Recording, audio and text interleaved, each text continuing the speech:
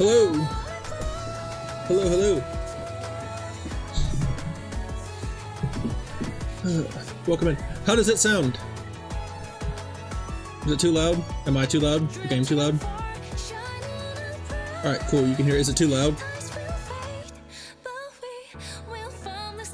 Alright, cool. Awesome. Alright. So, I am... We'll grab these.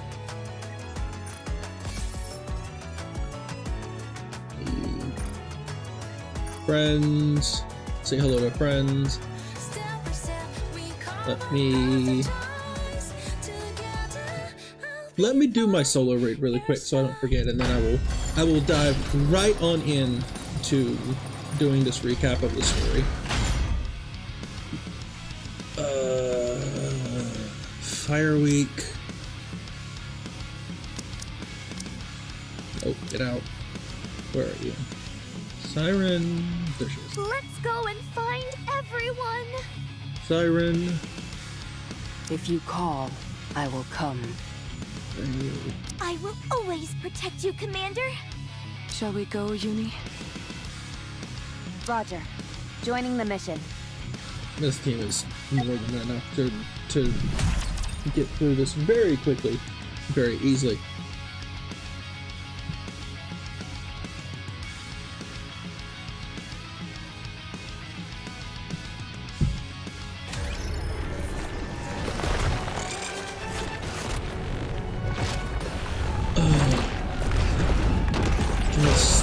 Gluttony is still such a close boss.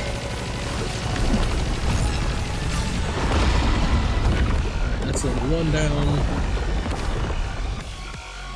Let me get levels 2 and 3 out of the way. Up another victory for the Commander!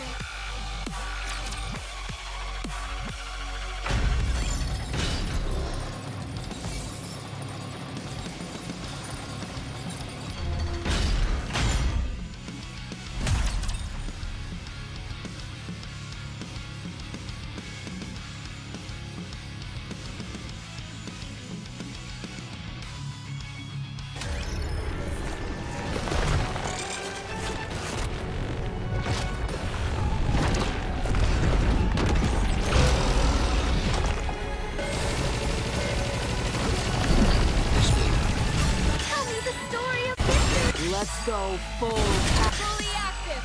Here's Let's go enjoy this together.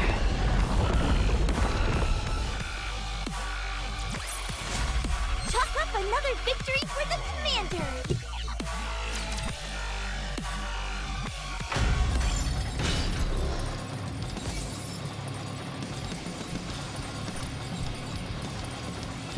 Alright, let's get level 3.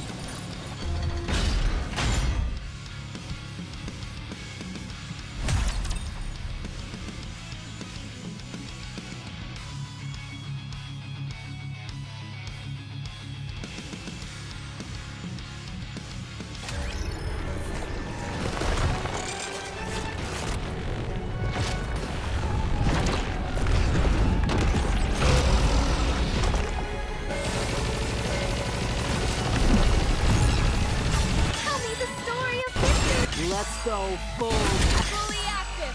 Here's through. Fire it well.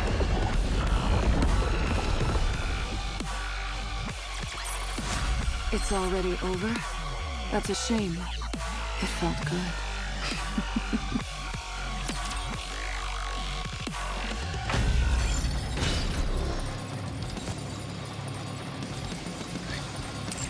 Come over here. Let's get into the actual campaign, or the story for Unbreakable here.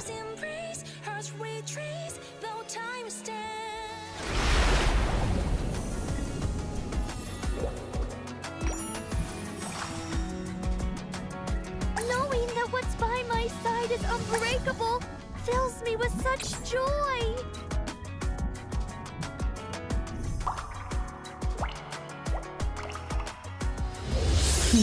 Alright. Records repository. Yeah, I'm doing a replay of this because, you know, can't believe you. Yeah, I have to replay this because I recorded all of this the other day for 6 hours. I made a mistake and there was no audio. Wasn't angry about that at all. Initiating operation AA pillar deployment to eliminate the so-called crystal region. The objective is to eradicate all of the E2 crystals in the crystal region and complete the groundwork for the future expansion of Reclamation Site 01. Shifty, are you ready? Yes. I received word that the commander and the counter squad are en route to another location. Upon confirmation from the Central Government Intelligence Department, we've become aware there are no squads that have been officially deployed to the Crystal region. Of course, we can't discount the fact that there might be squads who came up unofficially. Yeah. But who would do that? No one else can compare to the counters. Good. As long as nothing unusual happens at the AA Pillar landing site, no Nikke should be caught up in any trouble. Who'd be crazy enough to... Hello? Hello? Oh, froze. That's cool.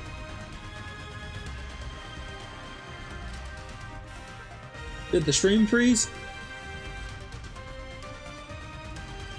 Did my OBS crash? Okay, it's not moving on my end, so. Let's commence the operation.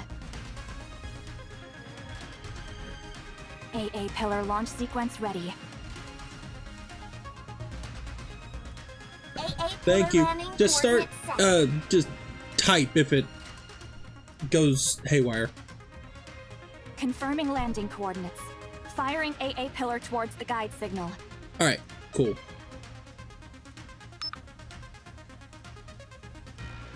Launch complete. Transferring control to the operator until landing. Control transfer complete. Now then, if we do this and this, all set. Landing now. Landing in 3 minutes? Wow, the AA pillar descends much slower than the This A pillar. really is a Maybe nice... because it's so much larger. This is a really nice, The energy artwork. contained within it is significantly greater than that of the A pillar. Sorry, but this appears to be an urgent call. It's okay, take it. Mihara, what is it? You've captured a rare specimen? Where are you right now? Sorry? Get away from there immediately! I just wanna... Shifty, where is it? But who would do that? No one else can compare to the counters. Yeah. There's certainly a squad crazy enough to go up there. And unlucky enough.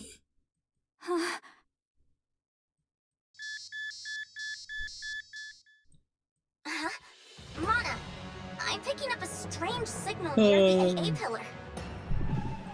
What?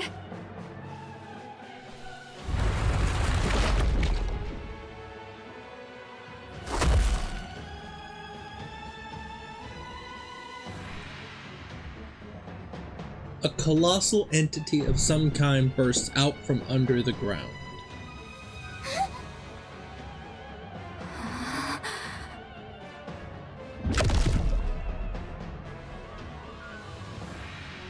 The AA pillar is swallowed whole by what seems to be a massive mouth.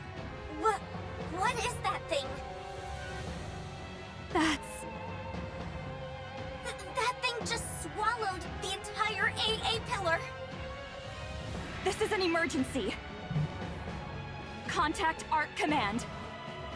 Tell them codename Gluttony has appeared.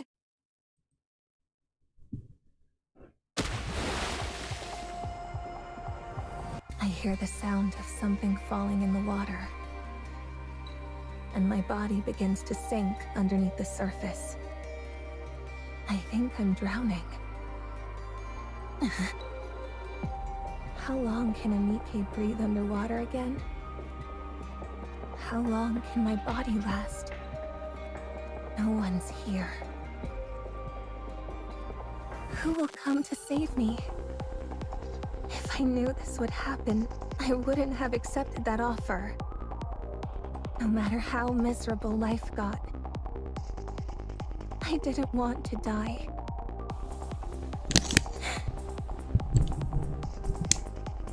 I don't want to die.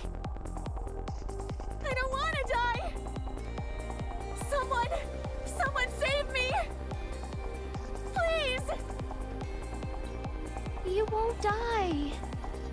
Someone grabs my hand, which is flailing desperately. No matter what happens, you're not dying. I promise. I feel the warmth of someone else's hand grasping mine, and I hear a soothing voice. I close my eyes.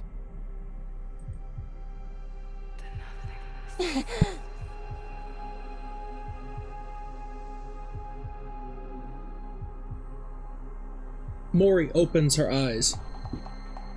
What is this place? Mori slowly looks around. Schools of fish leisurely swim past what seems to be a transparent barrier. It's as if Mori is submerged in the ocean. Am I really dead?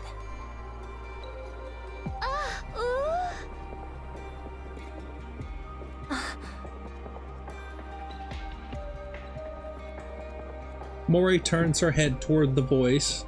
Is that a fairy?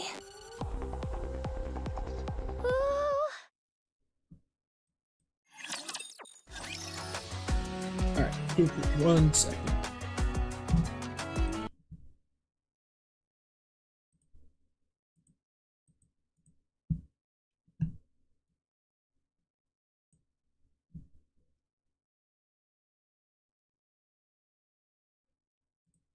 Oh, I know exactly what's happened. That's cool.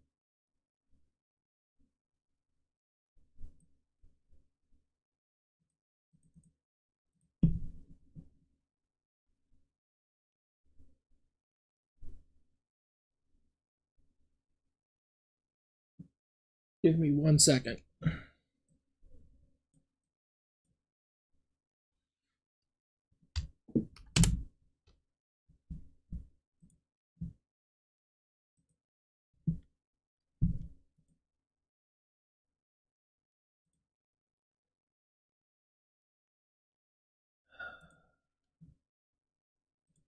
Exactly what happened.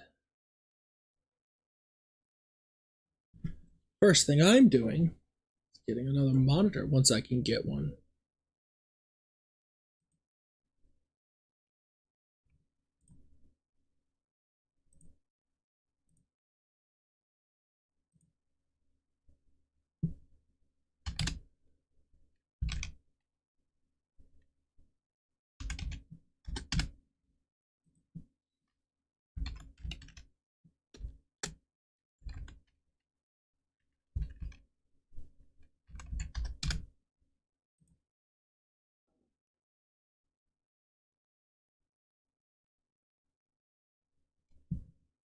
Yep, there we go.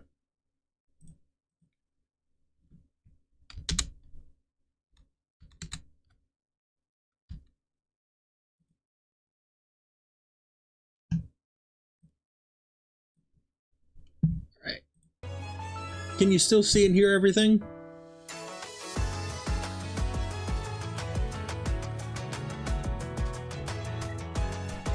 Hello?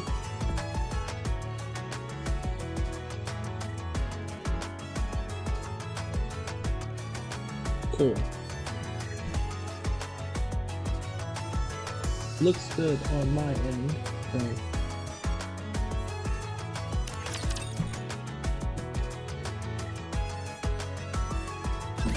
I'm not a fairy. No, but you're a fairy tale model.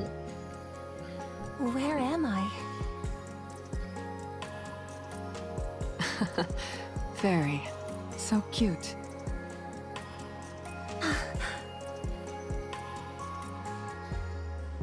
Hey there. About time you came to.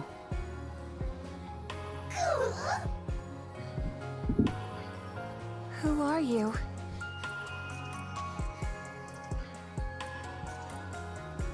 Mori quickly backs up. What is this place? Where did you bring me? We're all Nikkes, aren't we? Are you a Nikke too? Oh, A Nikke?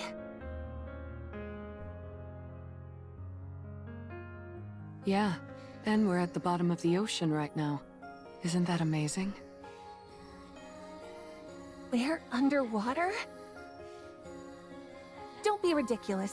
Do you really think I'd fall for that? I know it's hard to believe. I was thinking the same thing only a few minutes ago. What? Uni and I woke up just a little while ago too. It seems like we were in a shipwreck, like you.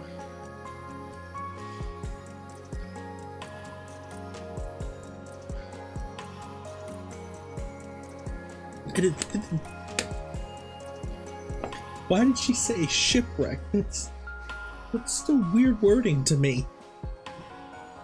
Isn't that right, Uni?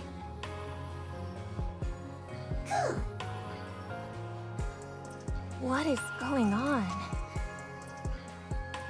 What are your names, by the way? I have to be able to call you something. you weren't traveling together? Nope. This is my first time seeing her.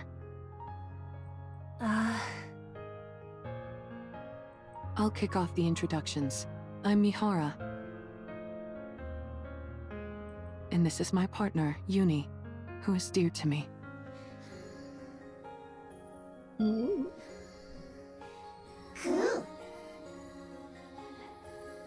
As you can see, Uni is a little different than the usual Nikke. She communicates with these vocalizations that I personally find adorable. She still understands everything we're saying, though, so you'll still be able to communicate with her. Oh, It fascinates me every time I see it. A Nikke who communicates by making similar sounds as Uni. The world really does contain all sorts of wonders. Welcome in. So, what's your name? Siren. That's a pretty name. And you, kiddo? Who are you calling kiddo?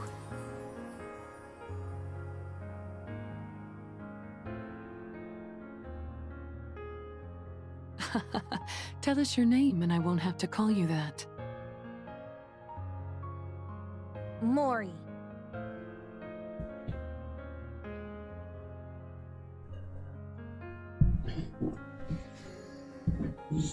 Hello, Gravy Train Mills. Thank you for the follow. Good. Now that we all know each other's names, any chance you can fill us in on where we are?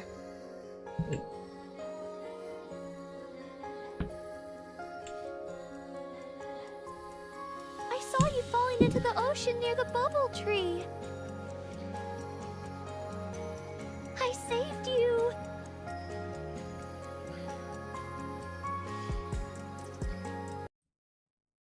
Wait a second.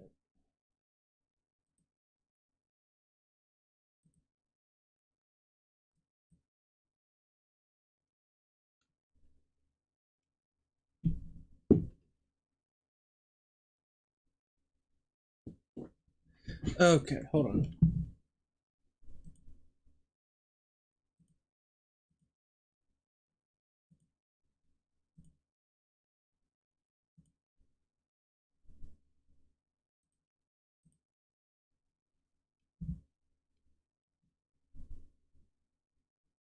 Who is that? Gravy Train Mills. Put the follow. And waited until you came too. Wow. So you saved us.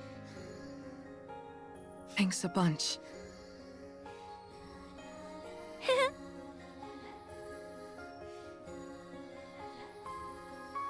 So, are we really underwater right now? It still looks correct, right? It's still scaled correctly.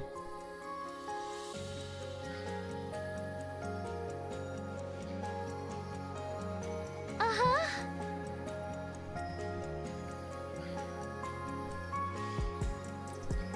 Don't lie. How can we be underwater? We're all able to breathe perfectly normal.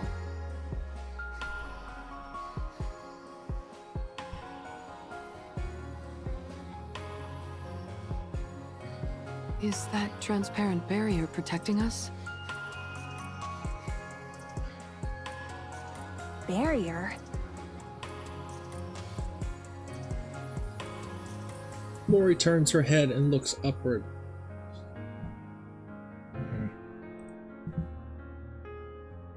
A massive barrier comes into view, holding back the seawater and all the marine life from pouring down on them. It's actually true.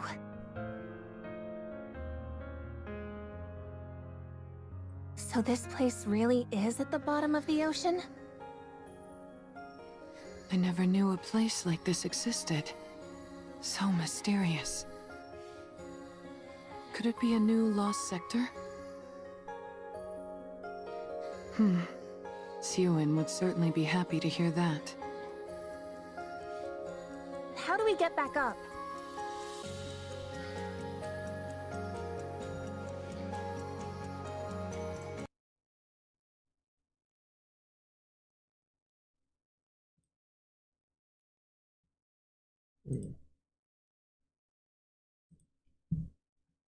Oh.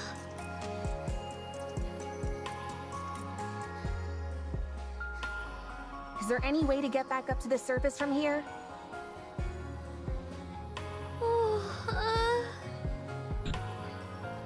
I will make one. Excuse me?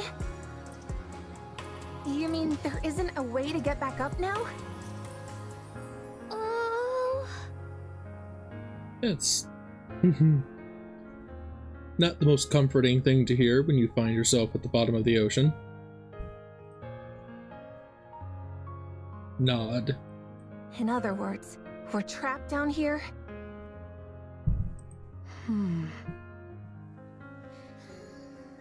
No, this can't be happening. I need to go. If I don't get out of here, I'll lose the opportunity I worked so hard for. Calm down. This is all one big lie. I don't believe we're underwater for a second. How do we know that so-called barrier isn't some kind of projection? Or a hologram? Oh,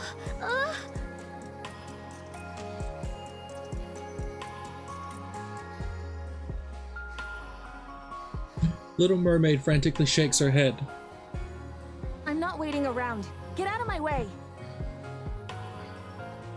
I've got to get out of here right now.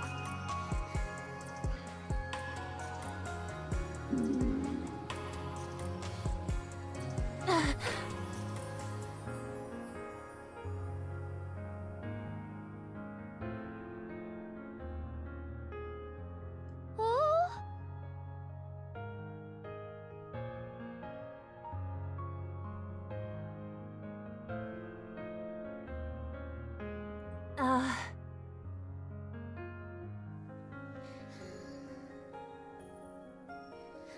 How about we all settle down for a moment and get some food in us first?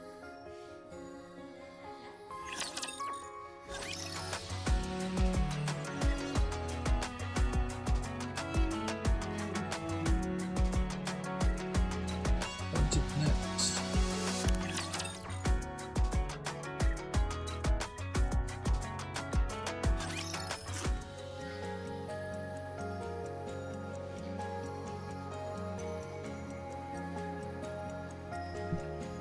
Mori bites into the chocolate splendid in her hand.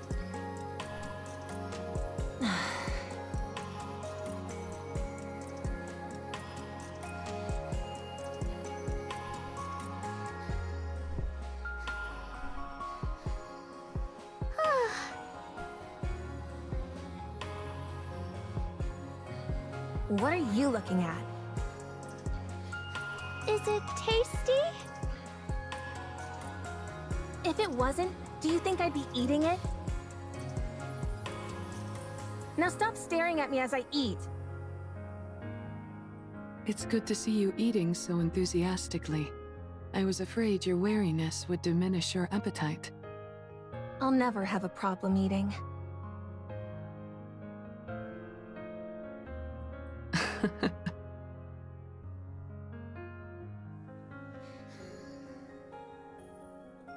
You're cute. Stop calling me cute.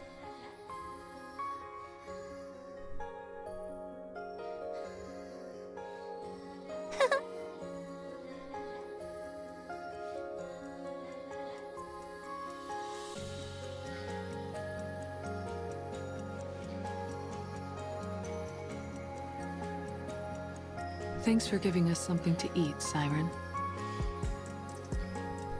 Golden Sunny, thank you for the follow. It's my first time having guests. Thank you all for coming and enjoying yourselves. You mean that we're the first ones to come here? Uh-huh. That's why you don't have a way to go back to the surface right now.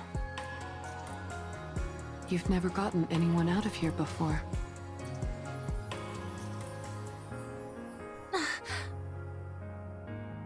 That's right. Still, I will send you all back. If I try doing the opposite of how I rescued you, it might be possible. And how did you rescue us? Uh-huh.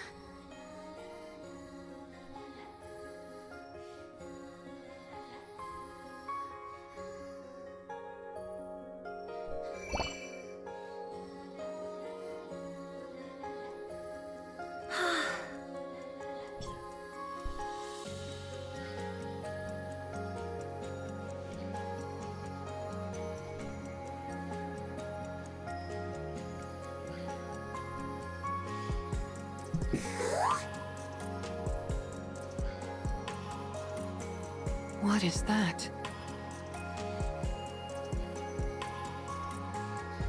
It's called a bubble. I was able to save you by putting you in one of these.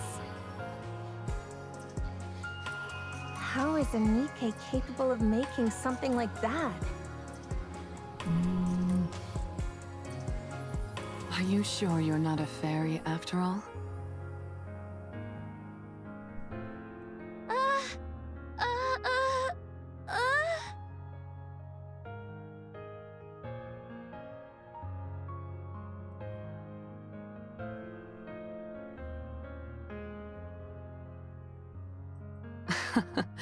I'm just kidding around.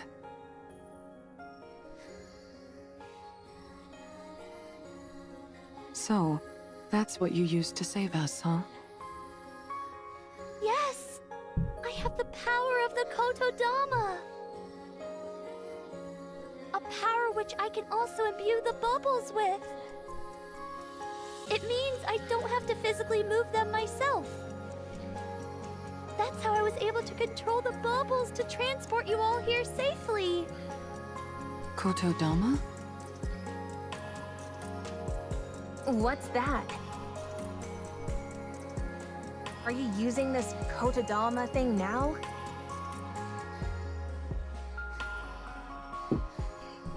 I'm really curious if Mihara knew what the Kotodama was, or if she was just as confused as Mori about it. Oh no! Certainly not! In the past, I wasn't able to control it as well, and uttering a single word would be enough to unleash it. But then, a long time ago, I spent some time with a friend, and we spoke many words to each other. That's when I realized what a joyful experience speaking with someone could be. After that, I looked into a way to form bubbles inside my throat, as a way to be able to control the Kotodama. Clever. That's how I won't use the Kotodama against either of you accidentally. Good to know. Why don't you She's use so that clever power for now that. and send us back up? I'm sorry. I used too many bubbles when I rescued you, so now I need a while to recover. For how long? 1 month? For a whole month? Mori stands up. I can't wait that long. I need to go. Maybe I can swim out of here somehow. If you leave this bubble, you will die. We are Nikkes, after all.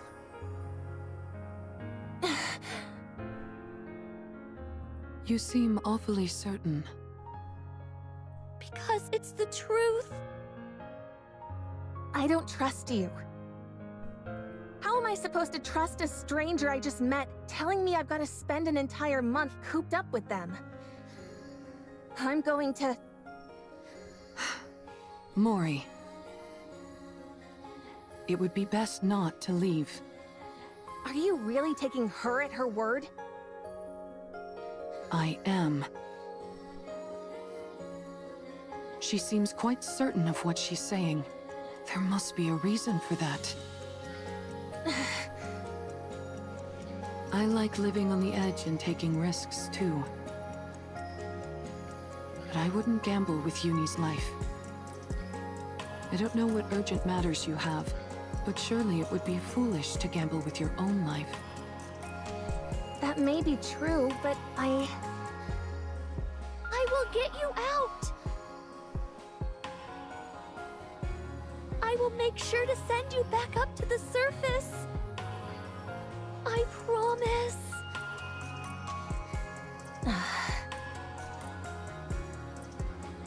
So please, be patient and wait for a little while.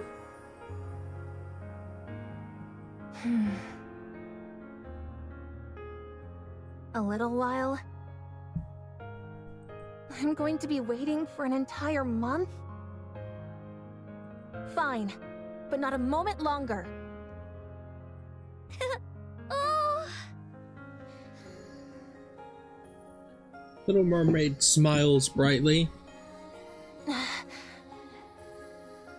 What are you smiling for? oh, Nothing. I'm glad we were able to come to an agreeable conclusion. Siren, is there anything we can do to help while you make the bubble for our escape?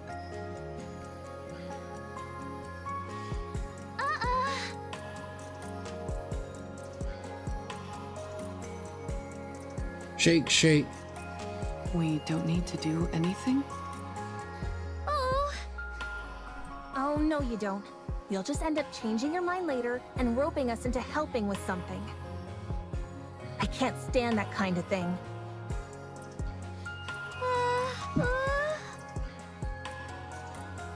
We don't want to take without giving something back.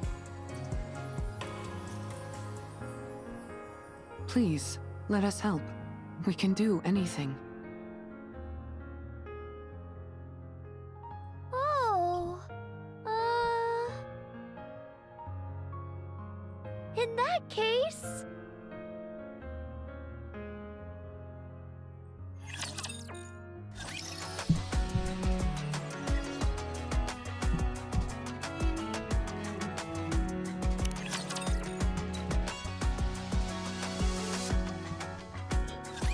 Wow.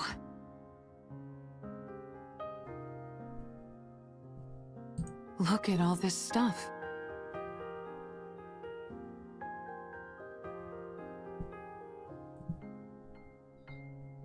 Mori, Uni, and Mihara gaze upon the open space.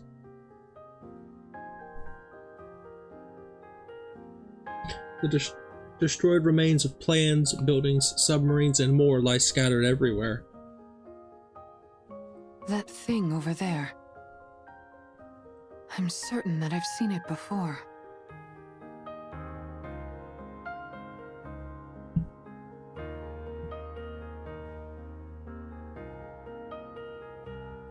Was it called an AA pillar?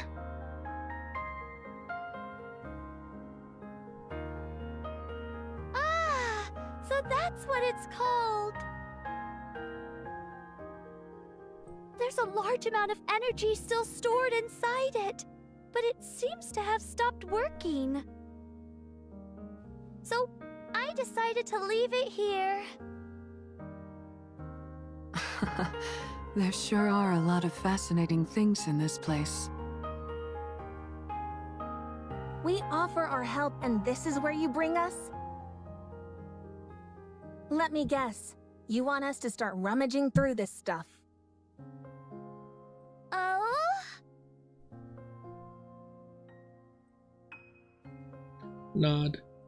Look around and bring back anything that appears useful.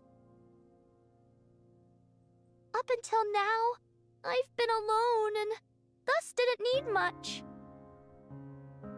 Now, however, there are several of us.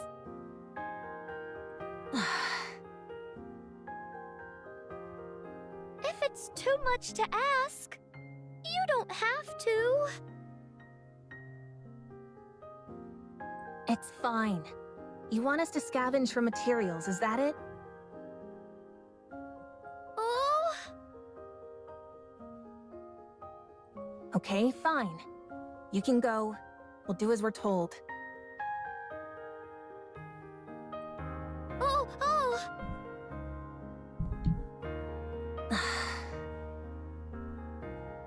I can't believe I'm doing this.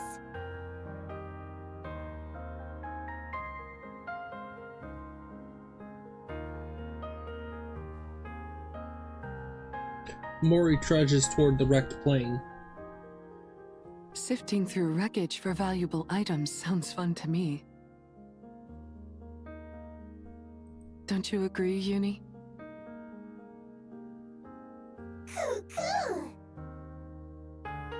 Well, we're going to get to it. Good luck making those bubbles, Siren. Oh,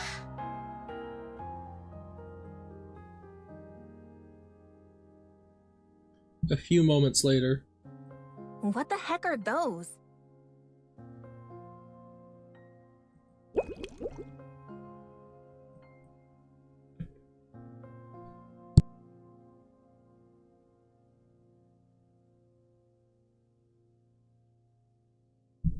Mori stares at the floating bubbles hopping on top of the plane.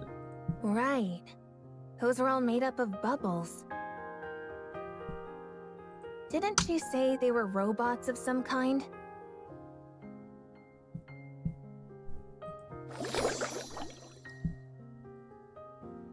The bubbles hop and roll around on the plane.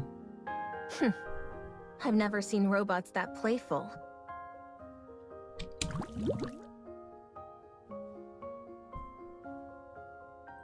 You're so annoying.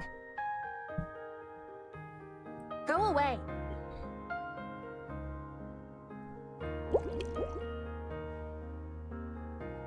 I said go.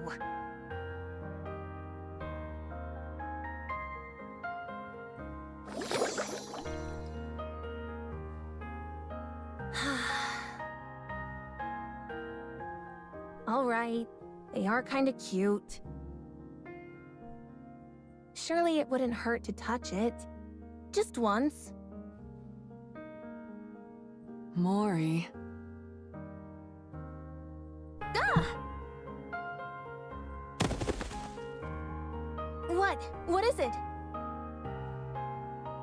I thought you'd be lonely over here by yourself. Well, think again. I'm not lonely at all. I see. You're very impressive. Don't treat me like a little kid. All right, all right. So cute. Why did you really come over here? You trying to pilfer everything that I gathered? Huh? Or you want me to head over to your side and help you find more stuff?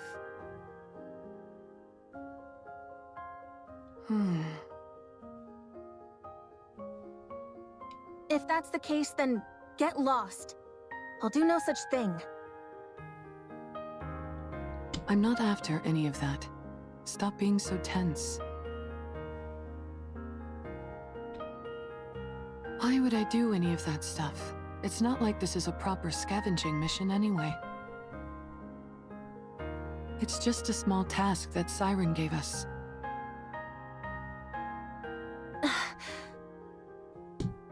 Oh, right. I guess this isn't an official mission or anything.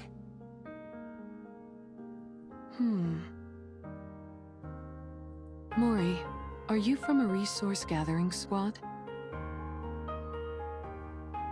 Why are you asking? I'm just curious. We are going to be spending a lot of time together, but I don't know anything about you. And it's going to stay that way. As soon as I leave this place, I won't see you ever again. Yeah? That's unfortunate. I was hoping I'd be able to keep seeing you. Well, it won't happen. Not with me. Sorry, I didn't mean to disturb you. We'll leave you be. See you later. Mihara walks away.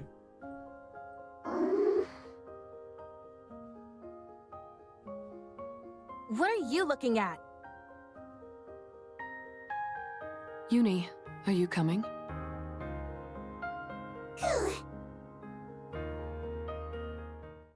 Uni turns and leaves as well, trailing behind Mihara.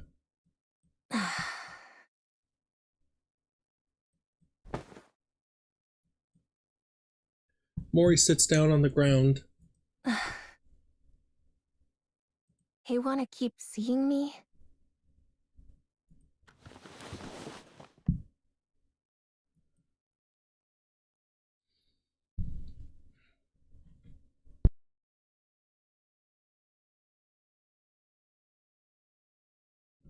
She produces a small black box from her bag. She has no idea. She doesn't know who I tracked.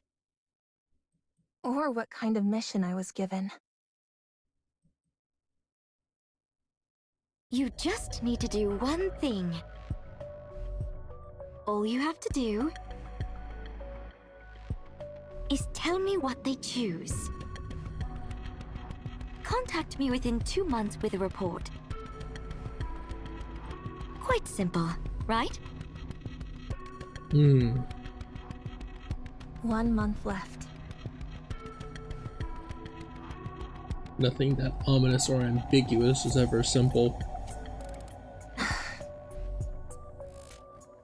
Yeah, simple. Maybe for you all. Bunch of liars.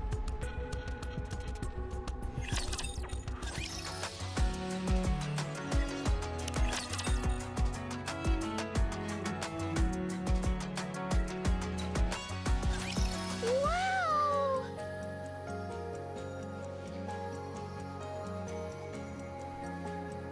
Little Mermaid gazes at the panoply of items scattered across the open space.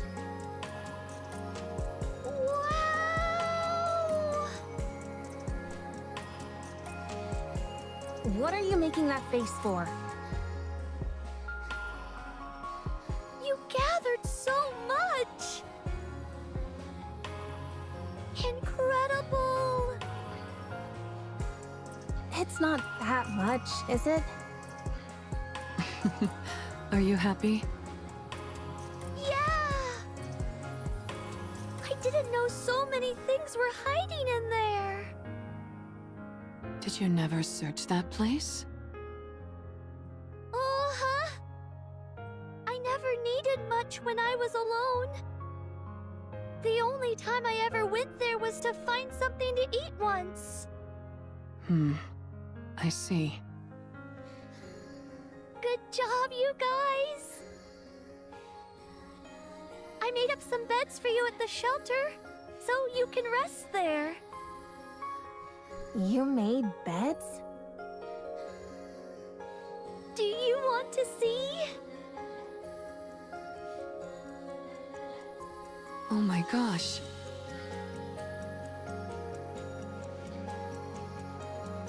Inside the shelter, 3 beds made of purplish bubbles have been neatly arranged. Fascinating. Seems you can make just about anything out of bubbles. Oh,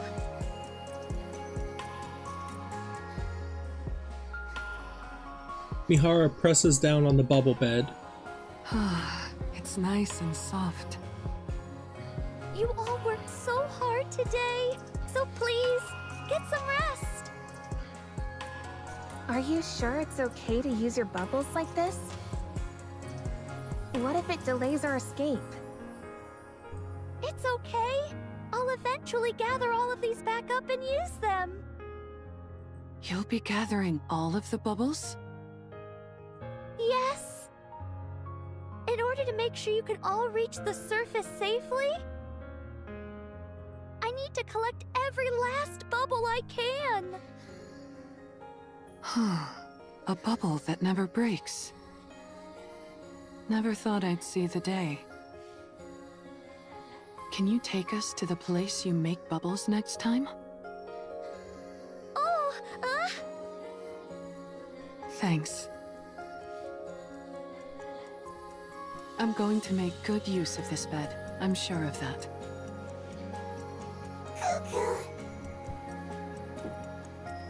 Uni says thank you as well.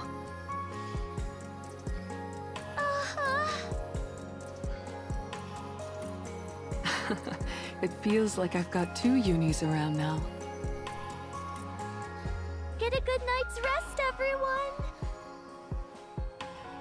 See you tomorrow. Good night, Siren. See you tomorrow.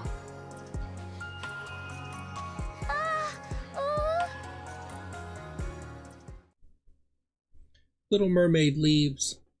I want to go too. You're going to go outside? Why?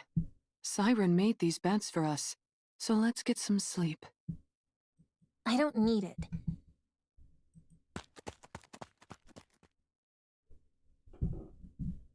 it.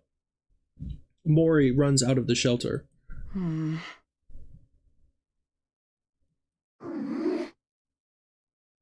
Doesn't it feel like Mori is avoiding us? I knew it. I guess it's a bit awkward for her to be around the people she was tracking. Oh my goodness. Uni, I've never heard you sound so disgruntled. You don't like Mori? Who? Why not? Because she started following us while we were inside the Ark? Cuckoo. I figured that was why you felt that way. Don't be too harsh on her. I'm sure she has her reasons for doing it.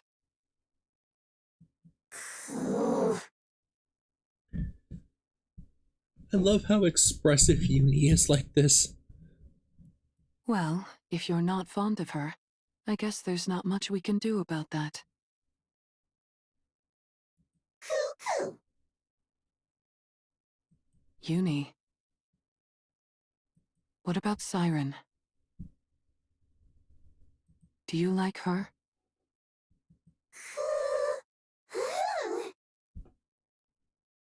You do. Is it because she talks like you do? Uni nods her head. And because she rescued us?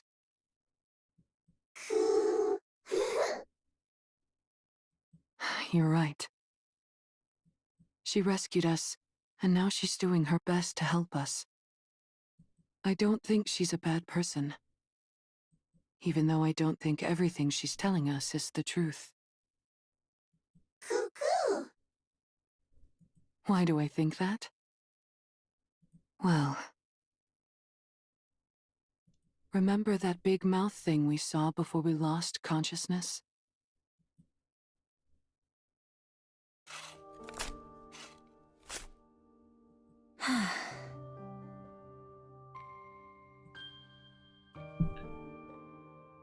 Mori stands in a corner digging a hole into the ground. Finally, she shovels the last bit of dirt.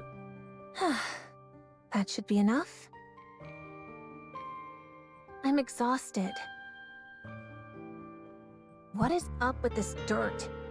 I thought it'd be soft, but it's practically hard as rock. Is there gold mixed into this stuff or what?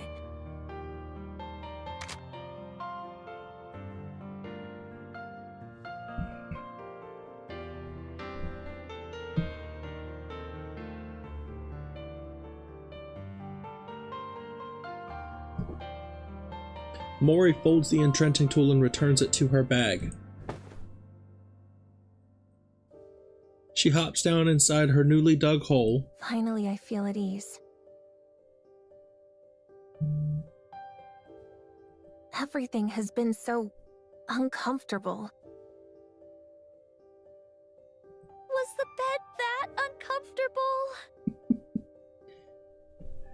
uncomfortable? This art of Siren is still so fun for me. Ugh. Oh! Who the... Oh, it's me, Siren! I can see that. What are you doing here? Oh,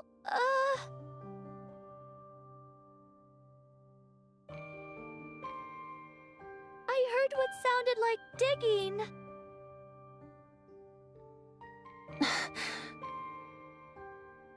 Is that not allowed? No, it's fine. Good. Then don't worry about it, and move along. I'm comfortable here. Oh, huh?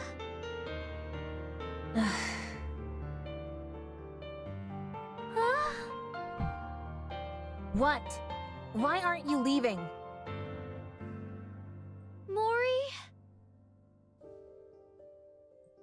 What? Does it bother you that I dug up the ground? Do you like cute things? Excuse me? Oh. Do you want to see me make bubbles?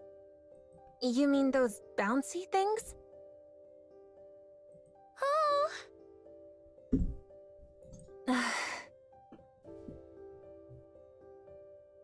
do you not want to?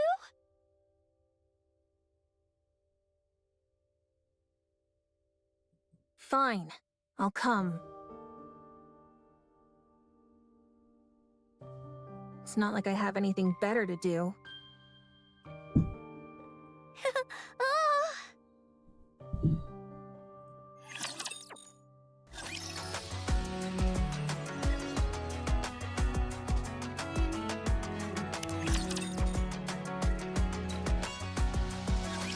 Come on in.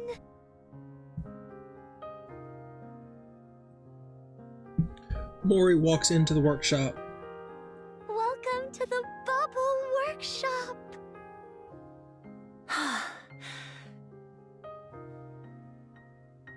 I can't believe this is what was underneath that tree.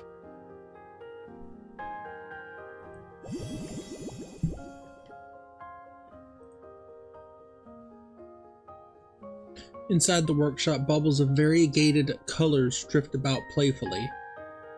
What is this place? It's packed with all sorts of cute things. Do you like it? Who said I liked it?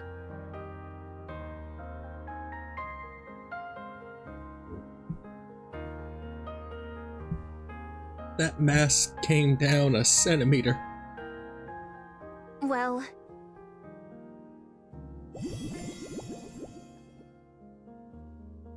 at the very least, it's not boring.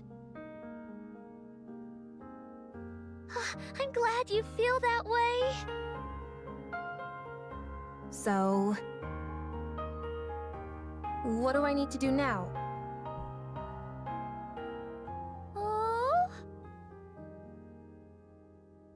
Don't you want something from me? Little Mermaid shakes her head. Then why did you bring me here?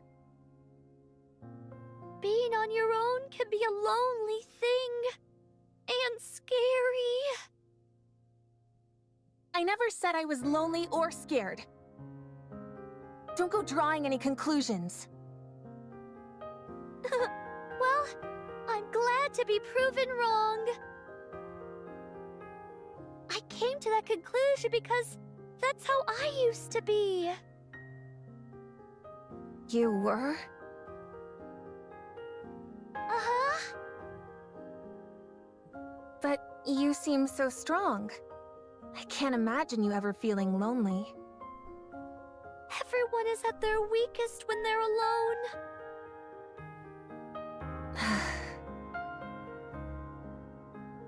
Once I decided I would stay here for a long time. I would make bubbles whenever I felt lonely. Bubbles that looked like my friends.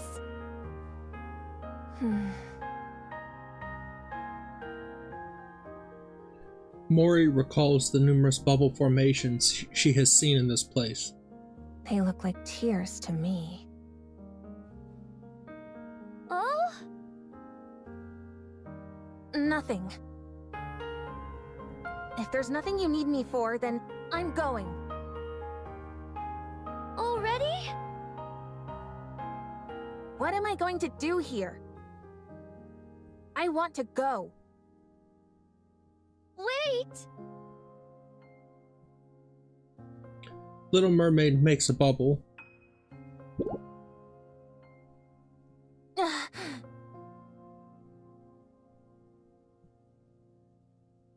And places it in Mori's arms. What is this? Why are you giving me this? Hugging onto this will help you sleep better.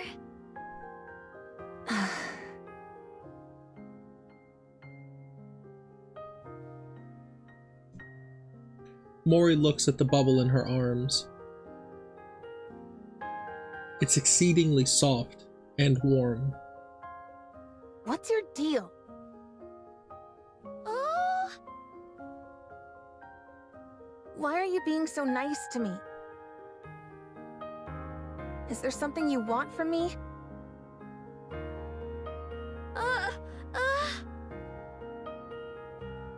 Why are you going to such great lengths to save us? You've just met us. Why should you care whether we live or die? Why do you keep acting like you don't expect anything from us in return? I just wanted to rescue you! So I did! And I simply wanted to be nice! So I did! I don't like unconditional kindness. It makes me uncomfortable. Don't act all high and mighty. If you want something, just say it, and I'll do whatever you tell me to. I'm sorry.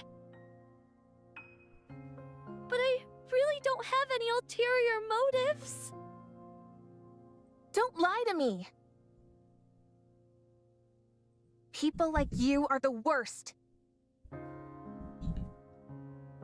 You put on a nice front and make it out like you're willing to do anything for someone.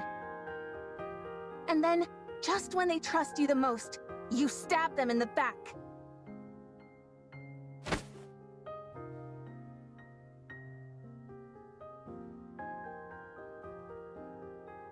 Mori!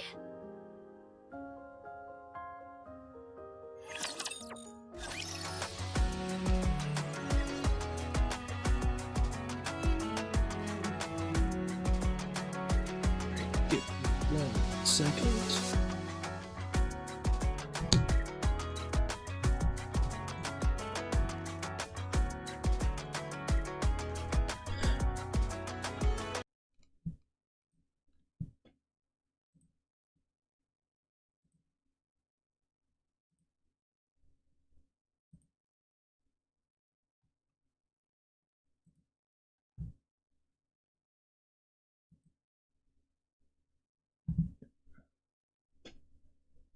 That is... Yeah, why is it still showing up? Oh, not fun. Not fun at all.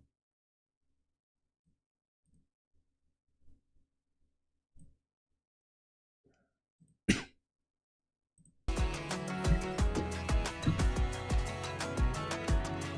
think that is incredibly sad that Siren's one of her only forms of comfort is born from her weapon system. Like those bubbles are her weapons, and that's what she uses to comfort herself. Making bubbles in the shape of her friends is just horrifyingly lonely.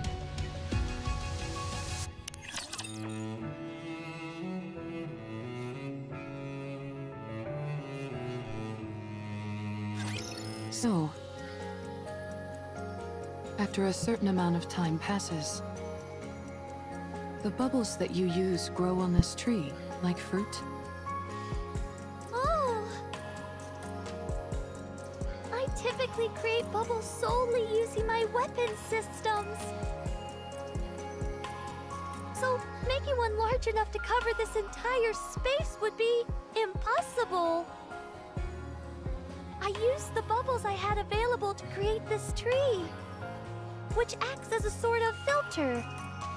It gathers the disparate energy present in the ocean and redirects it into the bubbles, which increases their surface area. Wow. So when you call this the bubble tree, you mean it's literally made of bubbles? That's right. And here I thought it was an actual tree. I've never seen anything like this before. How extraordinary. Can I touch it? Just once? Uh-huh. Thanks. Mihara carefully reaches out and touches the bubble tree. It's warm. That's surprising. I thought it would be cold since it's made out of liquid. Oh? A tree made of liquid metal.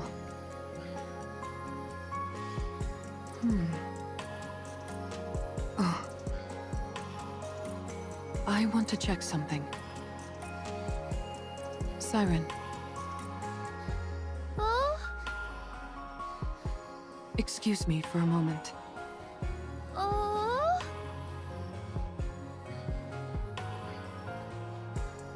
Mihara closes her eyes.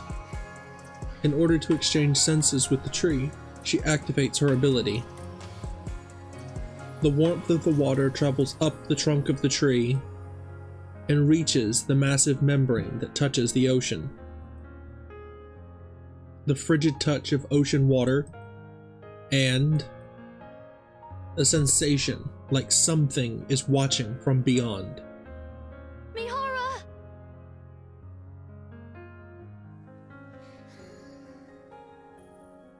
Pouting Siren. This is a really nice expression. We don't get many pouting expressions in this game, so I'm glad one of them went to Siren.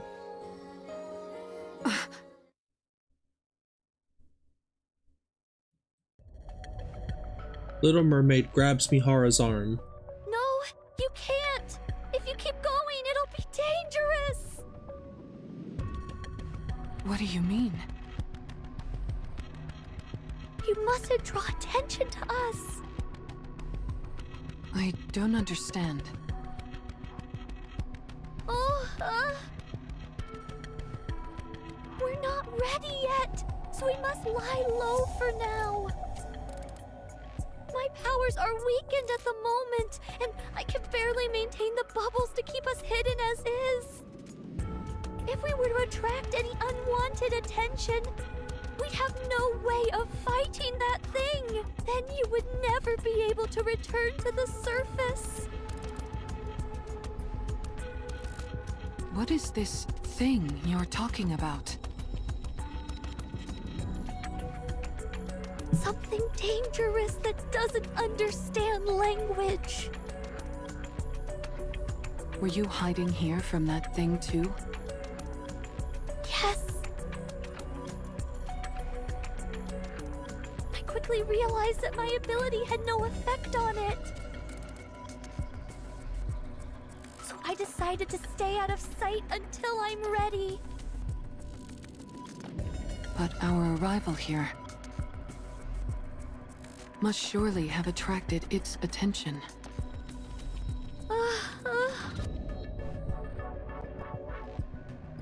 All we've done is put your life in danger. Why are you being so nice to us? Are you suspicious of me as well, Mihara?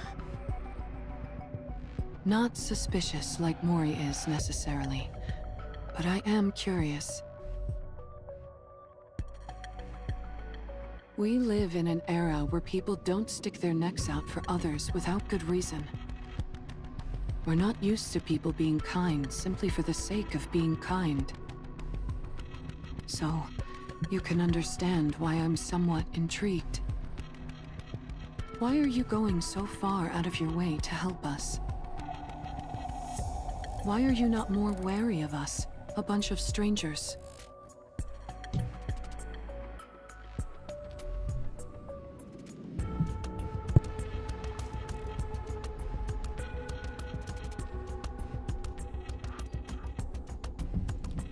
Because she's kind, Mihara. Kind to a fault. If you know the things that Siren's been through, I don't think you can match that. Perhaps you're being this nice because of some hidden motive. Or something.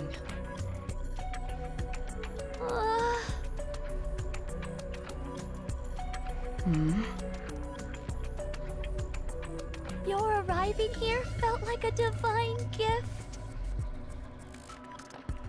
I've been here on my own for so long. Having the chance to talk to someone again felt like a gift.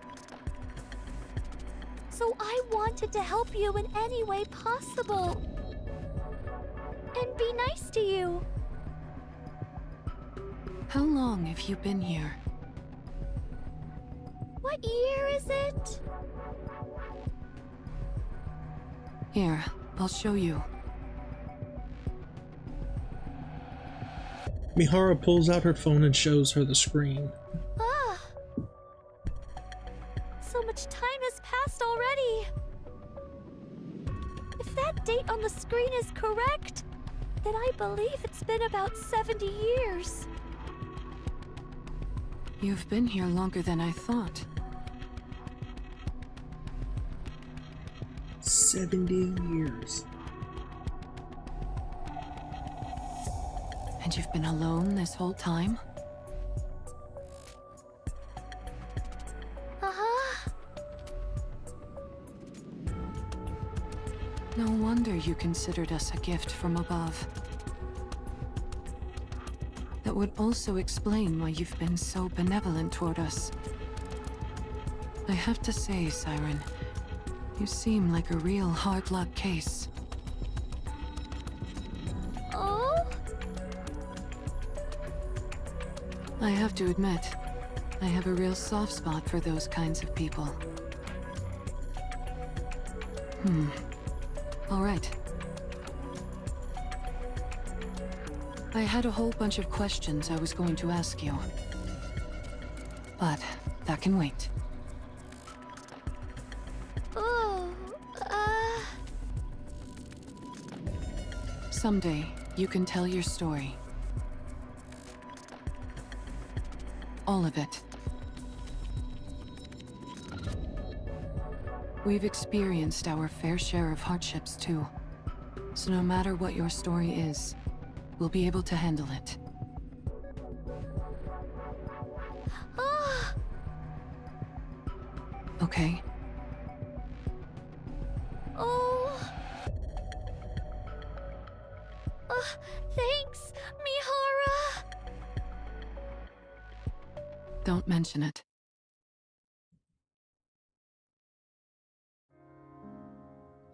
After a week of life on the ocean floor, Mori begins to feel there's something strange about this place.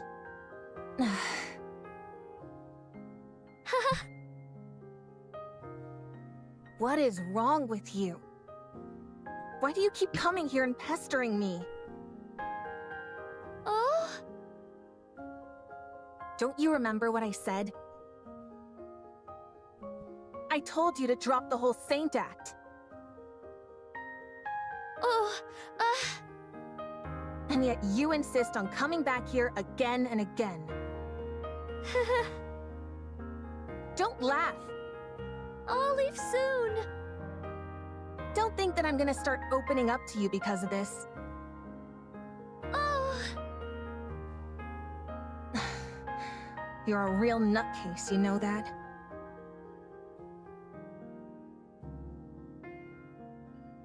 Every night, Little Mermaid comes to sit by Mori's burrow and plays with the bubbles for a while before leaving. No matter how much Mori pushes her away, Little Mermaid steadfastly attempts to close the distance between them. It's as if she's telling Mori she isn't alone. Mori finds this kindness very unsettling. It's both unfamiliar and uncomfortable. However, as another week passes, what initially felt unfamiliar and uncomfortable begins to feel natural. Mori! Food! I was coming over here anyway. Eating meals with someone becomes familiar. What are you looking at?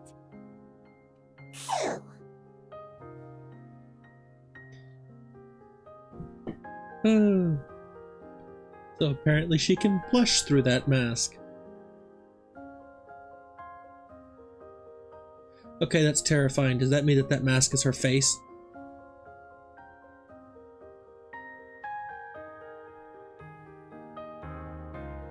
Uni proudly holds up a box of canned food Mihara had found. Is that what I think it is? Where did you find it? Near the submarine. I can't believe you found something like that over there. I guess so. Would you like to go together later? I guess so.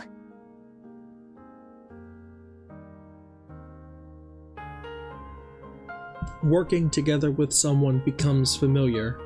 Good night, Mori. Sleeping around other people becomes familiar. Another week passes. Is there anything else to look through? Mori stops rummaging through the boxes and steps outside.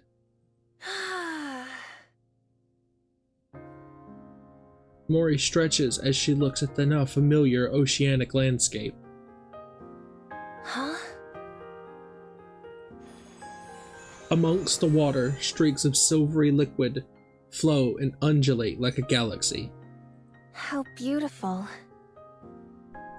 What's got you so mesmerized?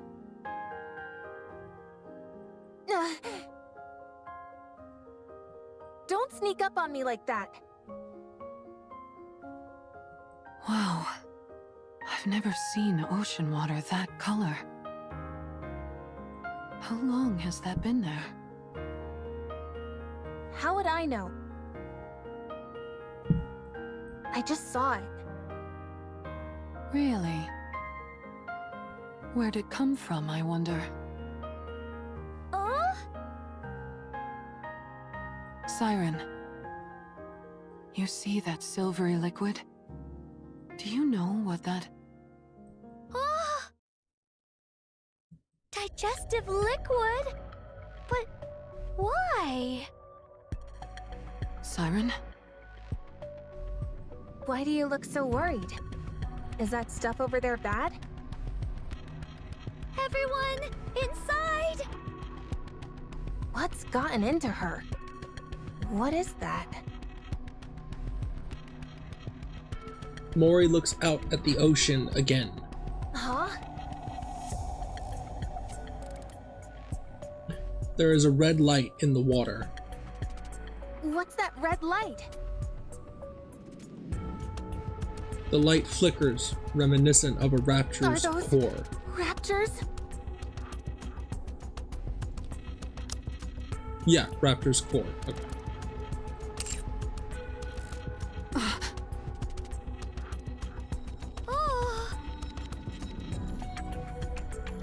They're coming this way!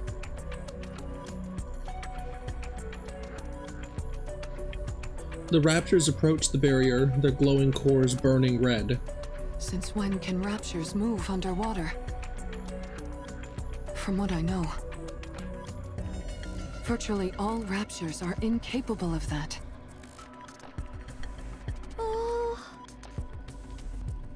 Siren, what is this place? Are we really in the ocean?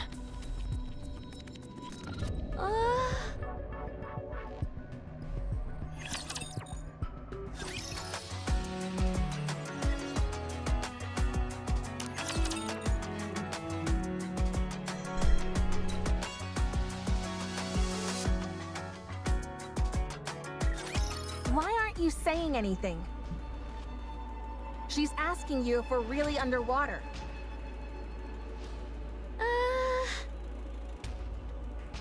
I'm sorry.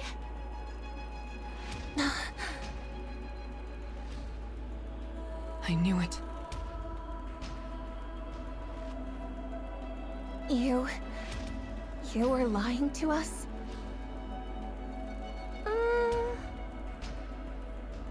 Talk, damn you! Were you lying to us? I'm sorry, Mori. I knew it! Why would this time be any different? Feigning kindness, pretending to be benevolent, telling me I could trust you. Not again. I can explain everything!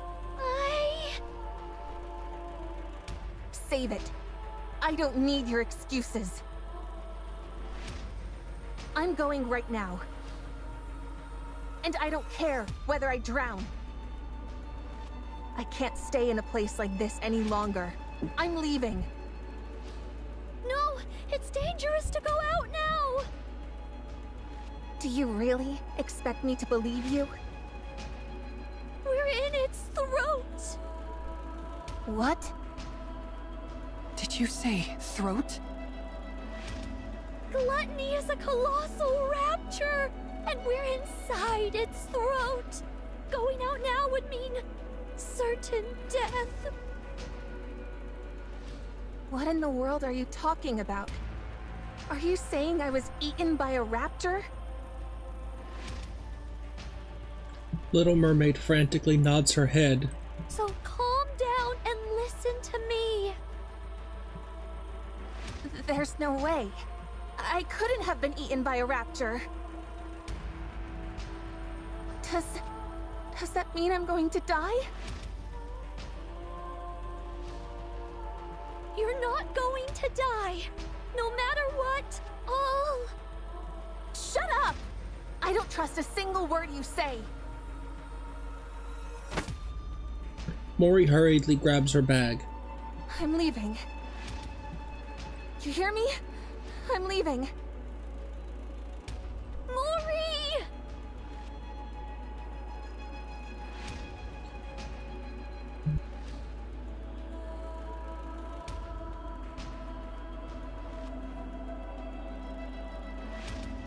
Little Mermaid reaches out to Mori.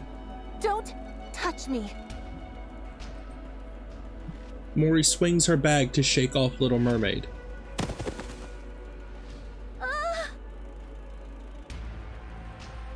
An assortment of items comes flying out of the opening of the bag. An entrenching tool, military rations, a first aid kit, a compass, and a black box.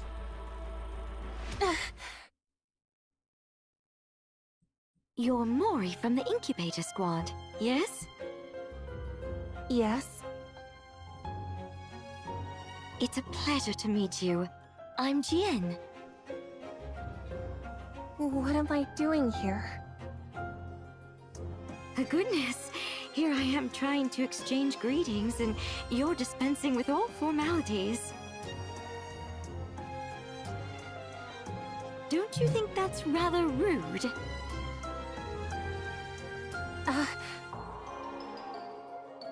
I'm sorry. I'm only kidding. I dislike beating around the bush just as much as you. Thank you for not getting mad. Mori swallows dryly. I owe you an apology.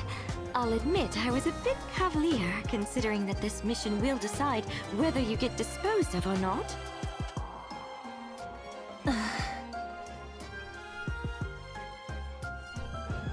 Here, take this. Jien hands Mori a black box. What is this? It's a calling signal generator. A calling signal? Doesn't that mean raptors?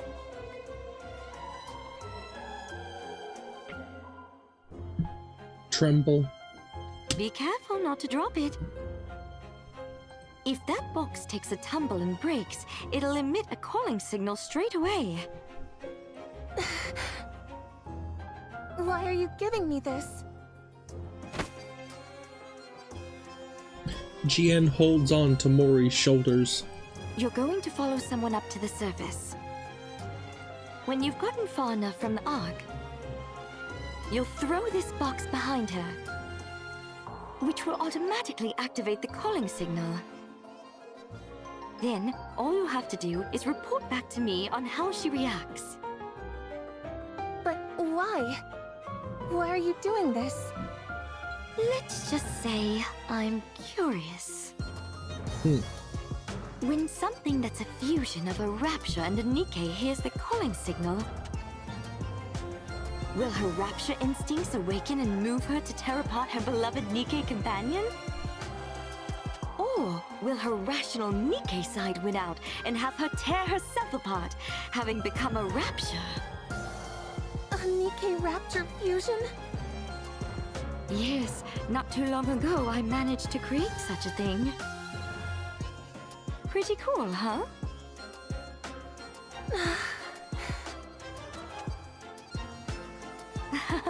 No need to force yourself to agree.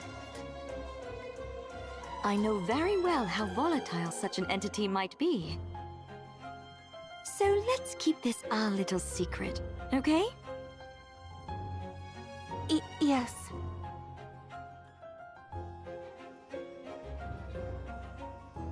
Tremble. Thud. Jian takes Mori's shaking hands in hers. What are you so frightened of?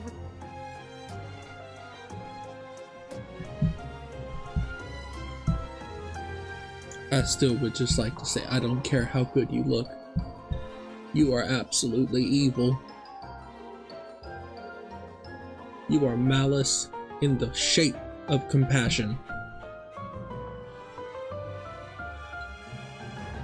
At this rate, you might end up breaking this box right here and now inside the Ark. If that happens, forget about it being a question of whether or not you'll be scrapped. You'll be branded a traitor and executed immediately. Is that what you want? I'm so sorry. No need to be scared. You just need to do one thing. All you have to do is tell me what they choose. If you do that, I'll see that you're permanently removed from the disposal list. Permanently?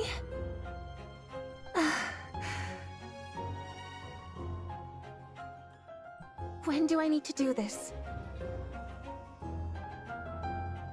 Your scheduled scrap date is 2 months from now, correct? Yes. Okay then. Report your findings to me before your scrap date. Contact me within 2 months with a report. Quite simple, right? It can't fall! Mori desperately reaches out towards the black box, but... Clang. Crunch. The black box falls onto the floor and shatters.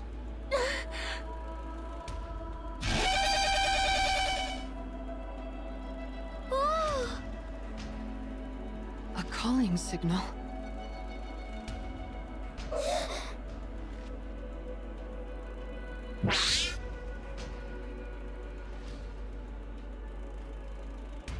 Raptors start rushing toward the transparent barrier.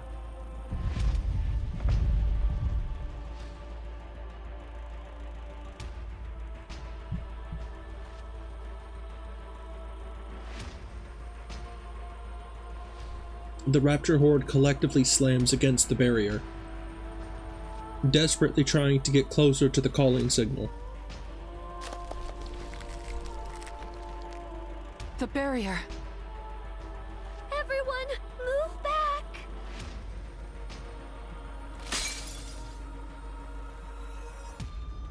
A hole forms in the transparent barrier.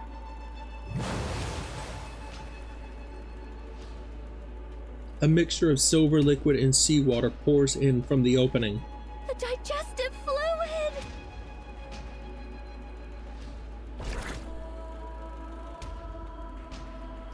Anything which makes contact with the silver liquid immediately turns black. What is that? We need to plug up the hole! Little Mermaid stretches out her hands and sends water droplets towards the gap. Despite her efforts, the water droplets are unable to plug up all the cracks, and the silver liquid continues to seep through.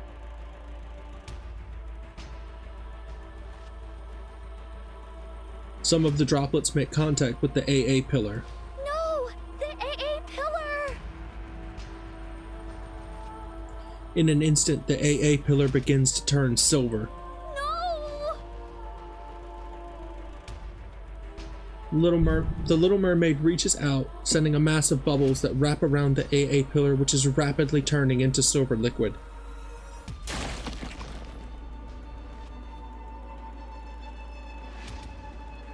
The bubbles and silver liquid clash and coalesce violently, as if each is attempting to consume the other. Gradually, the bubbles turn a violet hue. Come on! Wrap around it! I'll help.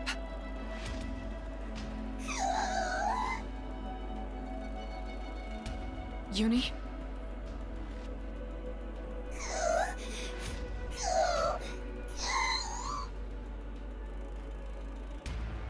Uni starts to thrash violently. What's wrong? Uni's eyes start to glow red.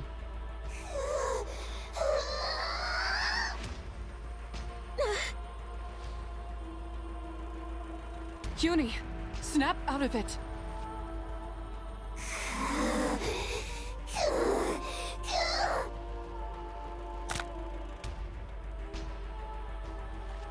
The bindings.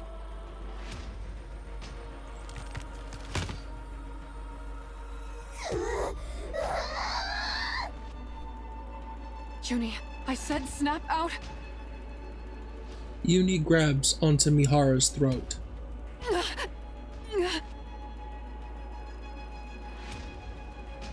Mihara!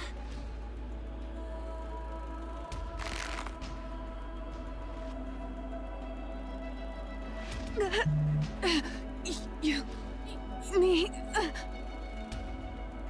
snap out of it. Mihara looks at Uni's eyes, which have turned red.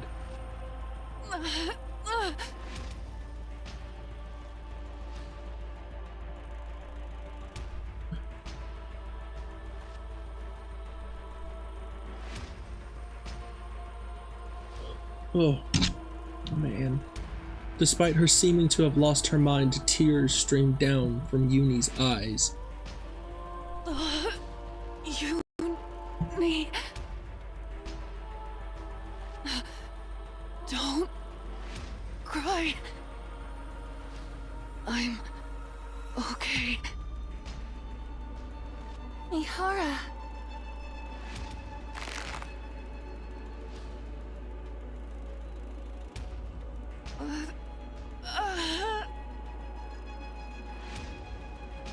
No!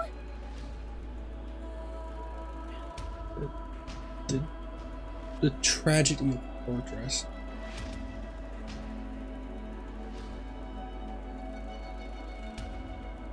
Mori runs toward Uni. Let go of her. Please, let go!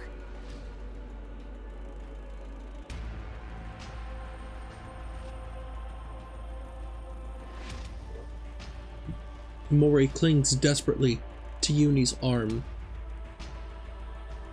Get a hold of yourself, Uni. You're going to kill Mihara!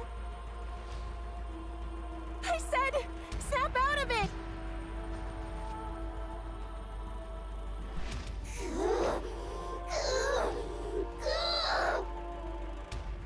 Stop, please!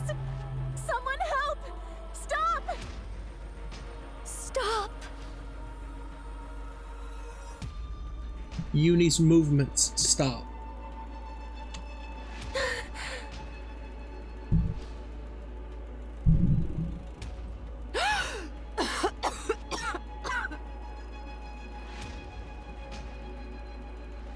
Little Mermaid and Uni lock eyes. Uni?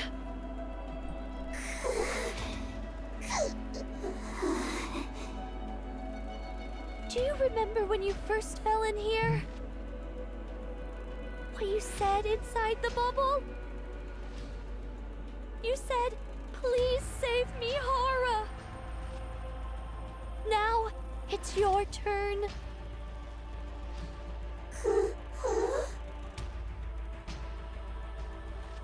Uni's eyes start to quiver.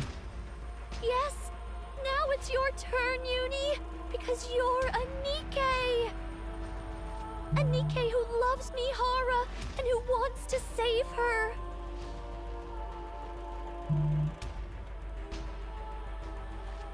It's A Nikke!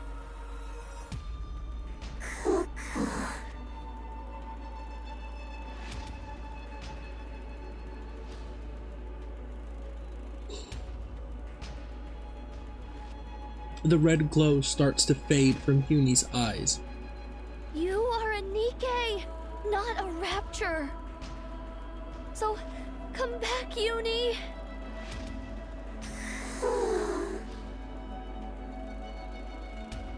As Uni's eyes return to normal, she loosens her grip.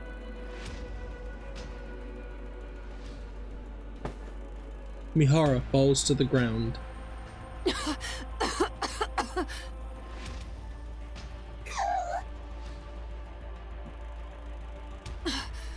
Uni, you're back.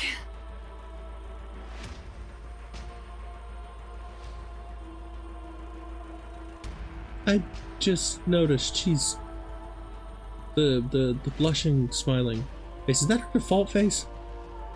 I'm gonna need to check that. I'm glad.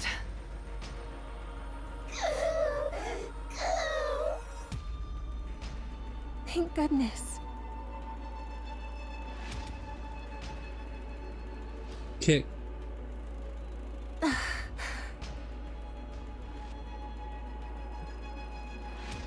Mori's feet stumble upon the remnants of the broken box.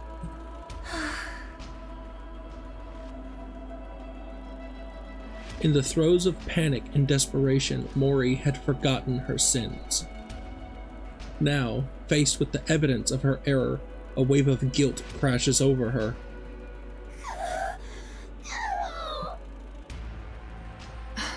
I'm okay. Really. I'm fine, Uni. So...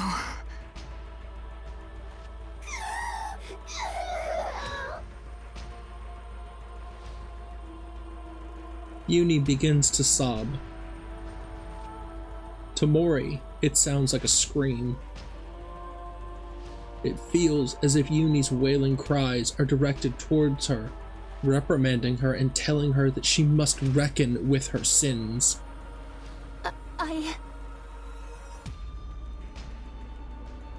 Mori staggers backward. I really didn't mean to. Uni looks at Mori.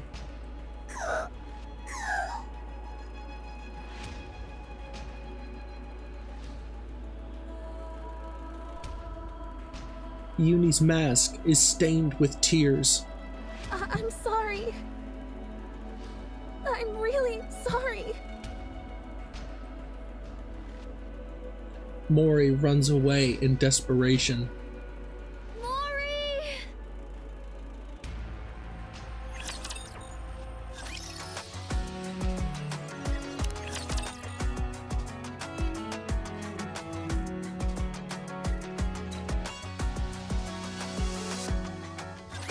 How many beings remember the moment they are born?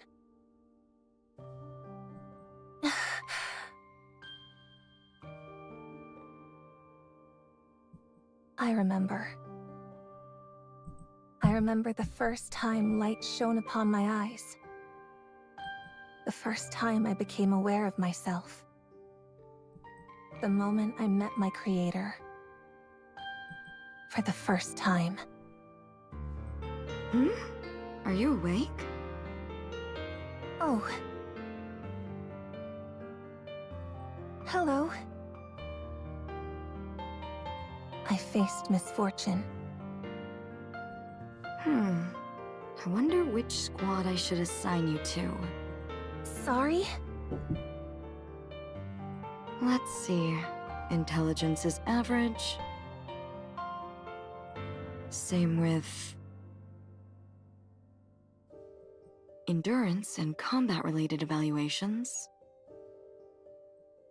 As for special talents...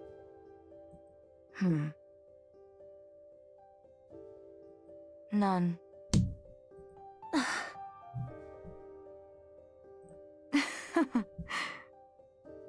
What is this? Is this thing defective or what? Born from such lofty ideals, yet utterly useless. Huh. I suppose even Miss Silas can produce a dud every once in a while. Is the production team getting lazy?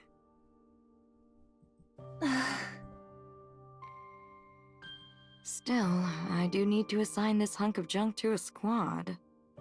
Pawning it off on another company's squad would be a bit embarrassing. Is there an opening in any general squads? No?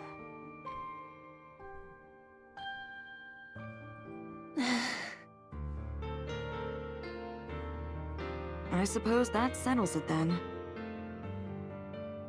You'll be going over there.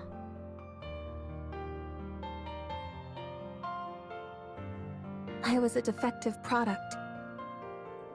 I was given a name at birth. But I was born incomplete. And there was no place willing to take an unfinished Nikke. That's the one, right? The defective one? Probably. There's no way a non-mass-produced Nikke would be here otherwise. Right. Why else would a regular Nikke be placed in a squad of mass-produced units? I didn't even know that was possible. Same here.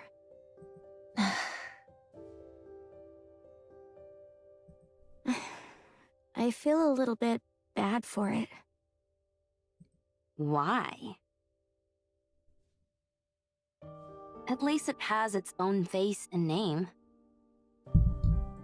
Honestly, I'm a bit jealous. Jealousy, envy, ridicule, resentment.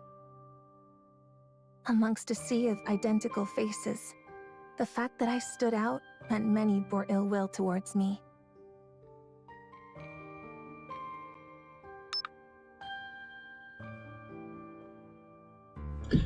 Your access has expired. Huh? But I didn't receive today's rations.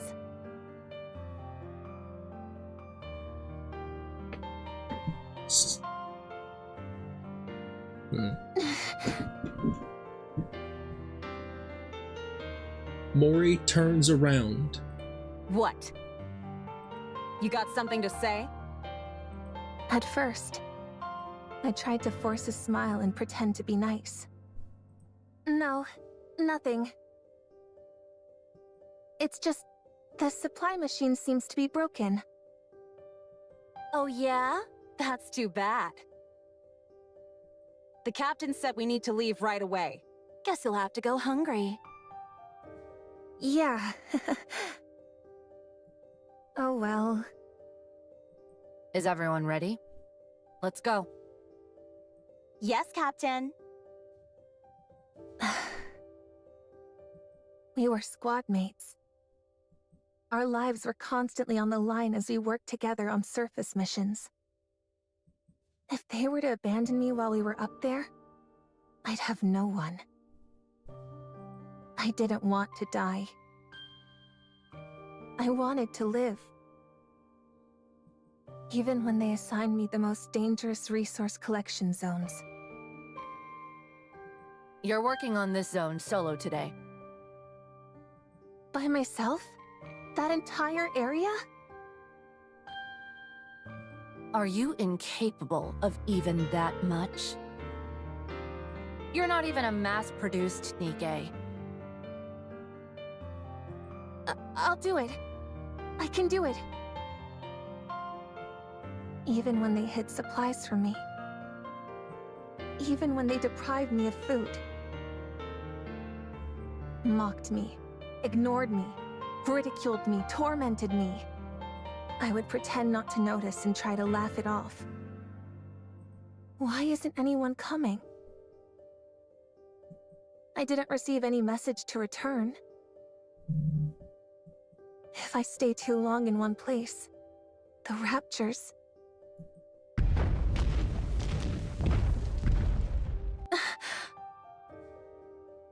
Raptors... I've gotta hide somewhere. Mori frantically looks around. There is nowhere to hide. What should I do? What do I do?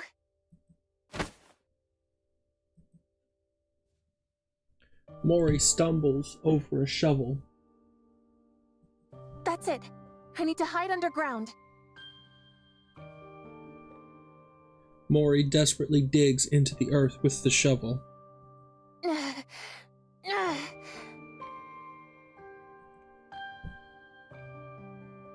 She tosses herself into the hole and covers her head with freshly dug dirt.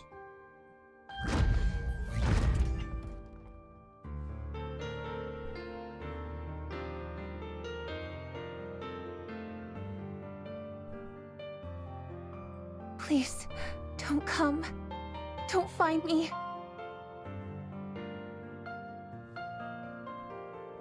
As dirt and debris falls on her head, Mori prays that she'll survive.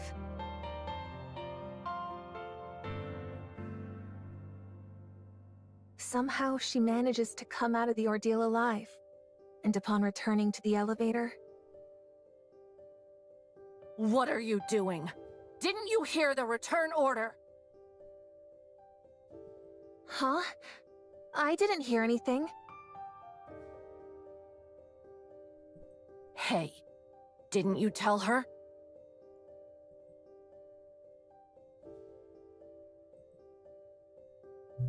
Mori turns around. What? I definitely told her. No, you didn't. You didn't hear it? No, I didn't. Well, don't pin the blame on me just because you're deaf as a doornail. Unless that's another defect on the laundry list you came with. That day, for the first time, I used violence against a squad mate. It was also the day I learned that malice must be met with malice. After returning from the rehabilitation center for assaulting another squad mate, no one wanted to be on the same squad as me. What should I do now? Hey, you there? If no squads are taking you, would you want to join us? Are you talking to me? Yeah, you said you were Mori, right? We're a resource collection squad, and we could use someone with your experience. Interested in joining us? Okay. Let's do it.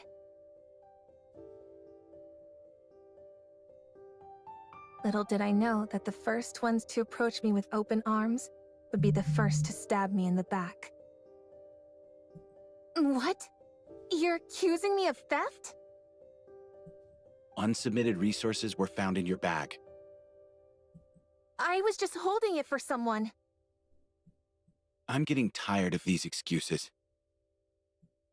It's not an excuse! So there weren't any unsubmitted resources in your bag. But... You see? You were an accomplice to a crime.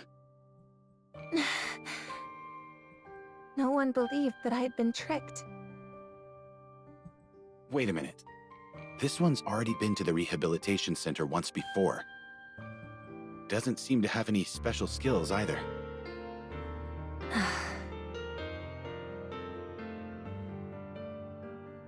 I guess we don't have much choice. You're going to incubator. The incubator squad. Made up entirely of problem cases.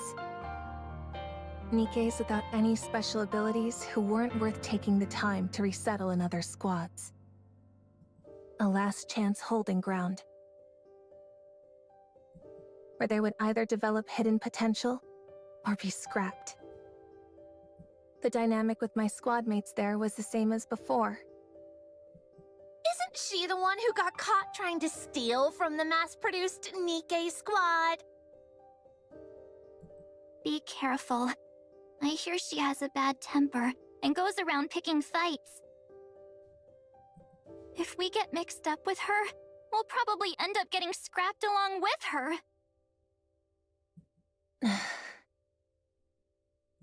No one wanted to be squad mates with me. No one wanted to be with a dangerous and defective Nikke like me. Least of all when it was their last chance to avoid getting scrapped. Despite all of that, I still wanted to live. You just need to do one thing. If you do that, I'll see that you're permanently removed from the disposal list. I was willing to do anything to survive. And so I made a deal with the devil, and used the misery of others as a stepping stone. Yeah, deal with the devil is an apt descriptor for what happened here. And so,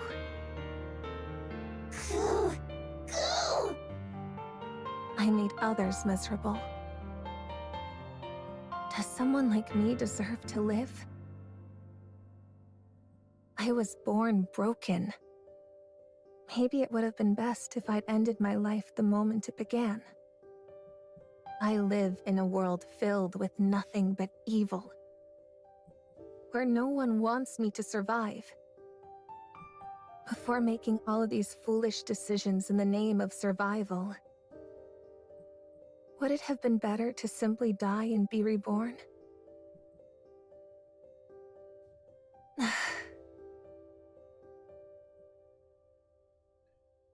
Mori curls up and buries her face in her knees, hiding deep in the burrow. Should I end it all? Wouldn't it be better to stop living? Why?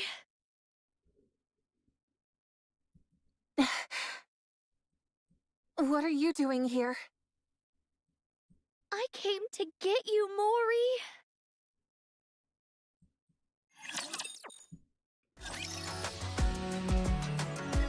I will be right back.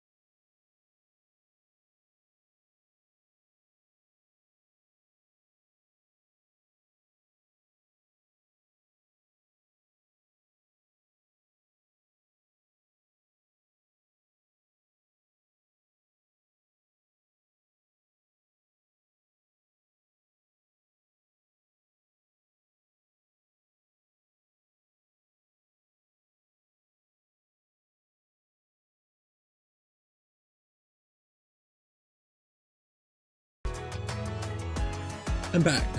Let's keep going.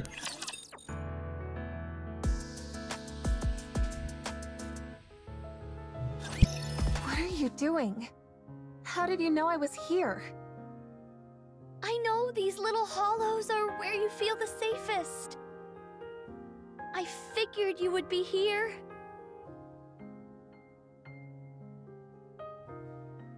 When anyone is going through something, they want to go to their safe place. But how did you... I went looking for you every day. Why did you come looking for me? What were you planning on saying to me? To get out of here?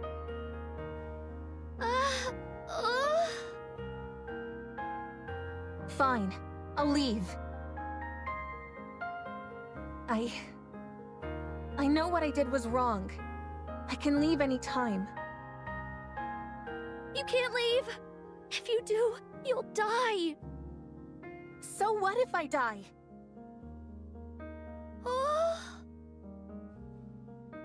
Who cares if I do? No one wants me to be alive anyway.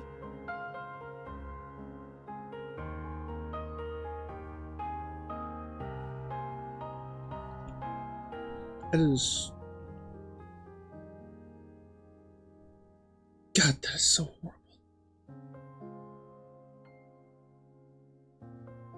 The more I struggle to survive, the more I make other people's lives miserable. Mori.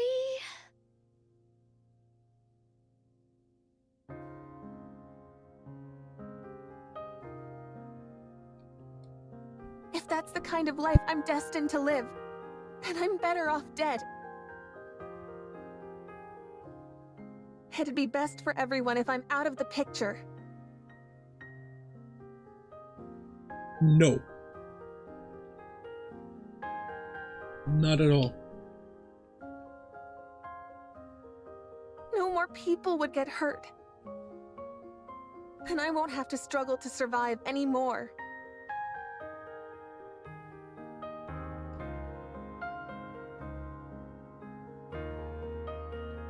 Shake, shake. What are you shaking your head for? I'm sad. What for? I'd be sad if you died. Why? Who are you to say that? What do you know about me? You lied to me. You tricked me. I'm sorry. I'm sorry for lying to you.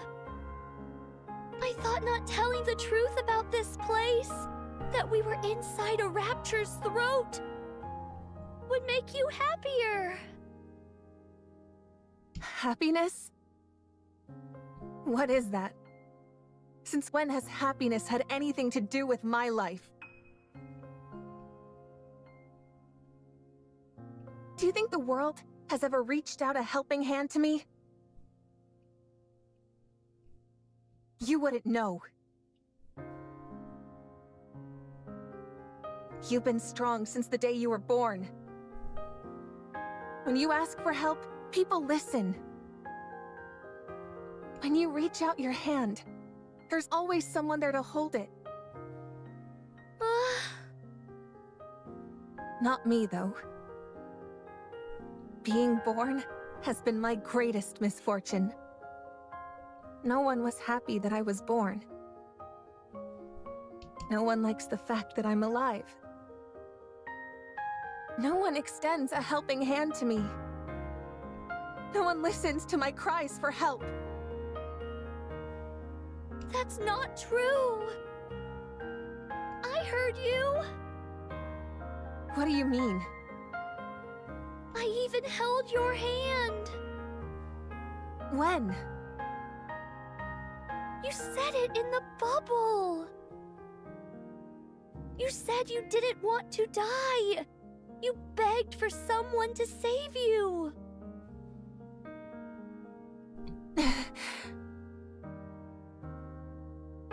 can't be.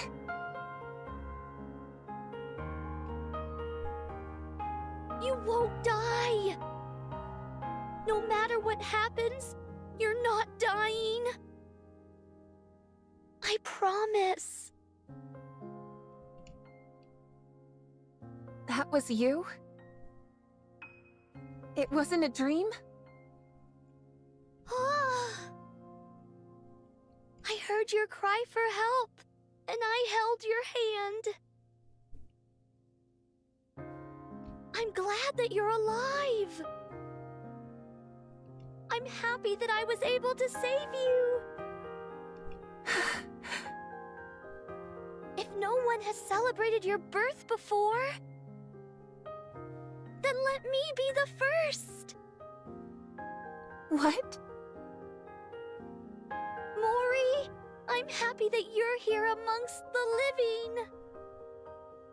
I'm glad to have met you. Why? I know for Nikke's, birthdays aren't really a concept. But since a birthday is a day when you celebrate your birth, let's say that today is your birthday. Every year on this date, we can celebrate your birthday. Why? Why are you doing all this for me? Tell me why? Because I want to save you. Because I don't want you to be unhappy.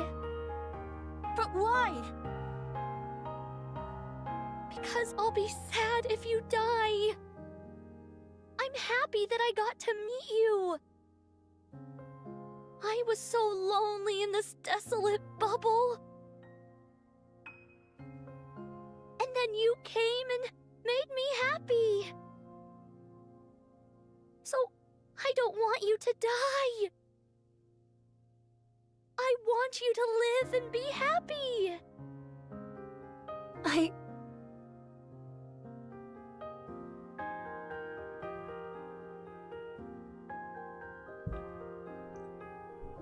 Drip.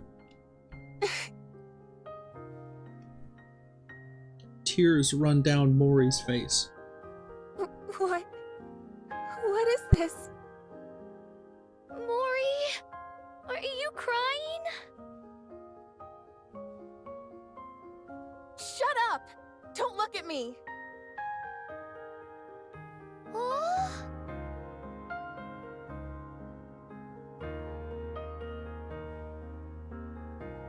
I said turn around!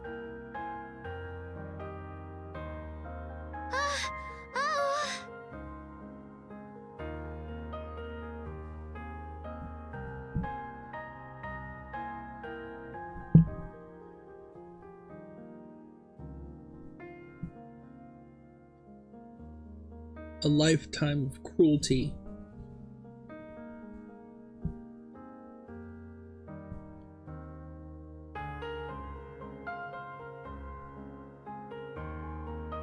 Was not the thing that broke her. Having one person that genuinely cared is what made her cry. Little Mermaid hastily turns her back.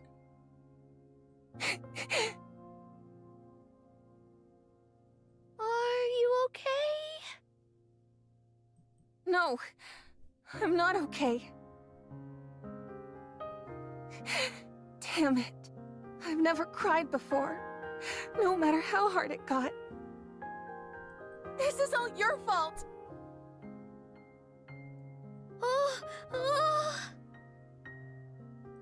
Siren?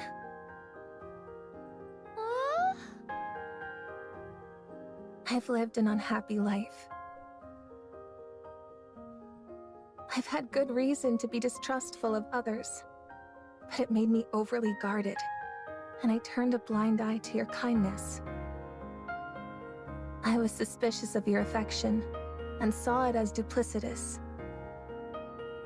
Because I wanted to live, I brought untold misery to Yumi and Mihara. But despite all that, you still want to extend your hand out to me? Yes! I already regret not reaching out to a friend once before.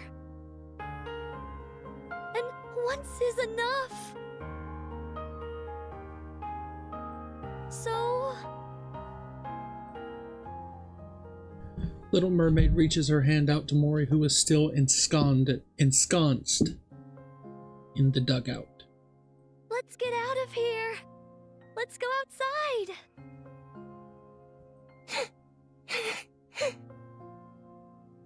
Aren't you going to grab my hand? I will. I will.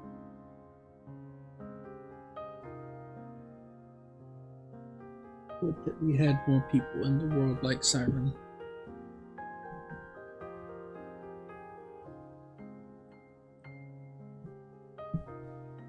Mori lifts her trembling hand and holds on to Little Mermaid's hand. Thank you. Truly.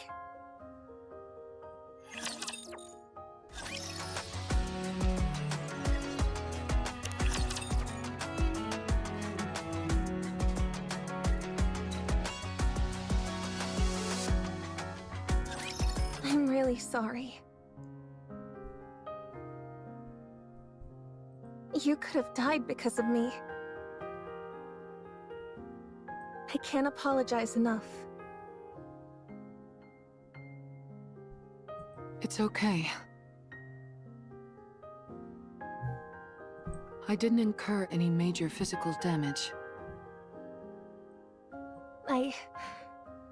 I'm glad to hear that. In fact, I haven't felt that stimulated in a long time. In some ways, I'm glad. Ma'am.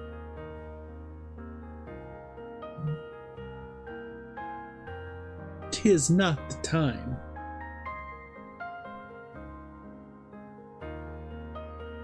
Isn't that right, Uni?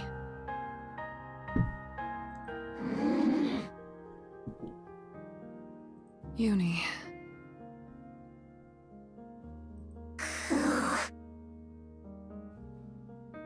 I'm sorry to have made you go through that.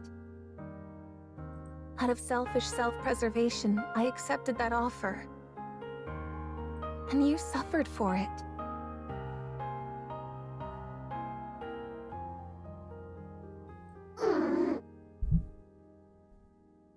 I don't expect you to accept my apology right away. I just wanted to apologize for what I did wrong. I'm sorry. I really am.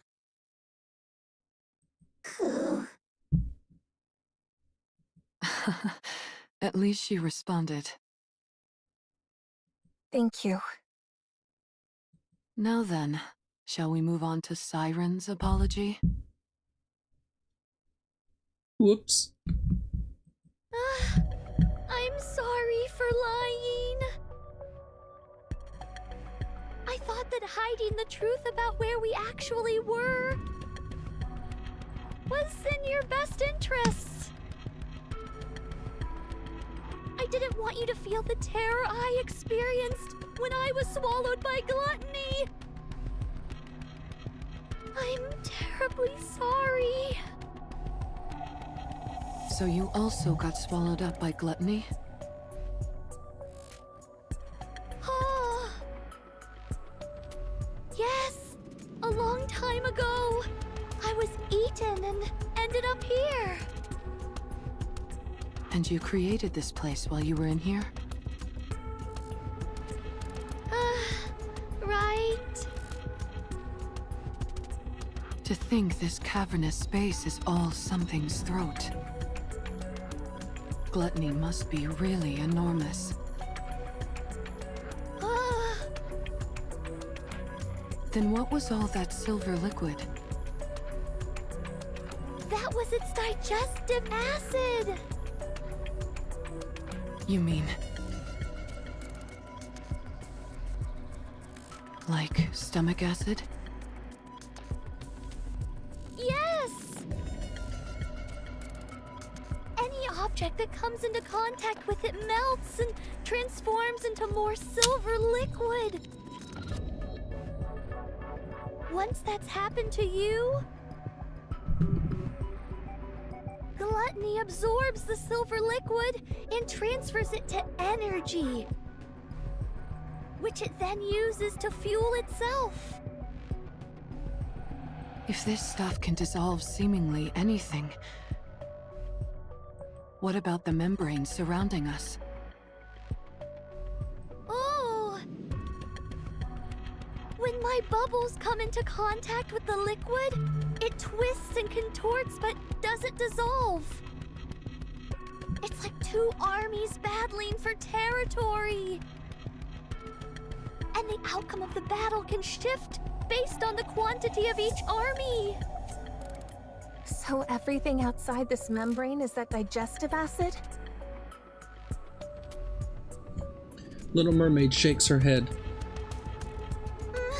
Not quite. The digestive acid is released in cycles.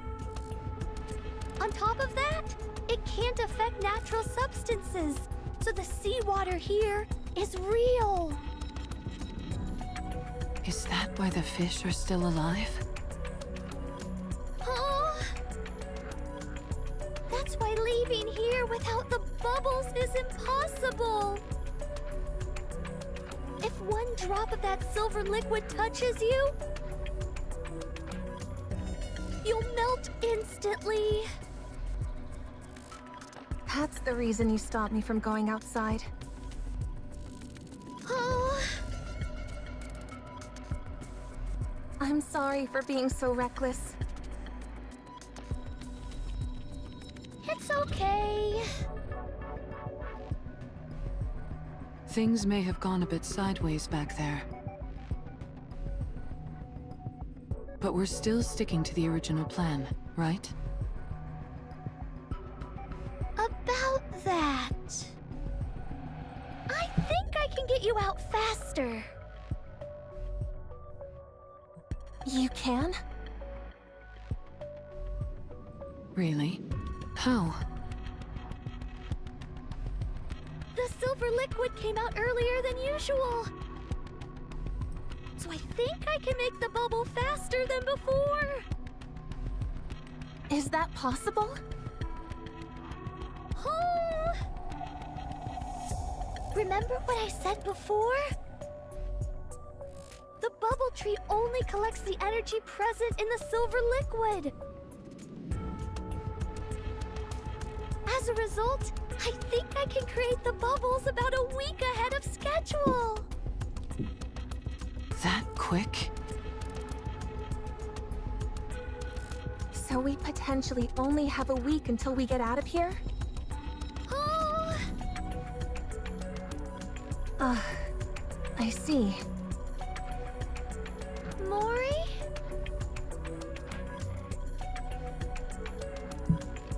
Huh? Oh, it's nothing. It's just that this is all suddenly moving so fast. You're right. It does feel like everything's sped up all of a sudden. I'm going to go and get busy making the bubbles. In the meantime, you all can take it easy and prepare to depart. Ah, and one more thing. There still might be some silver liquid in the clearing.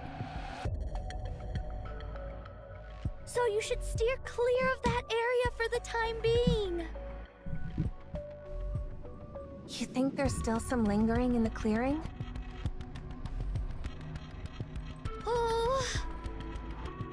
Yes, so you must stay away from there at all costs. Understand? Right. Okay.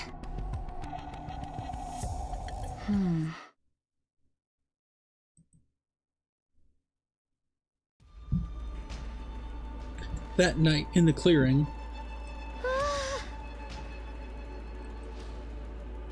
Little Mermaid approaches the massive bubble positioned in the clearing. As I expected. The energy isn't decreasing. That's the AA pillar, right?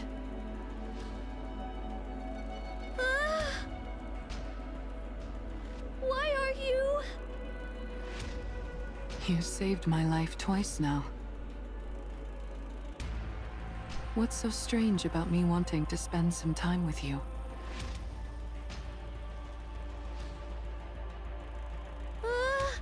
Mihara! Siren, you're hiding something from us, aren't you?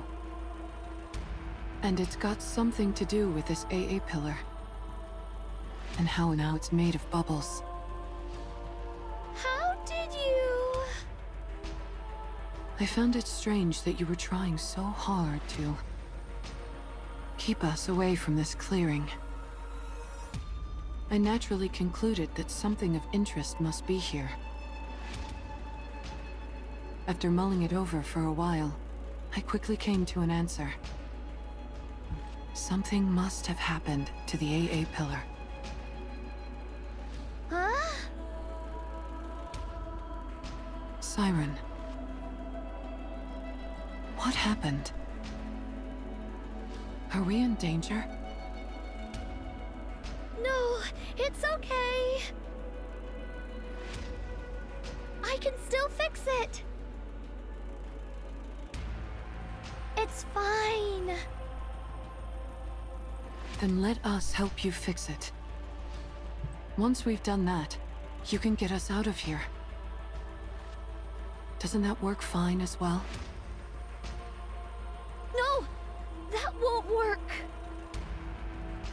Why not? It will take too long. I can't make you wait that long.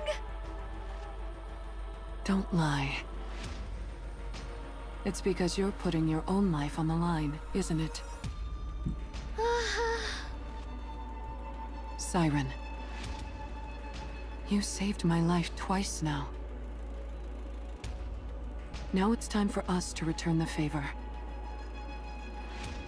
Please, let us help you. Oh, thank you, Mihara. But I can't. I promised that I would get you, Uni, and Mori out of here. I intend to keep that promise. What if we refuse to leave? What if we stay here with you? I will use my Kotodama.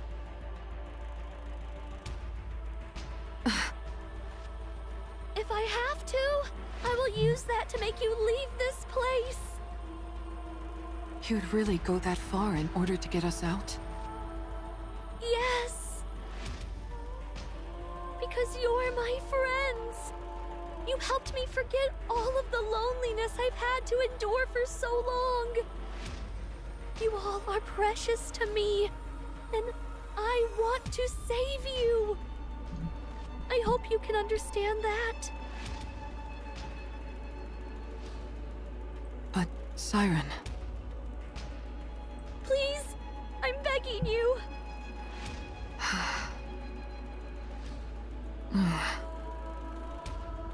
All right. Fine. Thank you. Meeting you has been the happiest thing for me.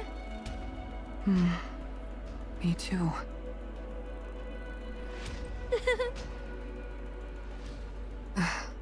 Siren. With your power, we're sure to get out of here. But remember, a child who is starved for affection can never abandon the person who gave them love.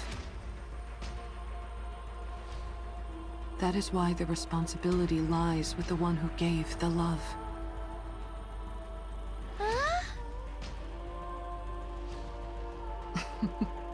There will come a day when you understand.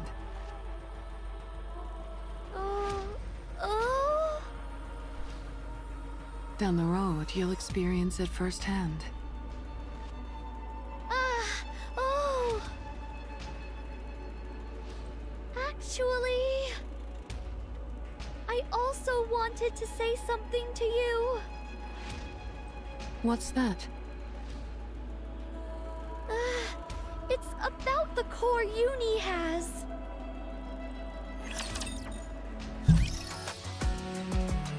I'm going to grab a drink. I will be right back. Feel free to stretch, grab yourself a drink, things like that.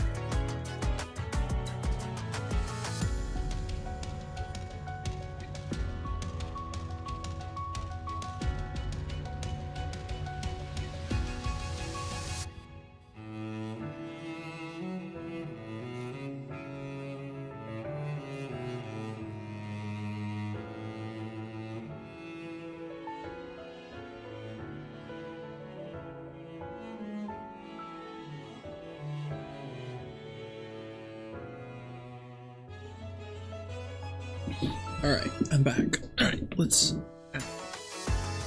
keep going.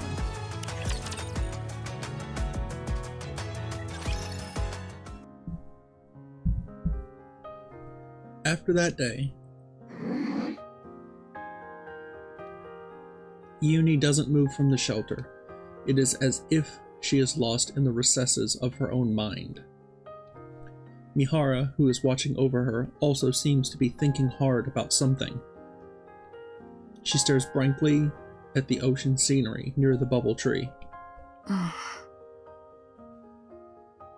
Even Mori is deep in a state of reflection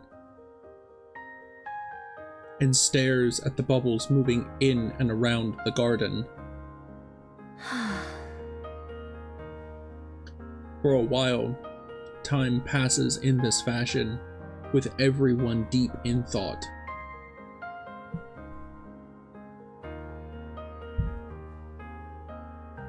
Three days prior to heading up to the surface. Hello. Mori pays a visit to Little Mermaid's bubble workshop. Oh. What? What are you so startled for? It's rather unexpected. What are you talking about? You told me to come before, so here I am. I was getting bored being by myself. I see. Don't laugh! Make yourself at home. Okay.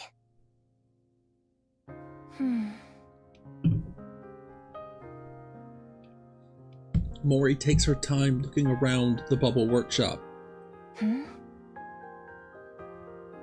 There was something I wanted to ask you. What are those dolls?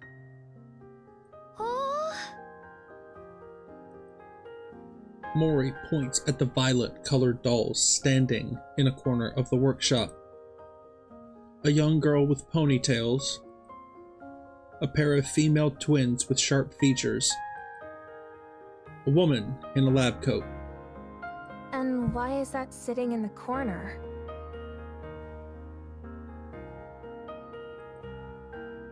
Lastly, there is a young girl with long hair on the ground, crouching.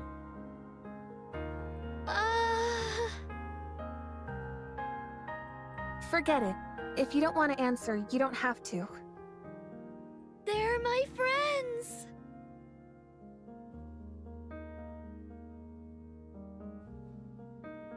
Friends? Yes! People I care greatly about!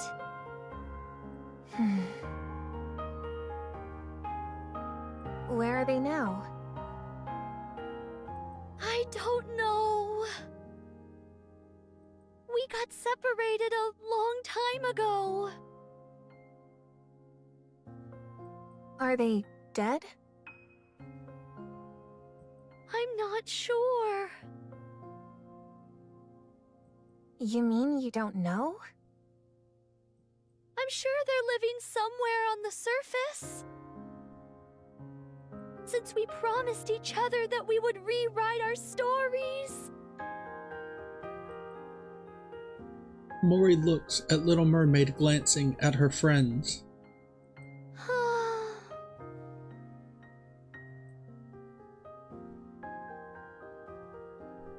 Her expression is one of intense longing. If you want to see them that badly, you should go to them. Oh? Why don't you leave with us and go meet your friends? I can't right now. I still have things to do in this place. Excuse me. And what is that exactly? It's a very important task. Important? More important than finding your friends? Yes. It became that way. I made a promise. I promised to send you, Uni, and Mihara to the surface. That is my top priority for now. Okay, but still. I'm okay. Really, I'm okay. Siren? Then why is your expression like that? Oh? Nothing. More time passes until the day to leave and head up to the surface arrives.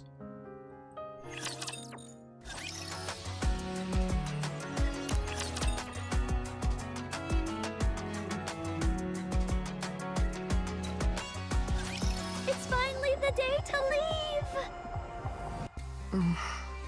You're right.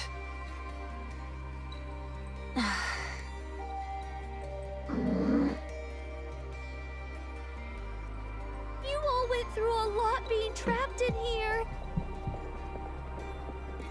When you go up, I'll surround you in a protective bubble, just like when you arrived. Just relax and let the bubbles take care of the rest. While I don't know the exact time, Gluttony's air hole opens every week. I just sent out a scout balloon to confirm, and if I'm right, today should be the day.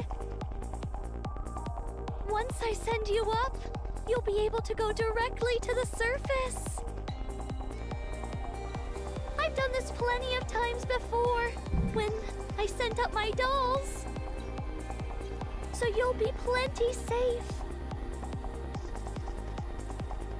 Don't worry about anything. Just close your eyes. And by the time you open them, you'll be up on the surface. Okay. Siren, be well. Good Mihara! Thank you for everything. You too!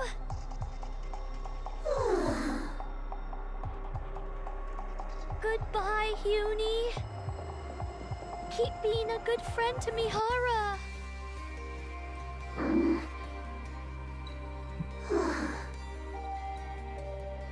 Mori?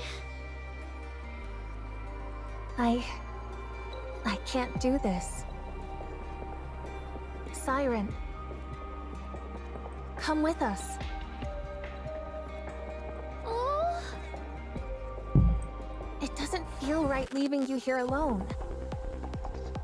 Let's go together, please. Sorry, I have something to do. What is it that you have to do? It is...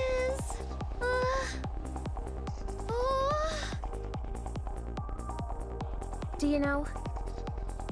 Whenever you're trying to hide something, you purse your lips together. What are you hiding from me? Want me to take a guess? Oh. There's something in the clearing, isn't there? Judging by your expression, I'd say I'm on the mark. Our departure date being moved up, telling us to stay away from the clearing because of the silver liquid. It was all so you could keep something, whatever it is, hidden from us. Don't bother explaining. I'll go there and see for myself. It's because of the AA pillar. After it came in contact with the silver liquid and melted more silver liquid itself, the energy level started going out of control. I've covered it in a bubble. But my powers alone aren't enough to keep it in check. I don't think it can last much longer. That's why I'm staying behind. I have to get rid of that energy before Gluttony can absorb it. No matter what happens, this AA pillar cannot be absorbed by Gluttony. If the AA pillar got into contact with the silver liquid, don't tell me that this all happened because of the calling signal. Is this because of me? It is, isn't it? No. Something like this was bound to happen. What are you talking about? Of course it's because of me. Ever since Gluttony swallowed that pillar, this was inevitable. All that digestive acid that unexpectedly poured out, and the fact that those raptures started attacking this place.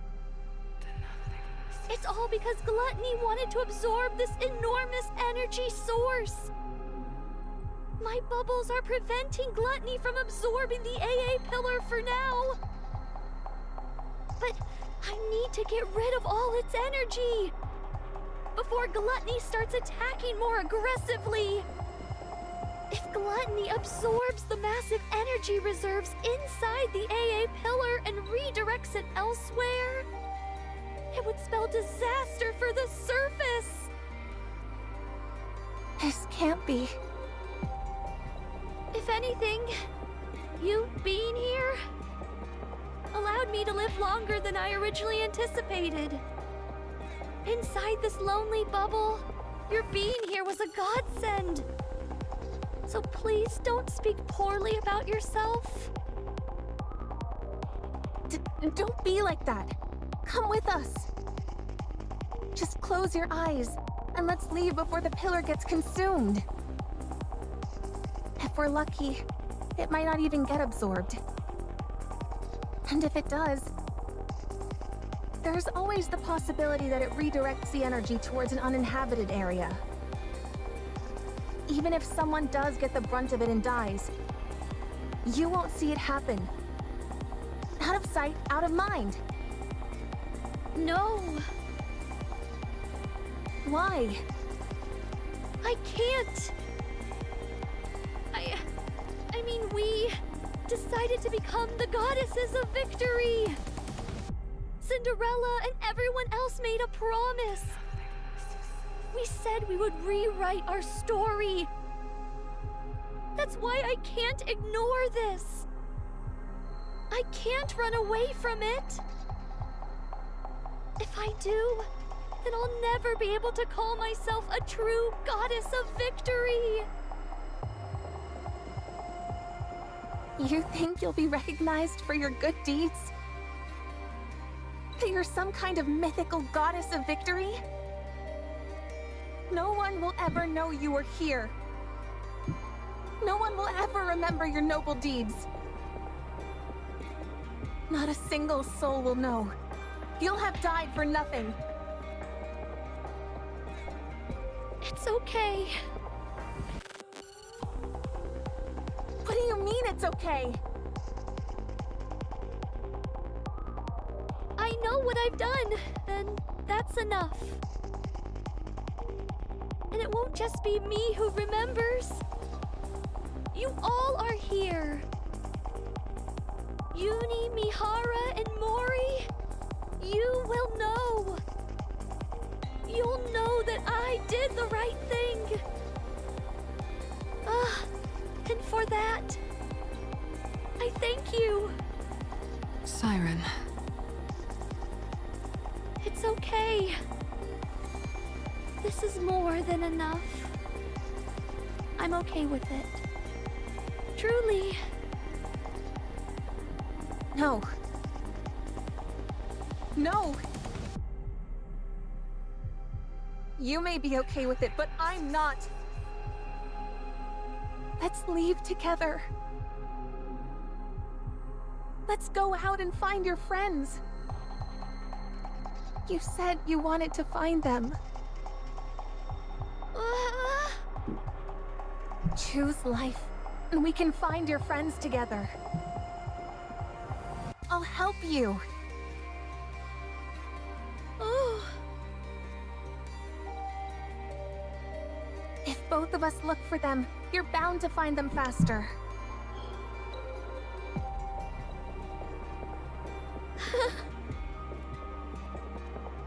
It's nice to be hearing this kind of talk again. It reminds me that my life truly is rich with good friends. What? Sorry, Mori. You are a really good friend.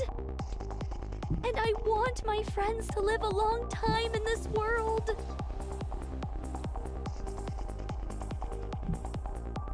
Siren reaches out her hand to Mori. Goodbye. Siren! Mori, Uni, and Mihara are surrounded by bubbles. You will go up until you reach a safe place. The bubbles start rising upward. Goodbye, my dear friends.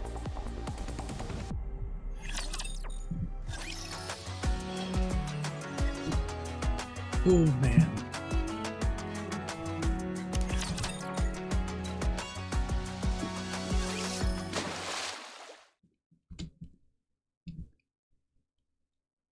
The bubble pops and out pour Mihara, Uni, and Mori.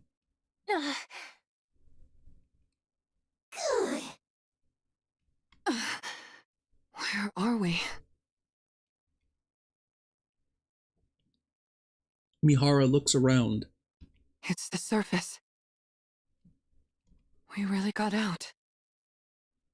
What about Siren? I don't think she's here. She's not? What's that sound? Is Gluttony moving?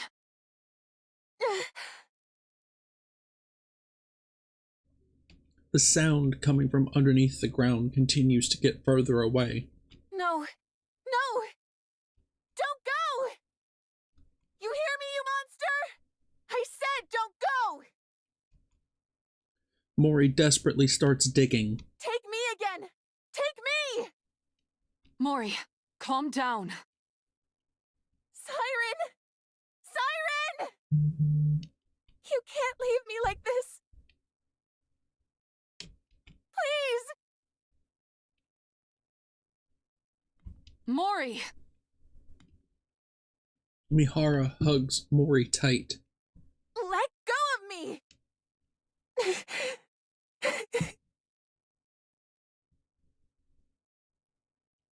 You can't leave like this. You can't.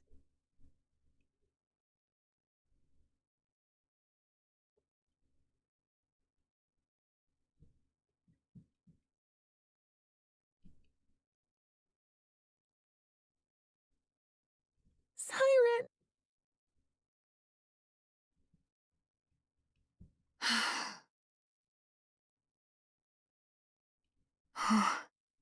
Siren.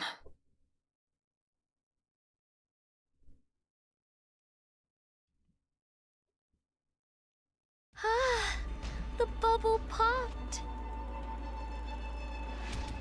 Seems everyone arrived on the surface safely. I'm glad. Siren looks around the empty clearing. Ah, so quiet. I thought I'd gotten used to the silence. But now that they've left, it's deafening. I think I finally understand how Levi feels.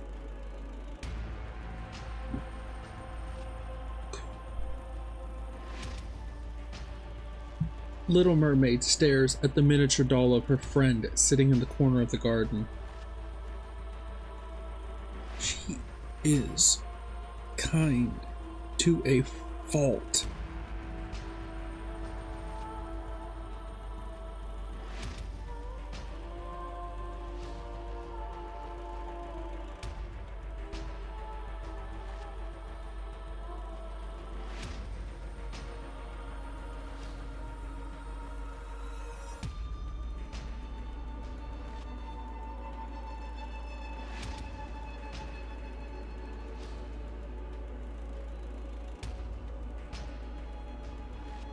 Oh, she's so kind. And she cares so much about her friends. Sorry, Levi. I wanted to tell you in person, but I don't think I can do this anymore.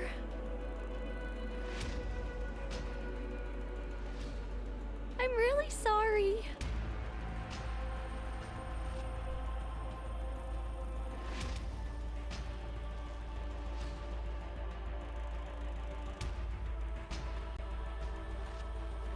Hansel?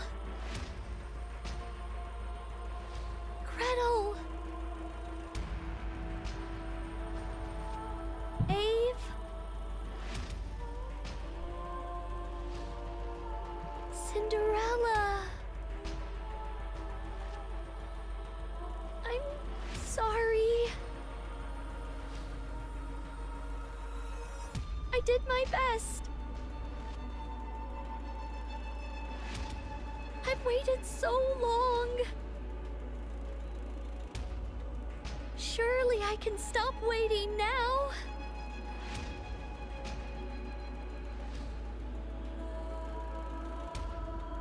Little Mermaid gently caresses her friends' faces.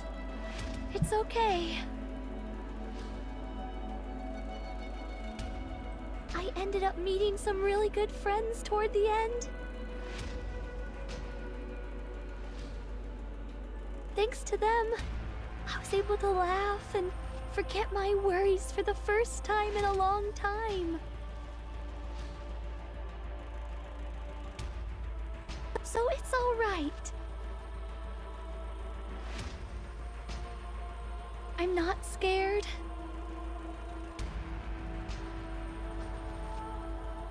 I feel good knowing that I saved everyone. I saved my friends.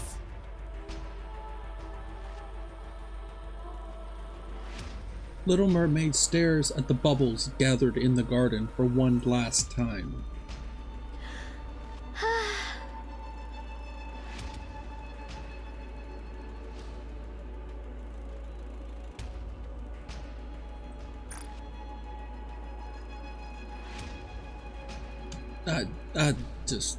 I love every art piece we've ever gotten for this game.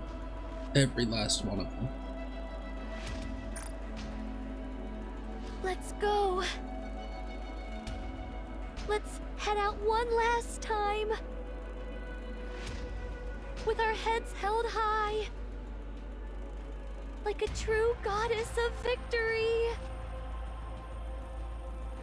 I will become a shield which protects this world.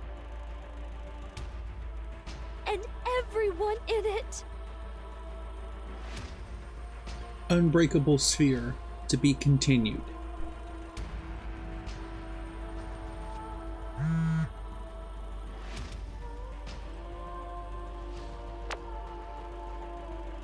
GN. Knock knock. Mori. Wait, what does her little blah thing say?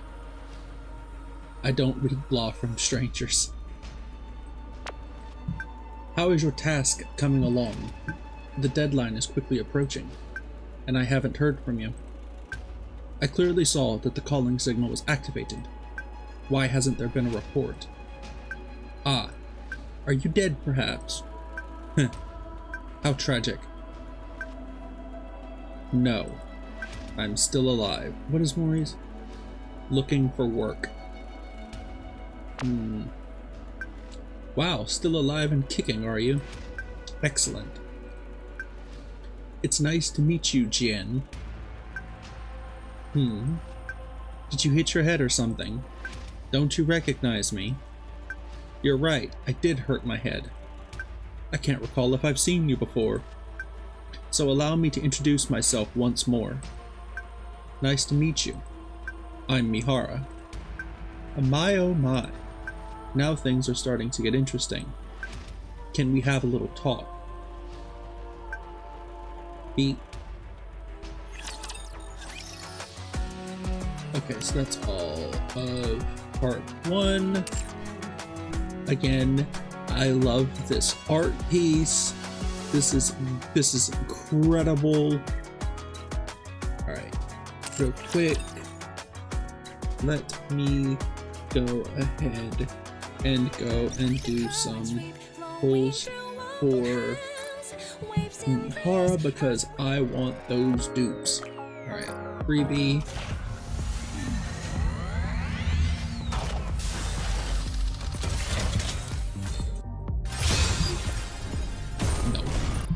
Oh, it's a knees.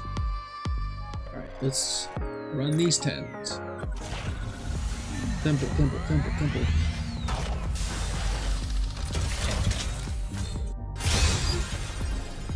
No.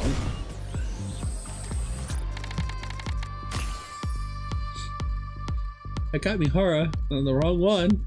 Let's try again.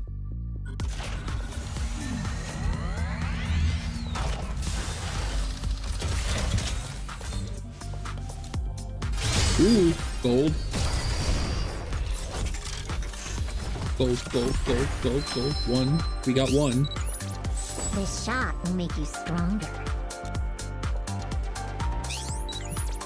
Soldier EG at your service.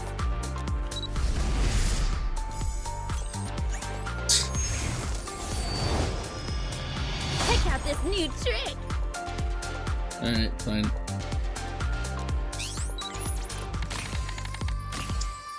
One more temple, please. Please.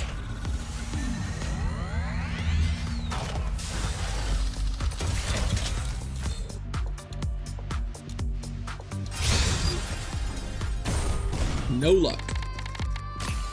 Oh, look. The wrong Mihara again.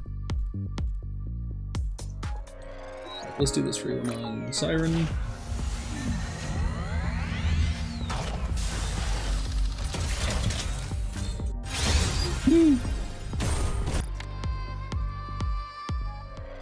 Okay, and just back to the story.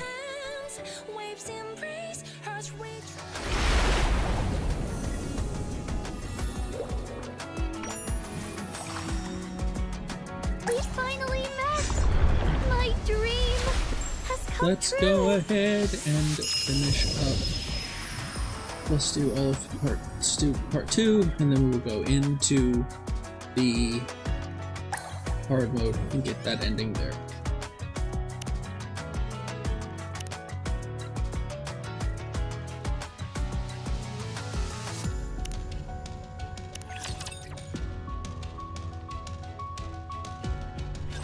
I remember when I first opened my eyes and found myself here. An infinite black void. All that stared back at me was cold seawater and endless bits and bobs from the surface which gluttony had swallowed, as well as a red core. At first, I used my abilities to try every possible method of escape.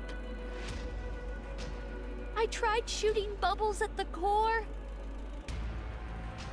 I tried using my Kotodama. None of it worked. Gluttony was different than ordinary raptures. It was moving by primal instinct alone. The result was that my Kotodama had no effect on it. Gluttony seemed to prioritize its urge to consume above all other instincts. When I'd exhausted all possible means of escape, I started to become afraid. Oh, Siren. Was I going to die in this place? Once I was digested, what kind of attack would gluttony unleash on the outside world? What would happen if gluttony found out about the nature of my bubbles? Was I doomed to fail once again, without achieving anything? It was at that moment that I remembered a promise I'd once made to a few friends. She told me that from now on, our story was no longer one of failure, but a fairy tale. One with a happy ending. I became determined not to give up. My friends were surely out there, trying their best in order to keep that promise too. I couldn't give up. I had to struggle with all my might. In order to keep myself alive, I had to create more bubbles. I expanded the protective bubble around myself in order not to be detected by gluttony's core. I gathered surrounding remnants from the surface and created a space where I could live. I crafted a tree out of bubbles, fabricated a bubble workshop, and built all the places where I lived with you guys. I also made dolls that resembled my friends and launched them up to the surface.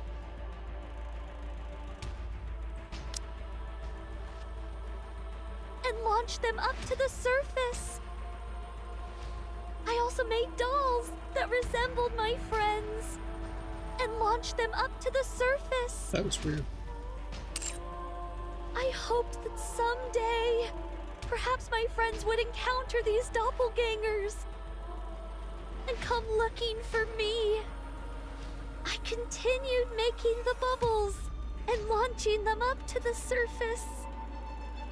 Again and again, I did this. I waited for a long time. At times, the loneliness was excruciating. I'd considered giving up more than once. But even in the deepest depths of my despair, my longing to see my friends trumped all else. I wanted to uphold the promise I made on that day. And so I strengthened my resolve countless times and pushed on. Siren. Siren, Siren. Then you guys came, swallowed whole by gluttony. I was terribly worried for you all.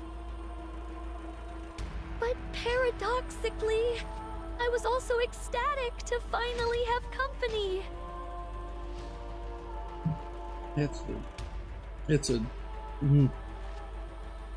Yeah, paradoxically. As complete aside, that I just remembered. Look at Eunice, the collar and her shoulders. Whenever she twitches, it flickers red.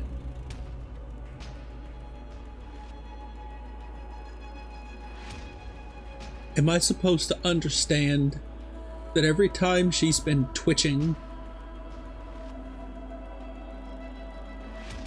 the rapture half of her is trying to take over? Is that what I'm supposed to understand here? Why did you make that so much more terrifying? Why did the twitching have to be worse? During my time alone, I had learned how to control my kotodama. And being able to talk, laugh, and live with you all filled me with ineffable joy. That's how much you all mean to me. Your presence here was a gift. I'm so glad I was able to meet you all. I'm not afraid of the end anymore. I'm no longer scared. I'm no longer lonely. So don't blame yourselves. And live well. Siren! Mori opens her eyes. What? Above Mori is the ceiling of what appears to be a medical room. Are you awake? Who? Nice to meet you. I'm Mana of the MMR squad.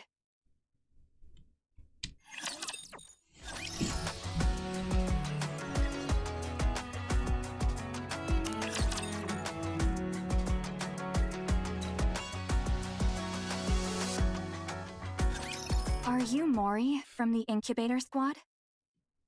Yes. I see. Where am I? This is Reclamation Site 01. It's the first area on the surface that we've successfully reclaimed. Have you heard of it? I have, but what am I doing here? Once we were out of danger, Wardress brought you back here. Are Mihara and Uni? They're outside. Would you like to go meet them? Yes. Mori. Mihara. What happened to Gluttony? Where's Siren? Gluttony left. No. Is there any way we can follow it? We need to go save Siren! It's possible for us to track it, but... Then let's go. We have to hurry before it gets too far. we can't do that. What? We can't go. Do you hear what you're saying? Don't you want to save Siren? Of course I do. But tracking Gluttony is impossible. Why not? Mori, do you know what kind of rapture Gluttony is? No, I don't. And I don't care. Besides... No. This is something you need to know. Siren risked her life to save your own. I can't let you go rushing headlong into danger without knowing anything, even if it is because you want to save her. Oh crap, I'm sorry.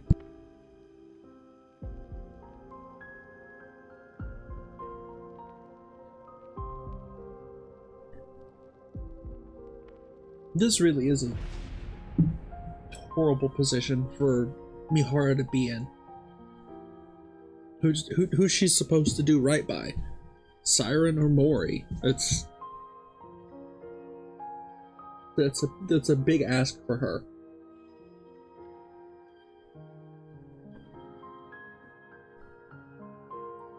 If you end up throwing your life away recklessly, all of Siren's sacrifices will be in vain. Gluttony appeared during the first Rapture invasion. A Tyrant-class Rapture. After humanity went into the Ark, it rarely showed up. And so the only information we have on it is from old records. It consumed an ICBM intended to destroy the lift, then expelled all that energy back at the launch site and utterly decimated it.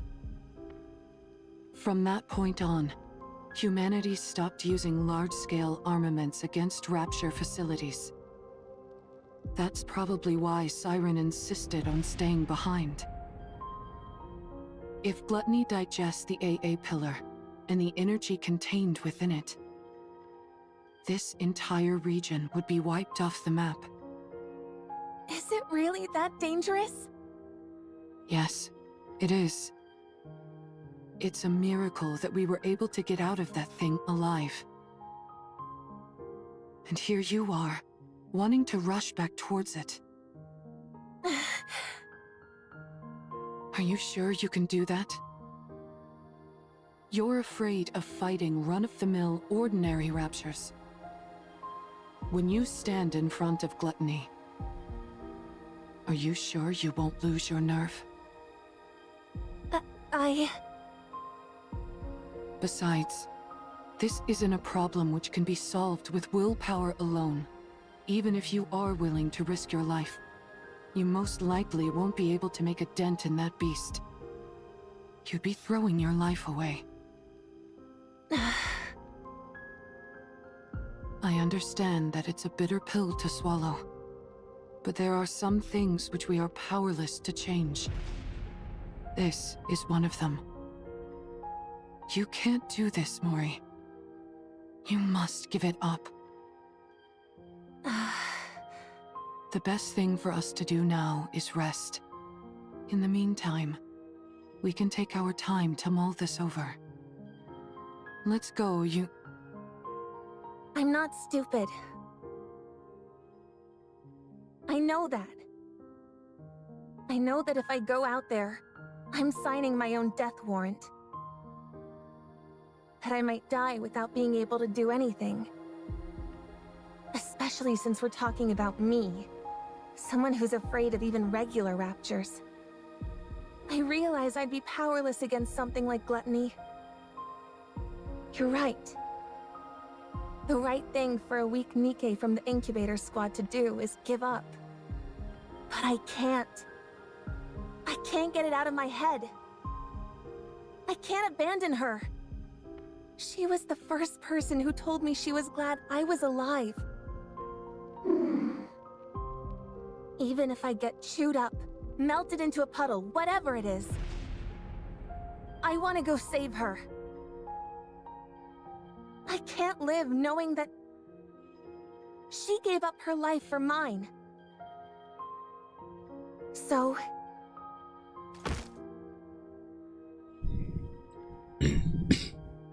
Mori kneels in front of Mihara and Uni. Mori. Please. Just this once. Could you help me?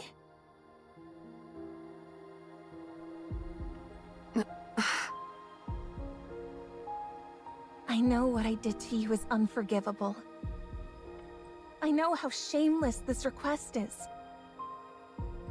I'm perfectly aware that I should be asking for forgiveness instead of a favor. So I'll do anything. If you go with me, I will do anything. I put my life entirely in your hands. If you tell me to submit a false report, I'll do it. I will give you anything and everything I have. You give the order, any order, and I'll obey. If you want me to die in your place, I'm willing to do it any time. So please, help me, just this once. I don't have any special skills or connections. All I can do is beg. So here I am, on my knees, begging you to help me chase after gluttony. Please.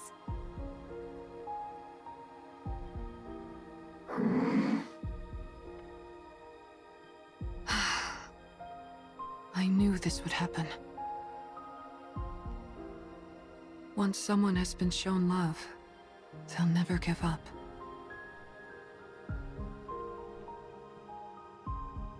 Mihara and Uni look at Mori. Such affection. Such sorrow.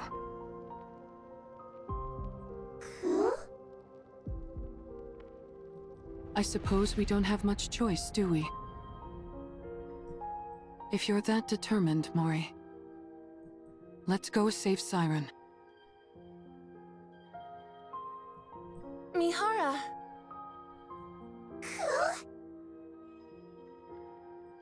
But we can't rush in without a plan. Before we make our move, we need to find a clue as to how to take down gluttony. I just want to hear it again.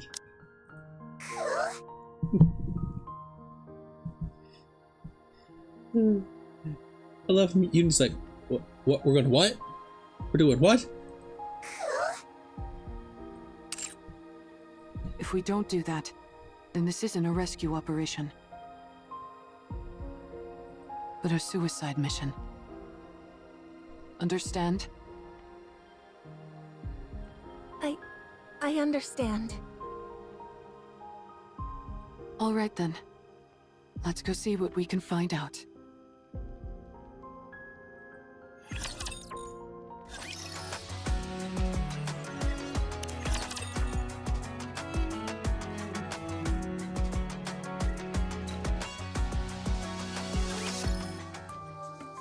Temporary operation room in Reclamation Site 01. So that's why you came to see me? Yes, we came seeking whatever knowledge you have on gluttony. I already provided you with all the basic information about gluttony. Indeed, and we thank you for that. So what more do you need to know? Are you aware of there being any way to take it down? Gluttony, you mean? Yeah. I figured with you being the way you are, you'd have considered potential ways to eliminate it. Me? Why would you think that? When we were swallowed by gluttony, I heard you say to us, "Get away from there immediately." Isn't that because you were in the middle of dropping the AA pillar? How did you know that? We saw the AA pillar inside Gluttony's stomach. The AA pillar is still inside Gluttony?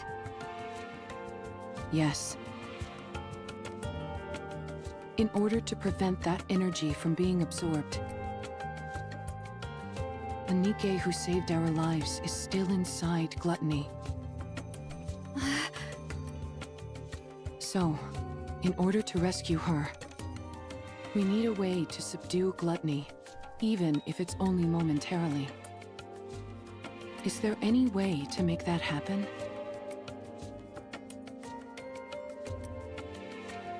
The fact that you all came back alive after being consumed by gluttony is surprising enough.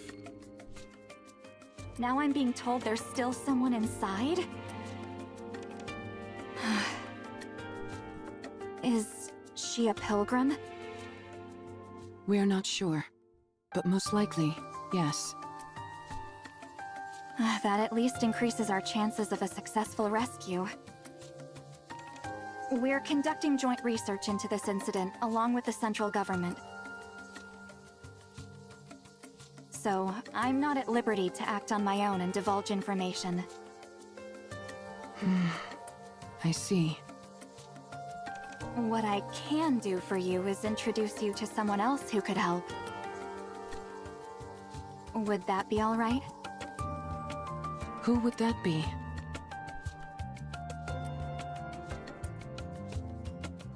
Hello. Since this is my first operation with Wardress, allow me to introduce myself. Yeah, because last time Shifty was involved in the Wardress operation, she was not actually involved in the operation like she said, and that was a lot more of, oh, Commander, Shifty's on the phone and wants to speak to you. Oh, okay, Shifty, hurry. Have you lost your mind? It's a really good thing that Shifty didn't meet Wardress last time, because that would not have been a nice conversation. I'm Shifty, an operator from the Central Government's Intelligence Division. Nice to meet you. Nice to meet you too, Shifty. I'm seeing a few faces that don't belong to Wardress, at least according to the database.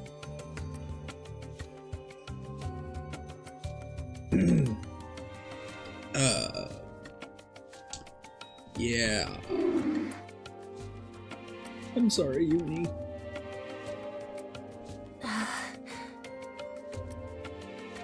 Since you mentioned this operation involves a few secret agents, I won't ask any questions. Smart move, Shifty. That's very considerate of you. Mana briefed me on the situation. You all escaped from inside Gluttony. And now you're planning to track it down in order to rescue the pilgrim that's still inside. Is that correct? Yeah, that's correct. Is there any way we could receive support from the central government? That would be somewhat difficult. Unless Gluttony poses a direct threat to the central government, they've decided not to actively pursue it.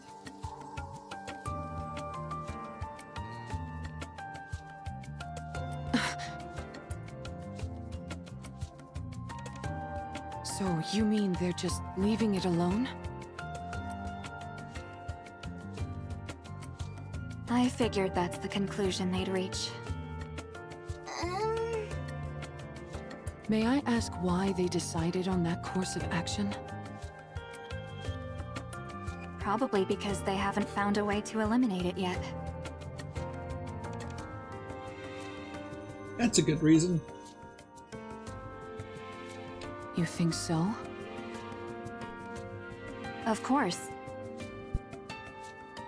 After it swallowed the AA pillar like it was nothing, we've been at a loss as to how to take it down as well. We haven't come up with any definite way to destroy Gluttony. At least, not at the moment. We did think of attempting an extermination operation. By deploying an elite combat squad from the ARC, the counter squad. However, given that the ARC has recently suffered a large-scale attack, it was decided that reinforcing the ARC's defenses was our top priority. As far as I know, our current strategy is to refrain from proactive engagement. I see. I suppose that means we don't know of any way to restrain Gluttony either. Siren. Actually, that's not entirely true.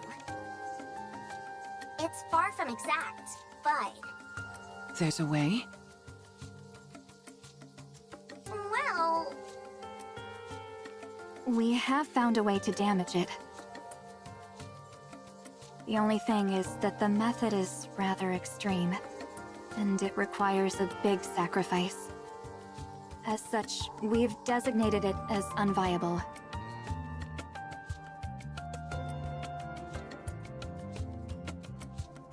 How big a sacrifice we talking here?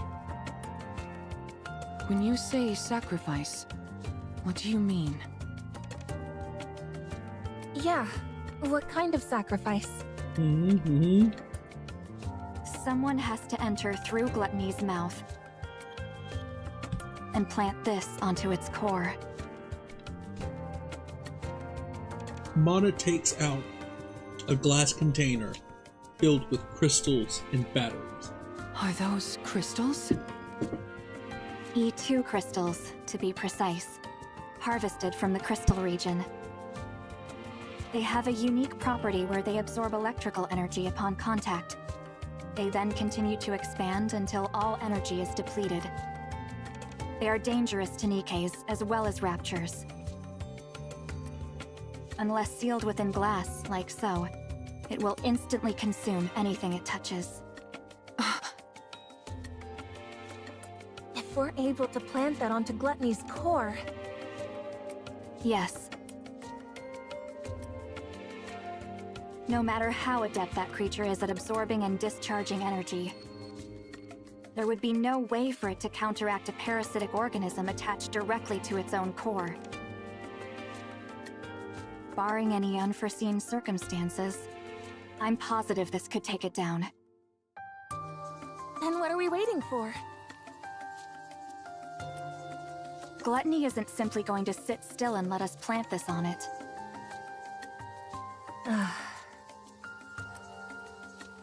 That's why this method was deemed infeasible.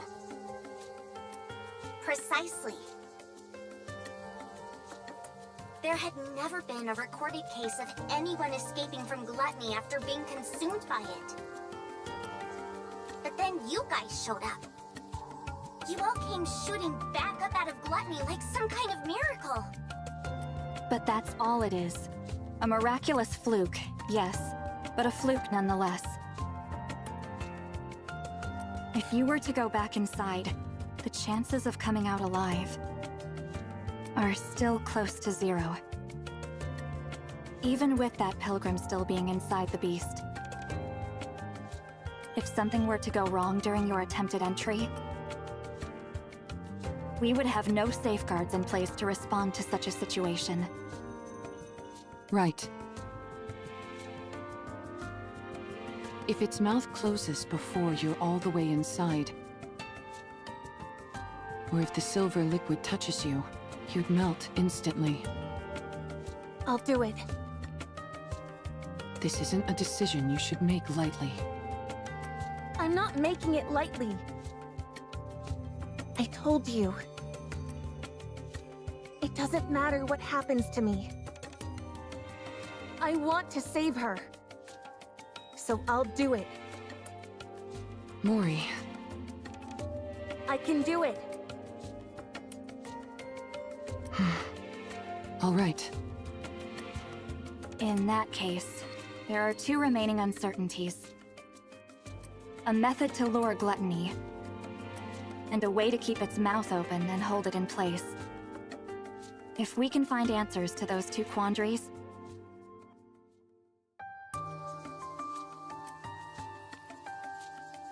it'd go a long way to ensuring the operation is successful. A way to hold it in place. You don't have any ideas at all? No, we haven't come up with a solution for that yet. That's another reason why this operation was never attempted. I see. Okay. That should be enough information to go on. Does that mean... Yes. Let's go save Siren. Thank you both for your help. We will think of the rest ourselves. Understood.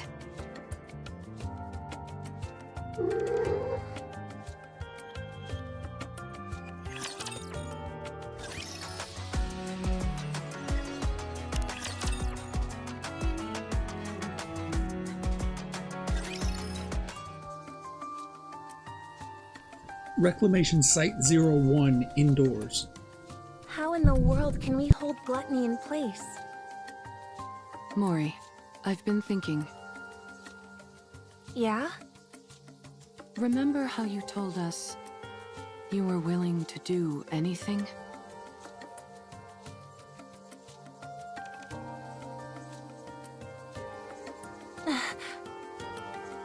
Yes. I'll do anything you tell me to. Just say the word. Then, could you perhaps lend me your phone for a moment? Huh? My phone? Yeah. I need it. That's it? Why do you make it sound so serious? I was bracing myself for something big. Sorry. You seemed awfully tense, so I wanted to lighten the mood.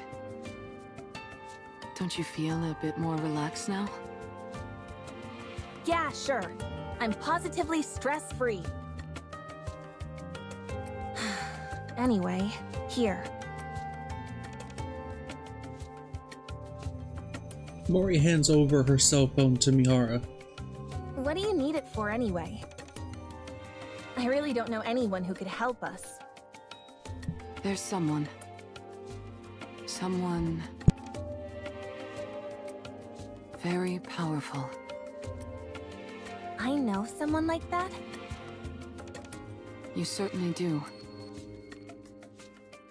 She sent you to us.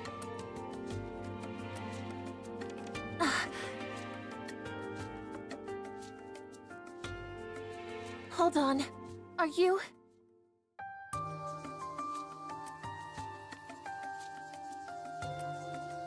I'm going to contact her.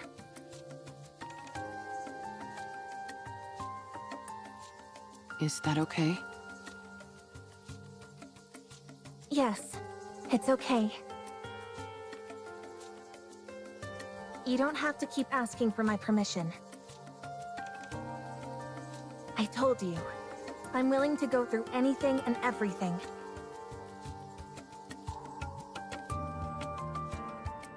So hurry up and do it. Thanks, Mori.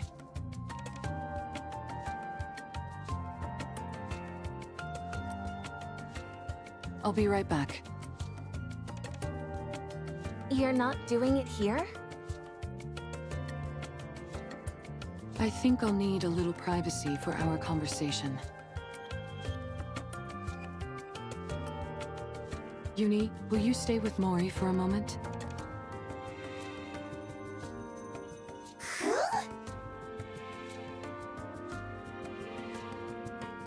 It won't take long.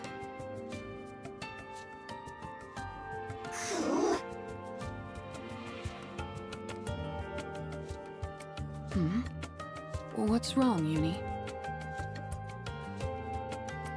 Do you not want me to go? I'm sorry. But I really must go. I have something to discuss with this individual. I think they may have a solution to our problem.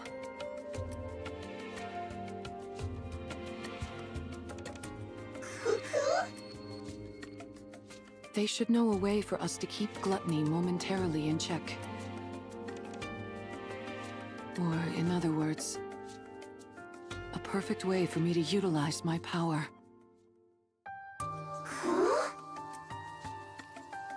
So, please, could you stay with Mori for a moment?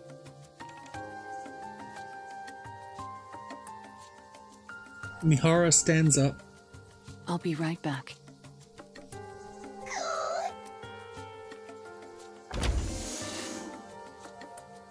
Mihara walks outside, leaving Uni behind.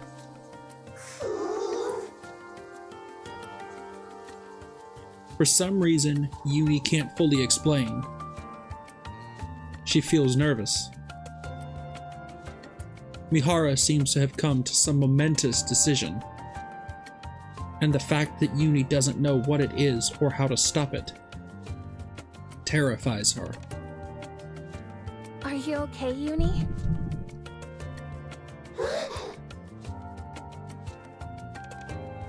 Uni turns around and glares at Mori.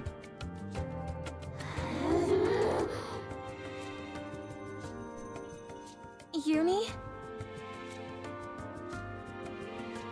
Staring at the one she believes is the cause of all this, Uni is overcome by an inexplicable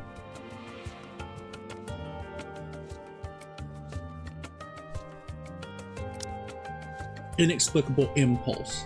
Okay, Uni is overcome by an inexplicable impulse. Mihara walks down the hallway, gripping Mori's phone. Maybe contacting this person isn't the right choice. No.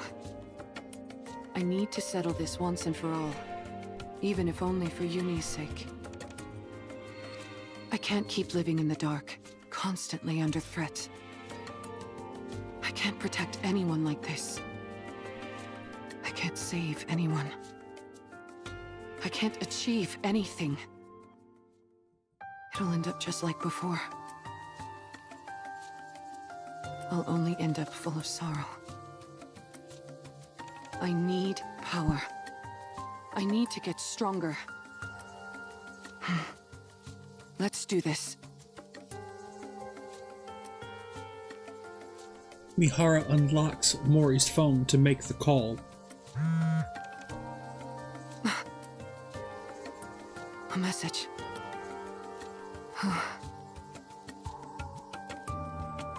Mihara opens Mori's blah blah app. Knock knock. Mori, how is your task coming along? The deadline is quickly approaching, and I haven't heard from you. I clearly saw that the calling signal was activated. Why hasn't there been a report? Are you dead, perhaps? Heh. How tragic. No. I'm still alive. Wow, still alive and kicking, are you? Excellent. It's nice to meet you, Jian. Did you hit your head or something? Don't you recognize me? You're right, I did hurt my head. I can't recall if I've seen you before. So allow me to introduce myself once more. Nice to meet you. I'm Mihara. My oh my. Now things are starting to get interesting. Can we have a little talk? Sure, why not? I'll contact you later. I'll be waiting.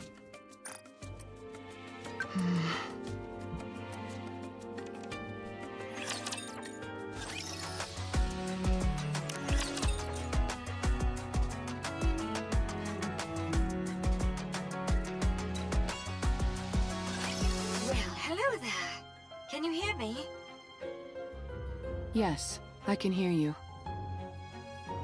I believe we haven't had the pleasure. That's right. Nice to meet you.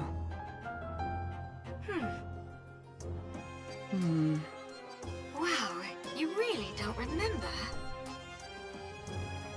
I guess your last memory wipe was the one that finally stuck. I still don't like the implication of this. I really don't like the implication that Mihara has met Jian in the past. Oh, is that so?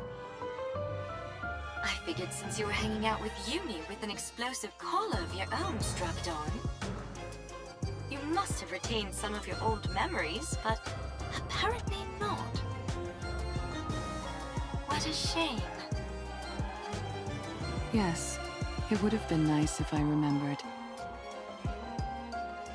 Then I would have known about you much earlier.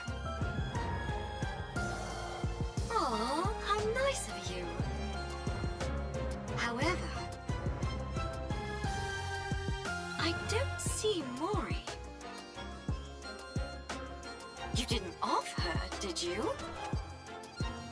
She's such a nice kid. How could I kill her? She's somewhere safe, resting. Ah, I see. If she isn't dead, why isn't she the one contacting me? Apparently she's not as afraid of being disposed of as I thought. What did you say? Didn't she tell you? If she doesn't report back with her findings on my little experiment, she's headed for the scrap heap.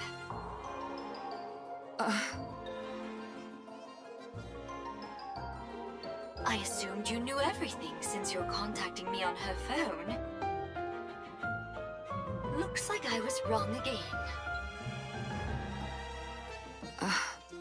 This is my first time hearing all this.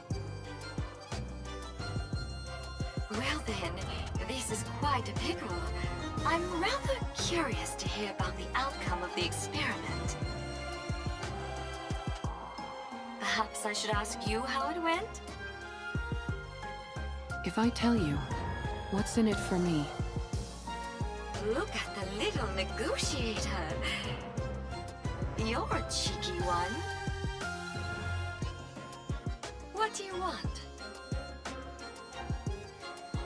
It's a big ask. Is that okay? Hearing you out doesn't cost me anything. All right, then I'll get to it. Stop this calling signal experiment on Uni. I'd rather not. Stop meddling in Mori's life and spare her. I'll consider it. And one more thing. More?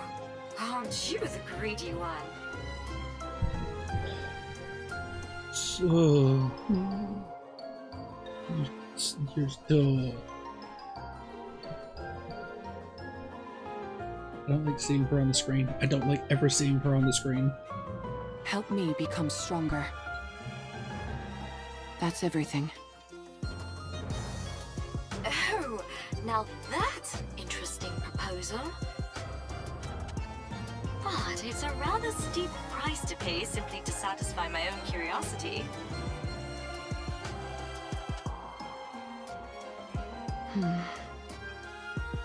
I could cherry-pick any test subject I wanted from the ones up for disposal.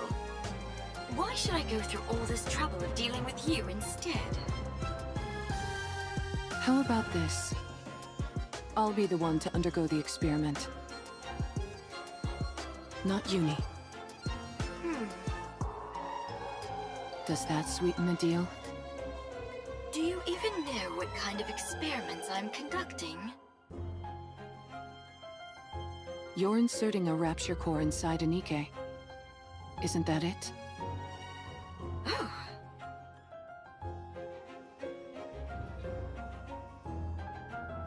What'd you say?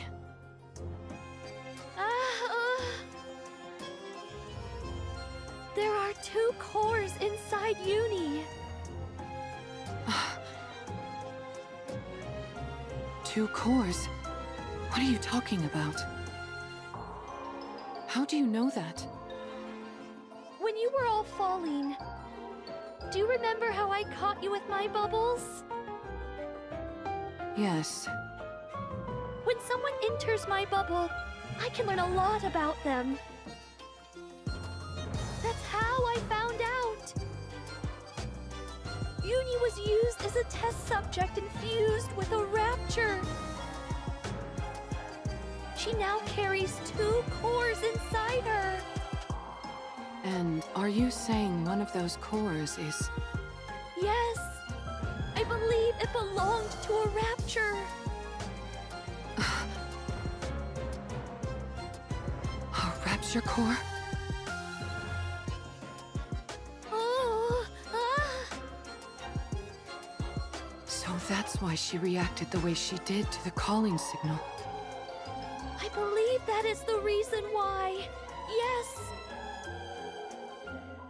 Right now, at least, the Nikke core is dominant.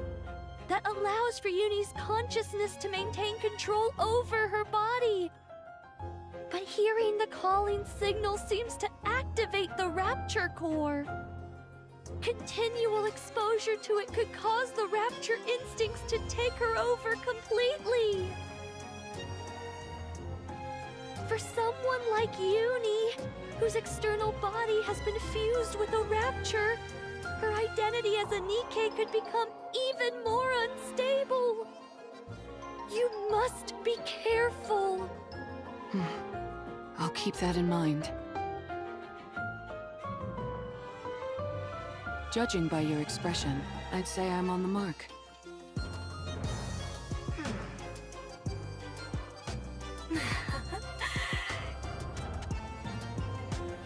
You're something else. You know that? How did you know? Sorry, it's a secret. Come now, give me just a little tease. Do we have a deal, or what? Well, it is an enticing proposal. All of my previous test subjects were Nikke's about to be scrapped. With you, I'd have a chance to implant a Rapture core into someone special. A Nikke who was handcrafted by my adorable little sister, piece by piece.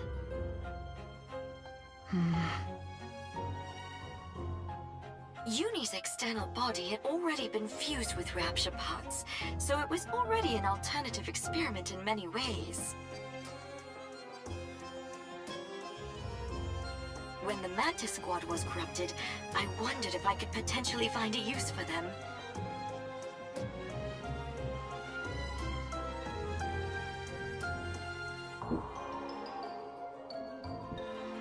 You keep your hands off the Bacillus trio of goofballs. You keep your hands away from them. But then, much to my disappointment, they were healed.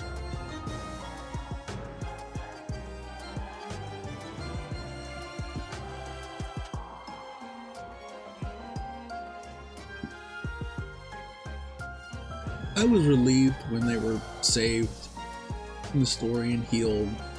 I was relieved all over again knowing you couldn't touch them. After uni, I didn't expect another opportunity like this to come along. I'm glad that you're satisfied. I certainly am.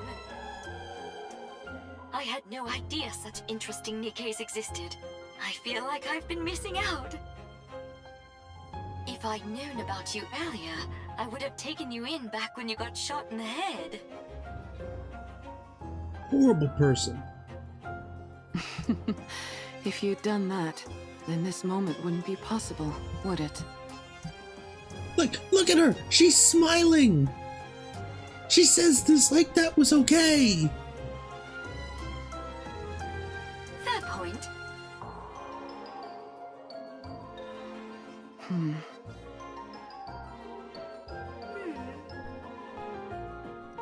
So what is it that you're really after? Why are you so willing to subject your body to my experiments? You have 3 requests.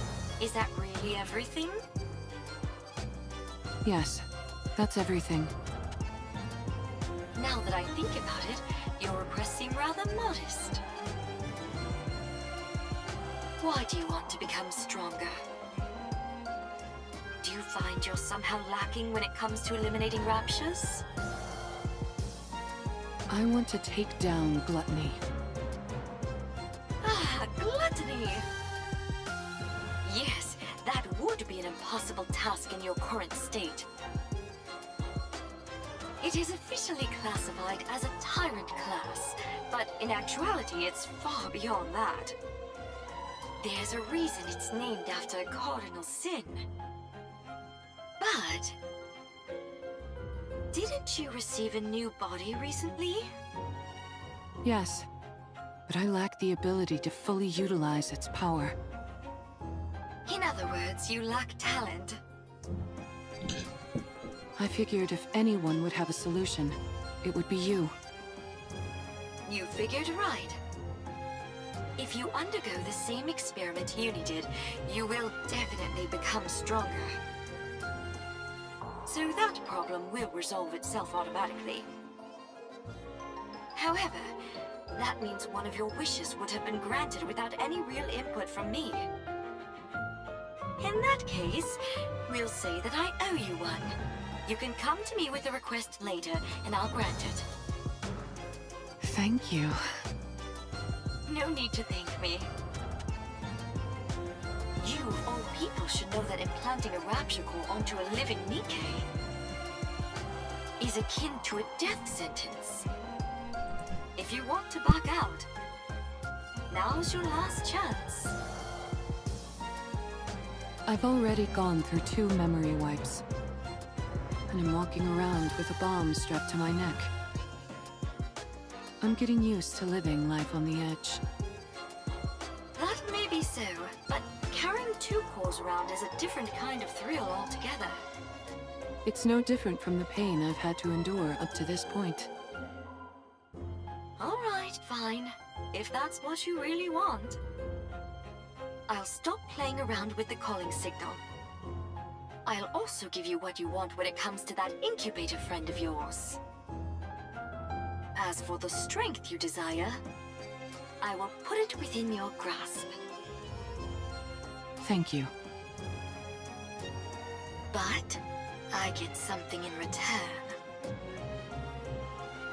You're now my test subject for life. I get to do whatever I want to you, and you're expected to grin and bear it. Got that? Yes. Understood. Good. I think you're officially fit for my experimenting table.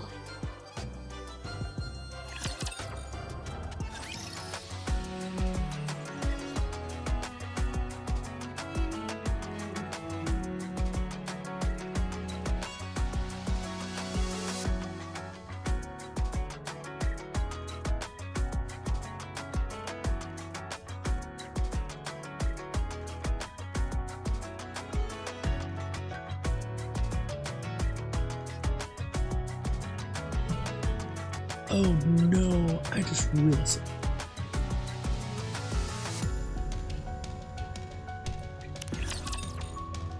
I'll have to save that thought for another day.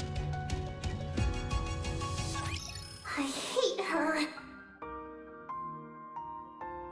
She's been following us ever since we left the Ark. There's so much terror in her eyes, and yet she still came here with the intent of ruining me and Mihara.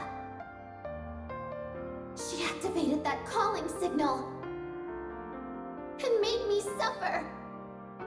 She almost got Mihara killed.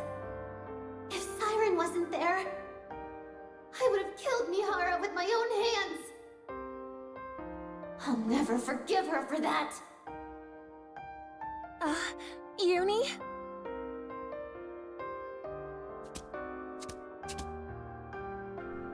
Mori steps back.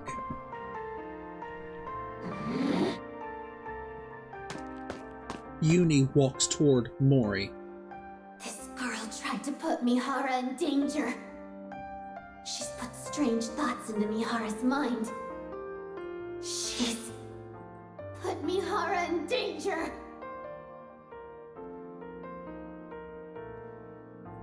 I can't forgive her. I won't forgive her. Stay back, Uni!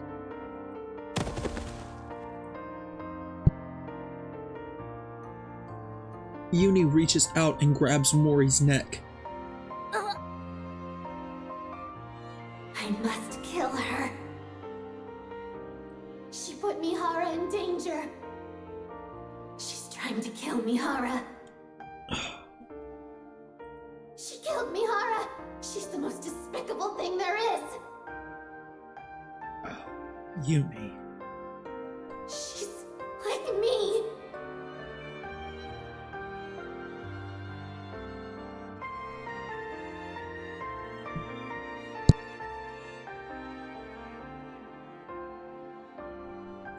Uni's eyes start to glow red. Oh, Uni!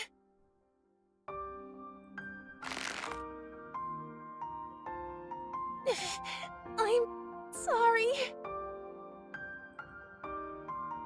Tears start to flow from Mori's eyes.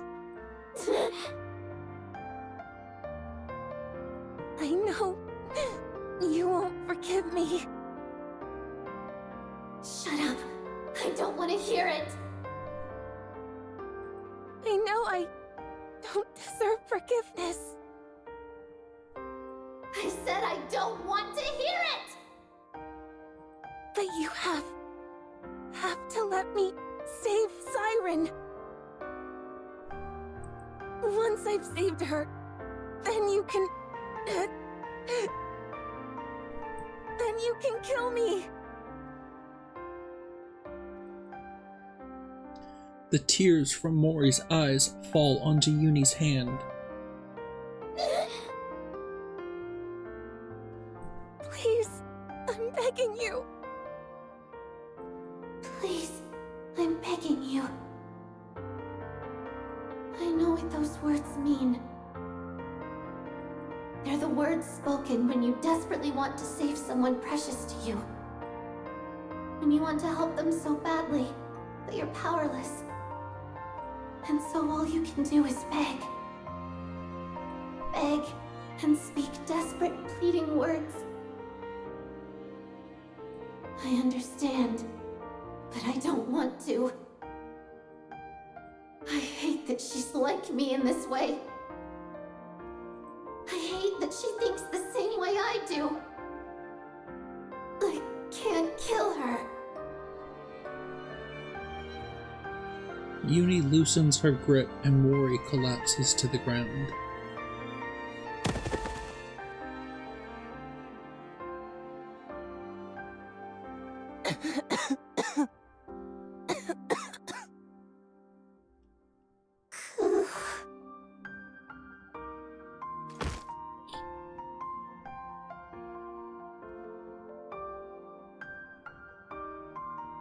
Uni slumps to the ground.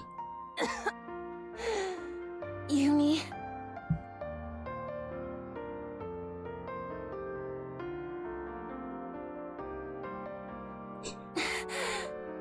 I'm sorry. Sorry for putting you through this. For putting you and Mihara in harm's way again. I know you are.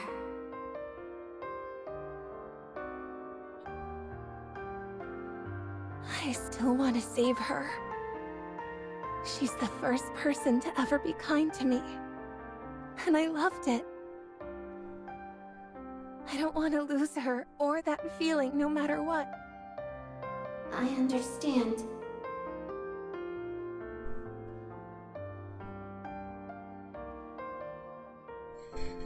I know that you feel the same way about Mihara. And yes, despite me knowing that, I'm still making you go out and put yourselves in danger. I'm sorry. I'm sorry for being so selfish, but I want to save her. I'm sorry. I know it all too well. How it feels to know affection for the first time. And how it feels when you lose it. I know that sorrow, that ache. I understand why Mihara wants to help her.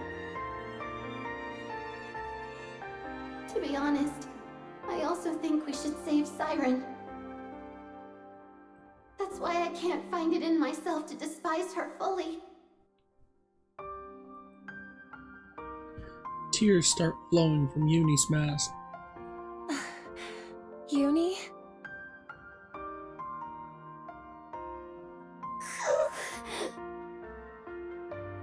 But I'm scared. I'm terrified. Terrified of losing Mihara again. I'm sorry.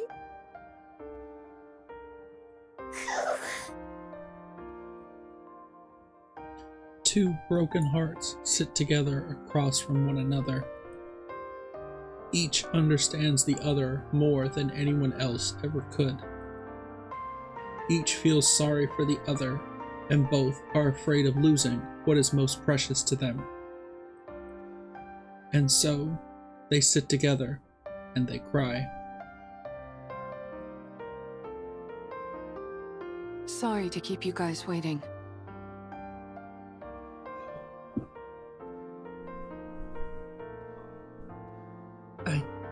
Oh man, that just clicked for me completely. That is literally the Wordless scene, the opening to Wordless. That mirrors the scene Uni and Mana have. Down to the single act of kindness given.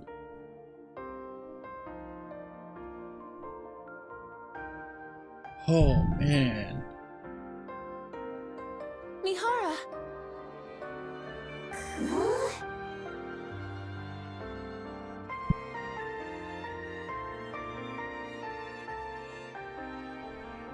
Uni senses strange vibes coming from Mihara.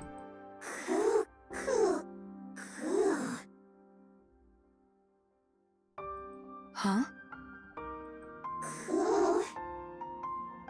What's wrong? Is something on your mind?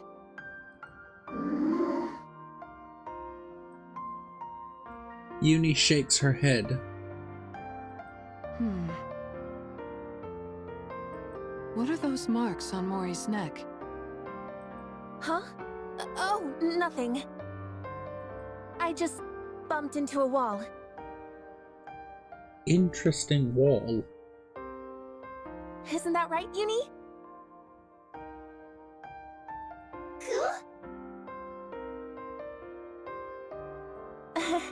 Isn't that right?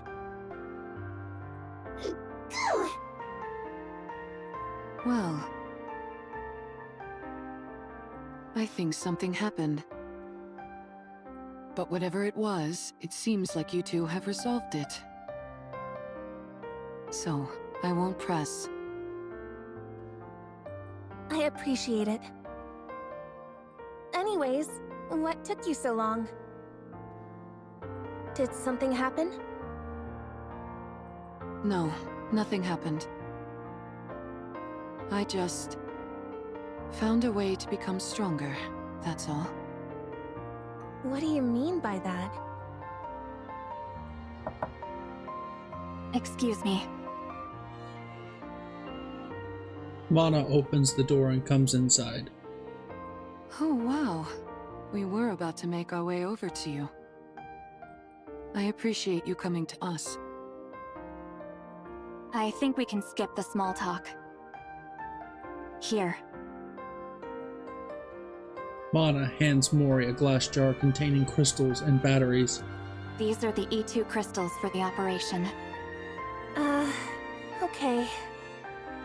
As I mentioned, they absorb electrical energy and are incredibly dangerous. For Nikke's, even the slightest physical contact with these crystals will cause the body to be corrupted.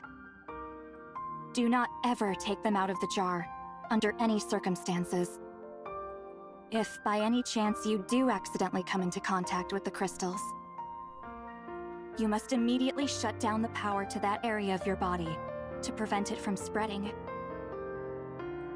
Understood? Got it. Mihara? Yes? Everything is riding on this. Failure isn't an option.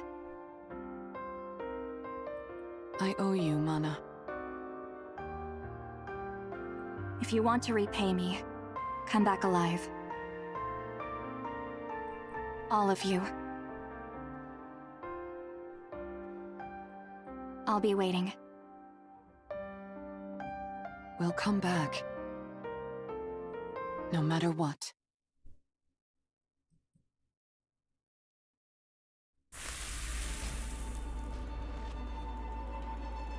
The sound of something melting. The sound of something boiling.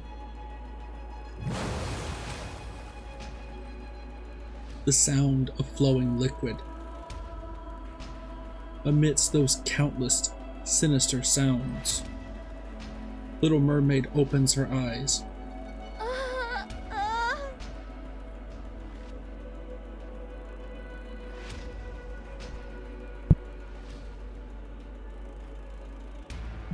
Beyond the thinning bubble lies a crimson ocean, and inside that The core! lies Gluttony's core, staring back at her.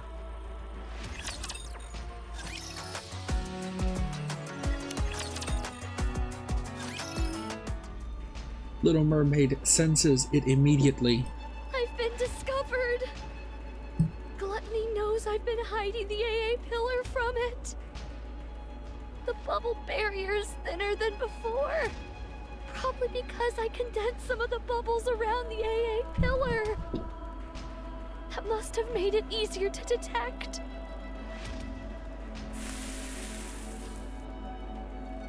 The bubble ignites as it touches the seawater.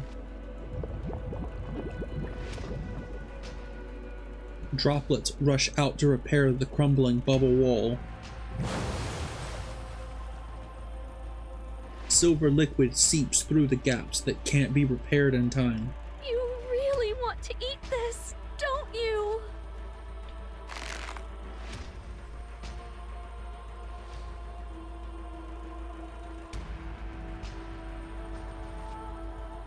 Why she gotta look so cute during such a serious moment?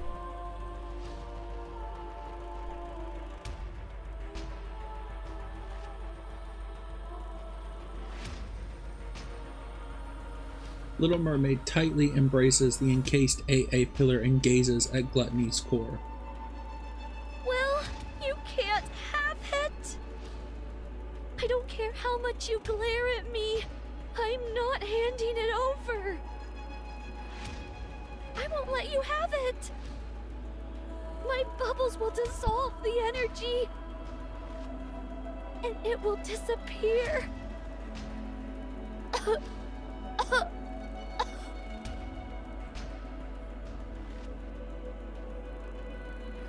A searing pain courses through Mermaid's entire body, from her fingertips to her toes. At the same time, a bubbling sensation surges from within her. I'm reaching my limit, and I'm starting to feel the side effects from the bubbles. Before long, my entire body will be turned into liquid metal.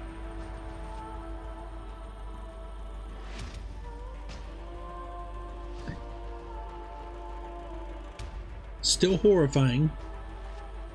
Still very curious as to what you mean by that, and I still don't want to actually find out. Ew. As her vision gradually fades, Little Mermaid wonders, if she closes her eyes, how many more times will she be able to open them? No, not yet. I can't stop now. Not until all this energy is depleted. Desperately embracing the immense energy to keep it from escaping, Little Mermaid closes her eyes again. Mihara and Uni track Gluttony's movements. Meanwhile, Mori follows behind, not saying a word. Along the way, They encounter rapture after rapture, time and time again. They take them down, relocate Gluttony's trail, and press forward. It is Mori's first true skirmish with the Rapture, entirely unlike her previous encounters with them. In the past, she had only caught glimpses of Raptures while fleeing with support squads. But this is something else altogether, and altogether more terrifying. It feels as if the Raptures could end her life at any moment with a single attack. Her wounds accumulate and wear her down. So many times she wants to collapse, to run away. She wants nothing more than to dig a hole in the ground and hide. But each time Mori thinks of this, she clenches her teeth and thinks about the two others whom she dragged into this. She thinks about Yuni's eyes filled with tears and terrified of losing Mihara, of Mihara's relentless efforts to grant her wish, of Siren, who had sacrificed herself in order to save everyone, and was now trapped inside Gluttony, facing her imminent doom. Mori thinks about every word Siren had said, every affectionate gesture she had shown to her. As she recalls all this, Mori rejects her fear. She'd force herself up again, force her feet to move forward. She tightens her grip on her gun, even though she wants to grab a shovel and dig. On and on she runs without any concept of day or night, until finally... I'm not seeing a trail anymore. Gluttony must be close. We are just one step away from the place where Little Mermaid is waiting. We finally found her.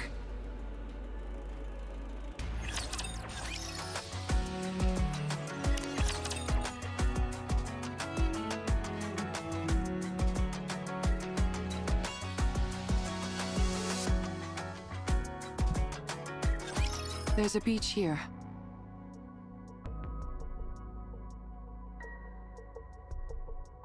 Yes, this should work nicely. Is Gluttony here? Yeah, it should be underground, within a 10-kilometer radius. 10 kilometers? How are we supposed to find it? How do you think? We need to lure it out. But how? Also, I'm not entirely certain, but it could just be the same background art piece. How insane would it be if this is the same beach that the events of Mudfish take place? Like, that would actually be crazy if this was the exact same beach where Mudfish happened. By using the beach, for starters. Setting up here will allow us to minimize the amount of raptures that could swarm us. Then what?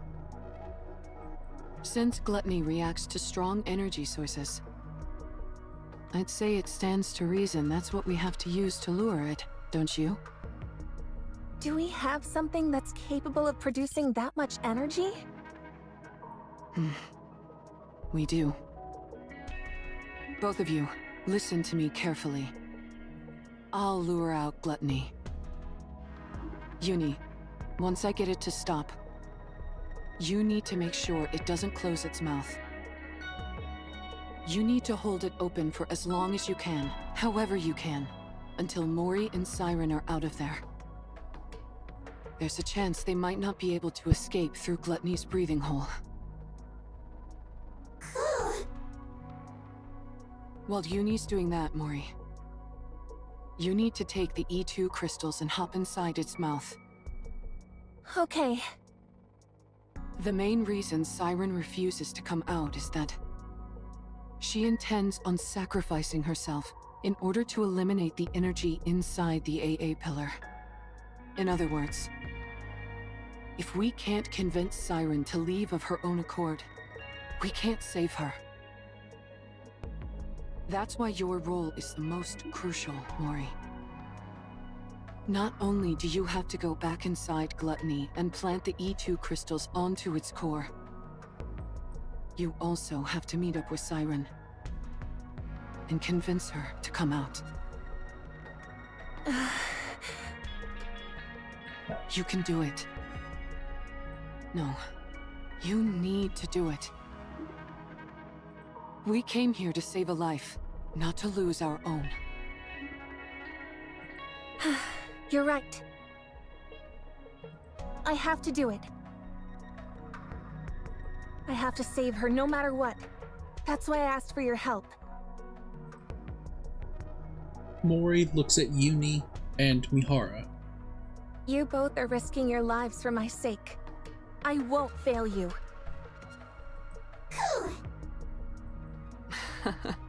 You've become a real trustworthy ally, Mori. Don't make fun of me when I'm being serious. All right. Anyway, shall we get started? Mihara walks forward. Uni urgently grabs Mihara's hand. Yes, Uni?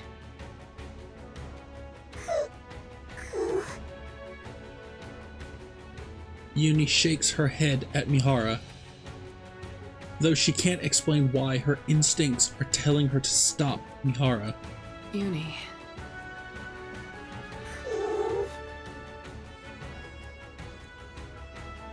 Uni shakes her head desperately, pleading for Mihara not to go through with this. It's okay. I would never leave you behind. We promised each other that we would truly see each other, that we would feel each other's pain, and that we would atone for our sins together. I haven't forgotten that promise, and I intend to keep it. Uni and Mihara lock eyes. Trust me, and wait. Failure is not an option.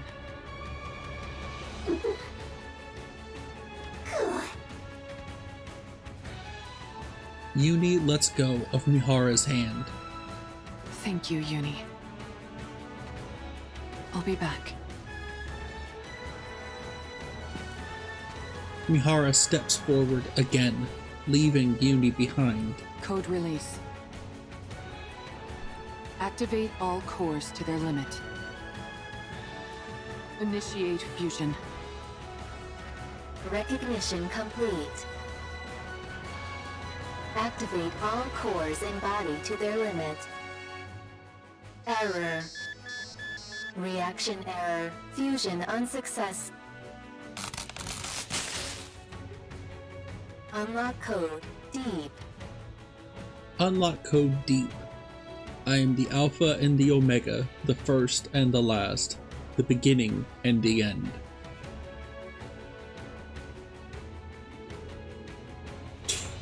This is still good.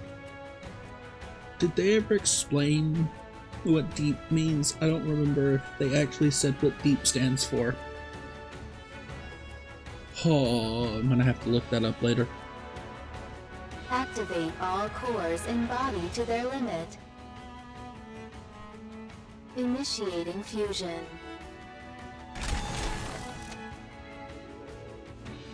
The area near Mihara's core starts to glow red.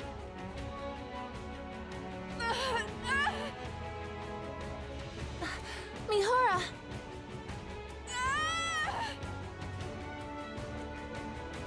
Mihara curls up, unable to withstand the pain.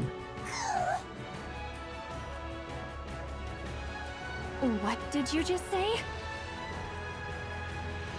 Put what where? Mana, you did receive what I sent, didn't you? I believe so.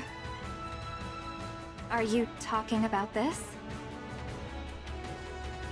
Mana points to a palm-sized black box. That's it. Looks like it arrived safely. I was worried because the elevator wasn't working properly. I suppose sending something small doesn't pose any issues. I would like you to insert this in my body. Excuse me?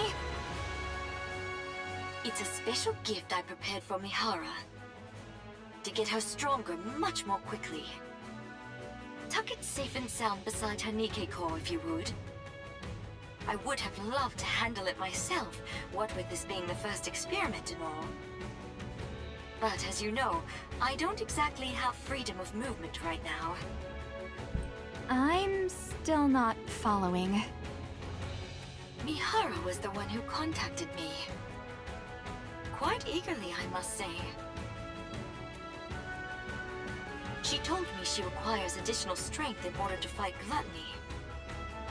Given that she couldn't utilize her current body's ability to its fullest, she wanted my help. And to that end, she agreed to become my test subject. Mihara?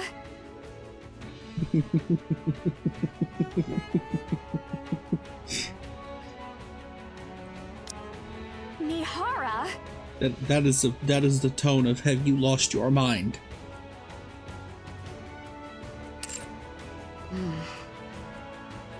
That's why I prepared this little doohickey for her.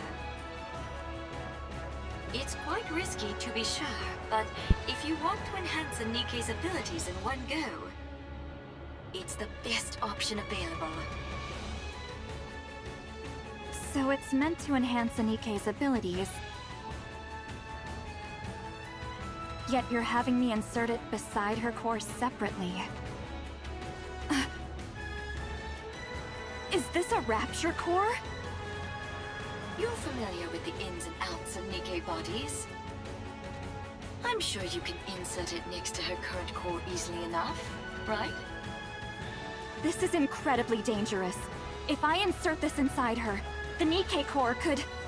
Do you remember your promise from long ago? You said you would help me the next time I wanted to do something good. Well, now's that time. I can't leave the Ark at the moment.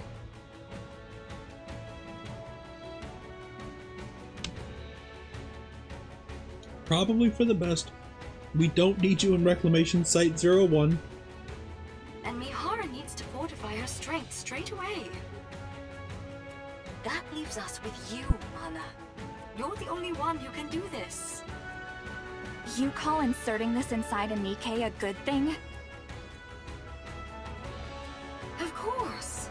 I'm giving a Nikke who wants to be stronger the power she deserves. What's more benevolent than that?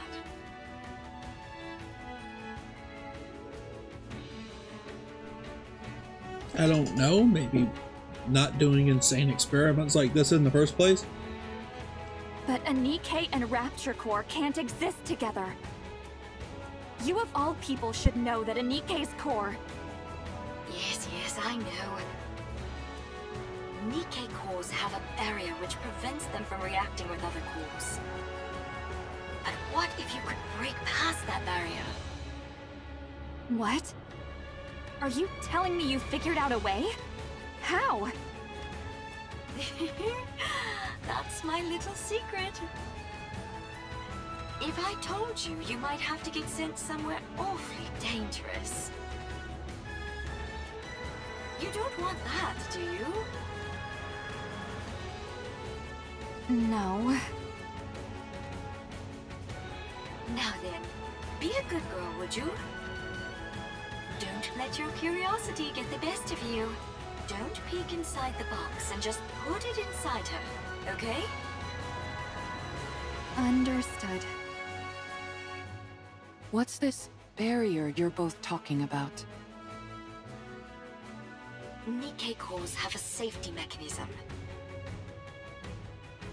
which makes it so they can't react with other cores. Even if it's two Nikke cores in one body, it prevents them from interacting. It would also prevent Rapture cores from devouring the Nikke core. And vice versa. You mean Nikke and Rapture cores can consume each other? Yes, a clear example of that is core dust. It can distill a rapture core down to its essence and use that to stimulate growth within a Nikke's own core. Jien! Oh dear, there I go again, running my mouth.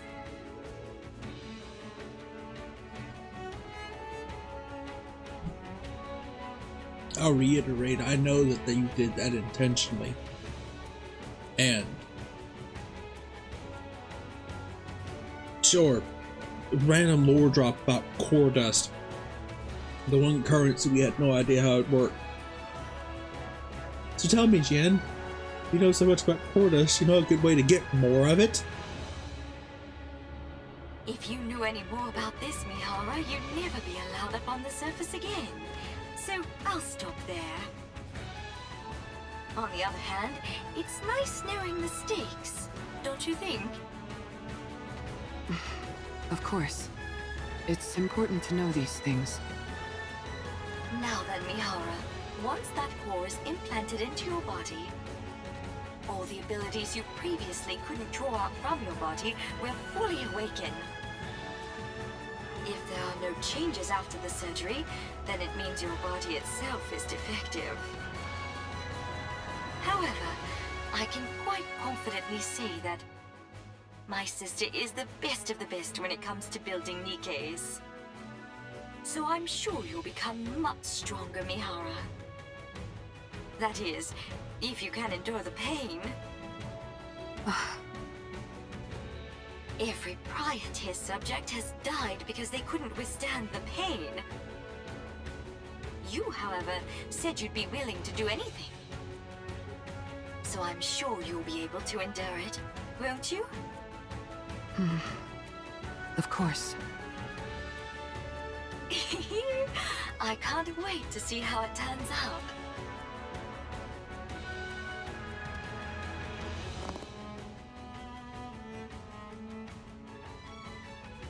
Grit.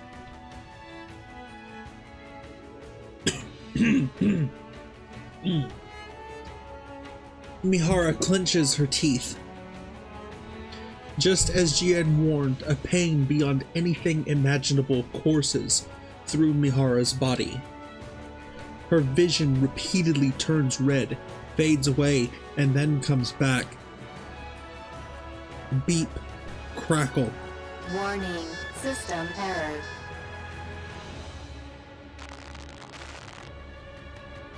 Warning, core response error.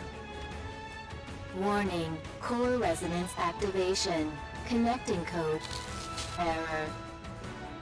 Warning, core type. Match. Error. Warning, barrier. Reactivation required. A series of warning sounds and error messages blare out. I know. You're not used to a core like this. But you've got to accept it. Mihara closes her eyes and begins to suppress the sensation surging through her. Inside her body, near her core, is a searing heat like a blazing inferno. The conflagration expands and begins to engulf Mihara's own core. Warning, barrier.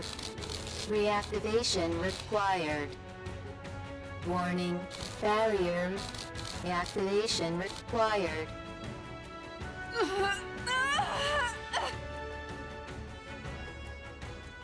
Countless warning sounds echo in her head. Mihara's movements, senses, and everything slowly become consumed by the fire. If this continues, my body will... Mihara's body begins glowing even redder. The inside of her core boils like a massive fireball. A volcano on the verge of eruption. As it rages on, her consciousness drifts further and further away. It's then that Mihara realizes The moment she is completely consumed by the flames, she, as she knows herself, would cease to exist.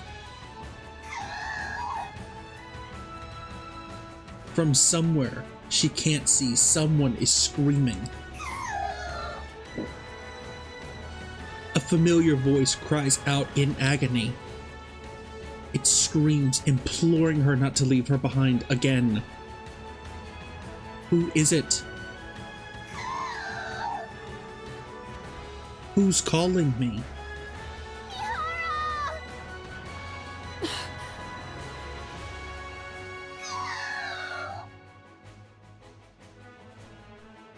Uni and Mihara lock eyes.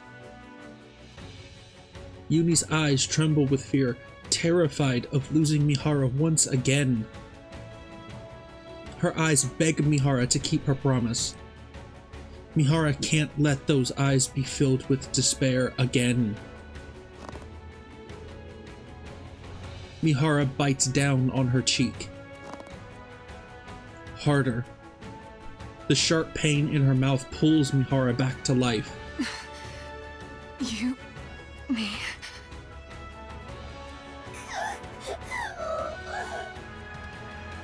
Don't worry.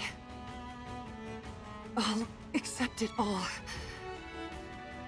The pain. The sorrow. The desperation. All of it. I'll take it all in.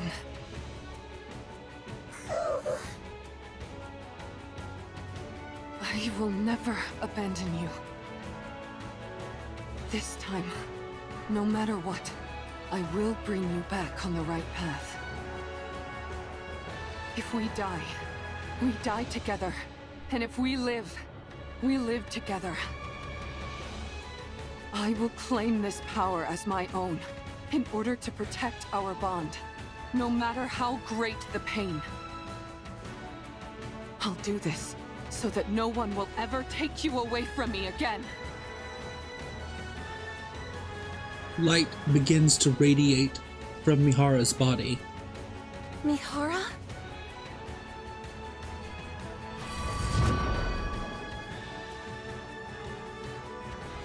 A purplish light, dark enough almost to be black, burst forth from Mihara's core. And chain-like patterns of the same color spread all over her body.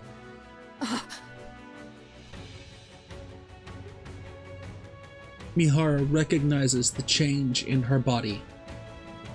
She now realizes how to awaken the sensations contained within all living things. No matter how much larger her target is, no matter how overwhelmingly powerful they are, or how much pain they can endure, none of it matters anymore. So long as her foes are alive, and connected to her via these chains on her body, she knows that she can now feel their pain as well. She can endure any amount of suffering they inflict upon her. Of that she is certain. Such power. My arms could be ripped off. My entire body could be smashed to a pulp.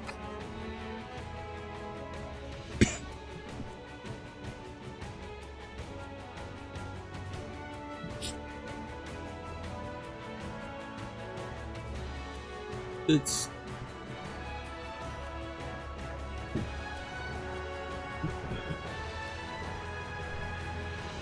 That's what Chatterbox did to her.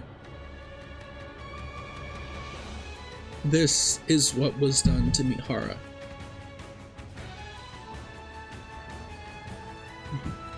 That is exactly what Chatterbox did to her. That is exactly what started this chain of events that has led to this moment for the Wardress Squad.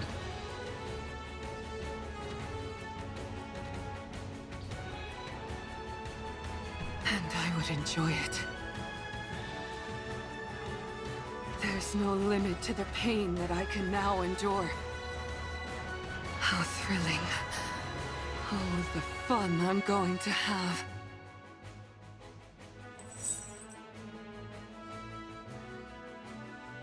With the clinking sound of chain links, the pattern on her body fades and then disappears into her skin. In order to establish a connection with these chains, Mihara lifts the pendulum attached to the end of her whip. all I have to do is stab the enemy with this. Suen was right. If this is the kind of ability she originally envisioned, then the sensory exchange I was capable of before could only be considered a failure. Mihara looks at Uni and Mori, who are watching her anxiously. Are you okay? Yes, I'm fine. I've never felt this powerful in my life. Almost omnipotent. And considering how much energy I just released, it's bound to come calling.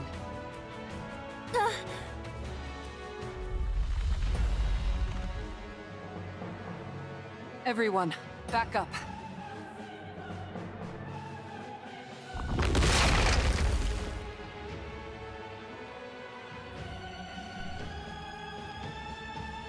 Gluttony emerges from the ground.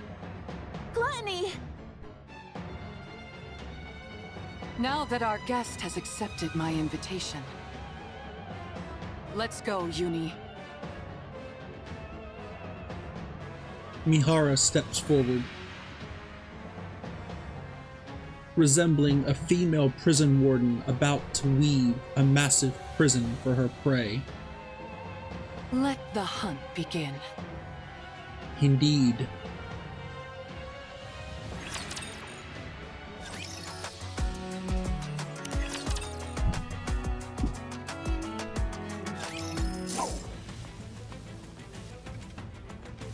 Mihara swings her whip toward Gluttony. Sensing the threat, Gluttony attempts to retreat downward. Sorry to tell you this, but you're not going anywhere. Mihara lunges forward, striking at Gluttony with the pendulum. Gluttony twists its body and blocks the blade with its teeth. Darn, it's good at sensing danger. Maybe it knows instinctively that a hit from this is bad news.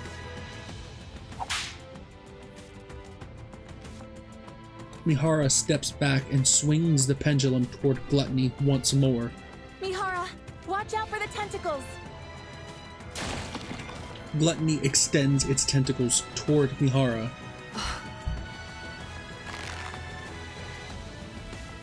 Uni grabs the tentacles.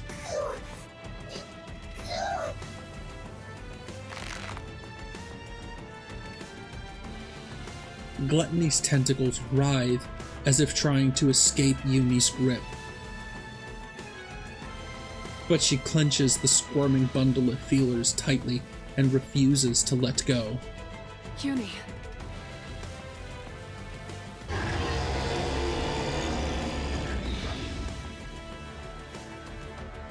With a thundering roar, a shower of splinters burst from Gluttony's body. Everyone, duck!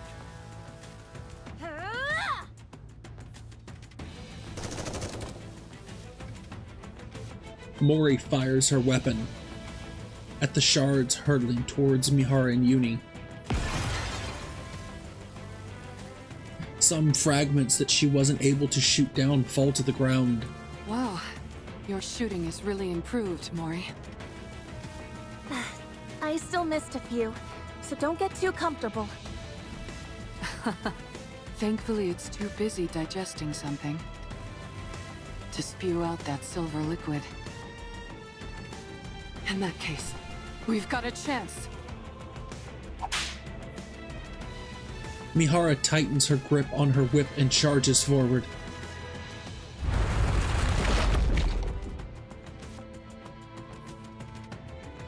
Mihara dodges the gaping maw attempting to swallow her, and drives the pendulum into Gluttony. Now then.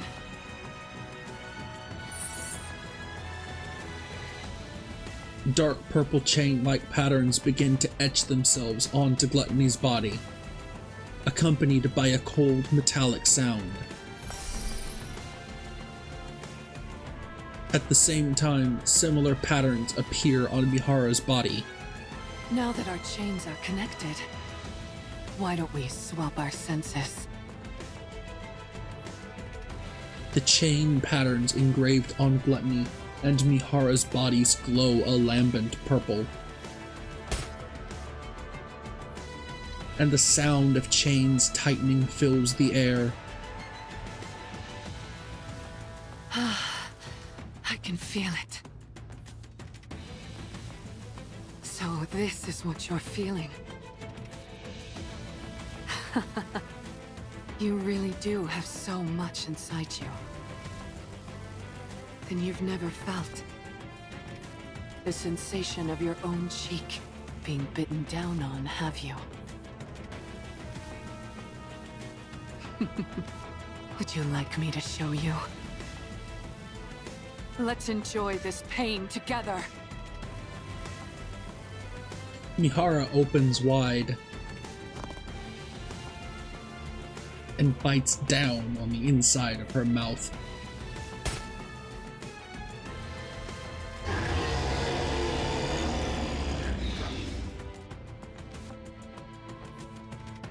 Gluttony convulses as if in unbearable pain.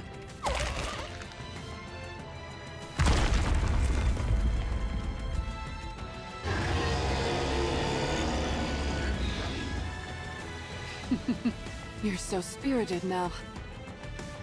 Why don't we enjoy a little more?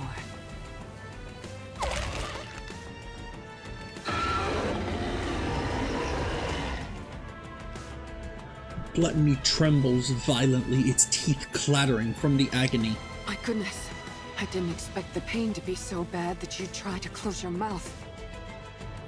We can't have that, otherwise Mori won't be able to pass through.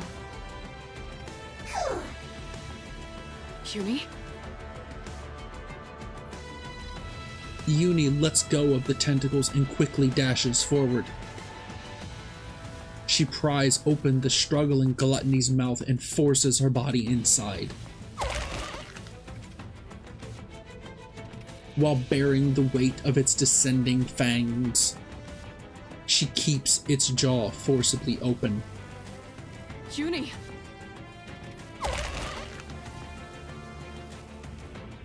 Gluttony continues to spasm in pain.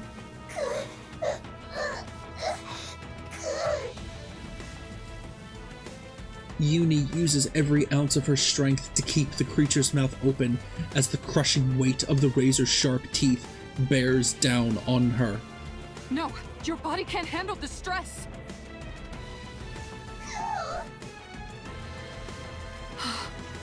You're incredible, Uni.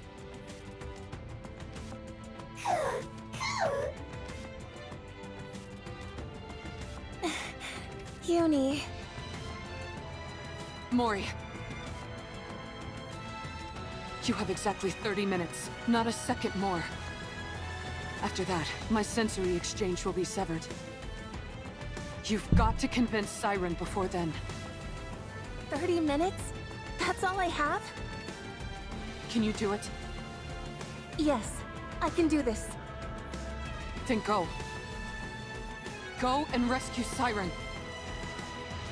Okay.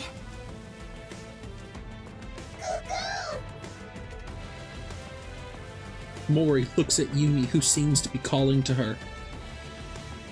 Uni and Mori lock eyes. I can't believe it. Did she just wish you good luck? I think so. Thank you, Uni. I'll rescue Siren if it's the last thing I do. I love that this is an actual smile out of her. Like this is genuinely her smiling. This smile isn't her faking this smile anymore. She really is smiling from the bottom of her heart. Mori looks ahead toward the black chasm, that is Gluttony's gaping maw. Meanwhile, Uni desperately continues to keep the jaws open. Mori hurtles herself towards the creature's mouth, and the black abyss slowly draws closer to her. Suddenly,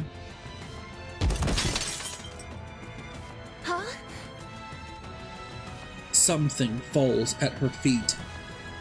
A compass and a map that guide the way to the Ark. A first aid kit to heal her wounds. A chocolate bar to keep her hunger at bay. A field shovel that has saved her skin more than once at critical moments.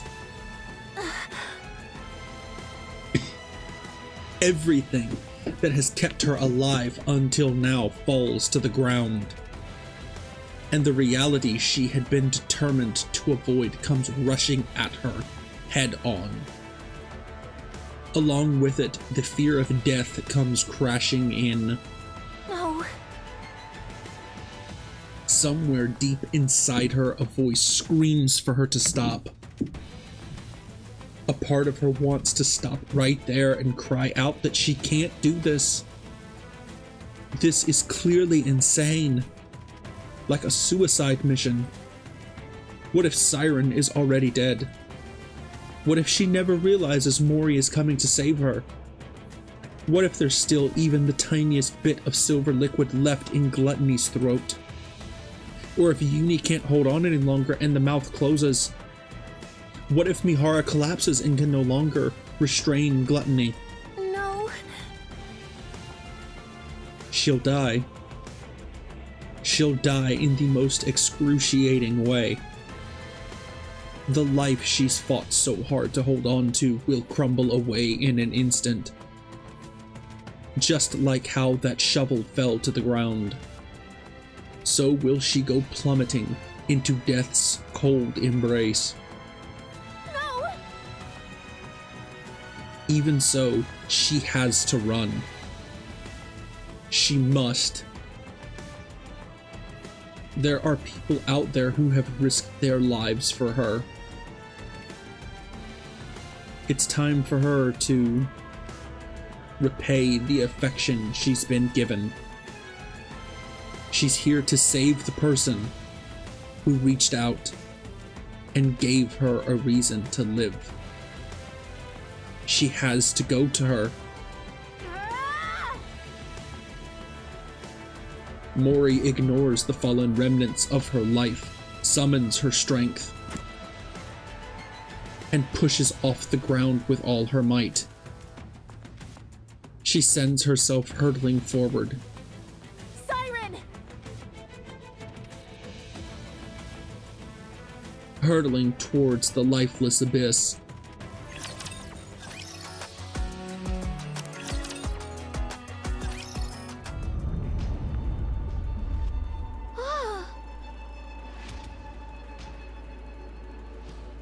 There is a massive tremor, and the Crimson Sea begins to surge violently. That sound.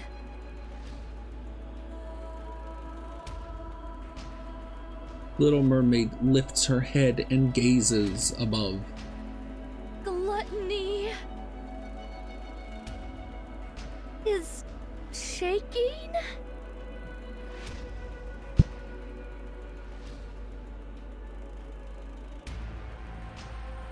Little Mermaid closes her eyes and focuses on the sounds Gluttony is making.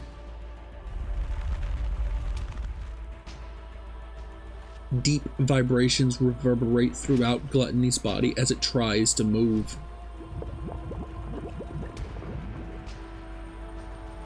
Meanwhile, all the liquid inside it churns violently.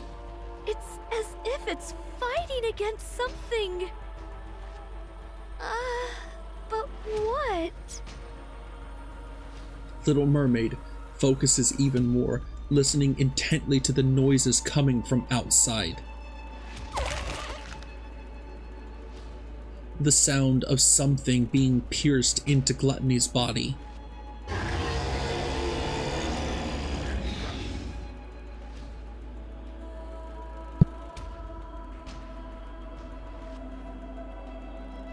The agonizing cries of Gluttony as it writhes in pain.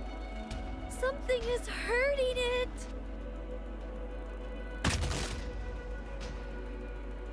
The sound of something blocking Gluttony's mouth.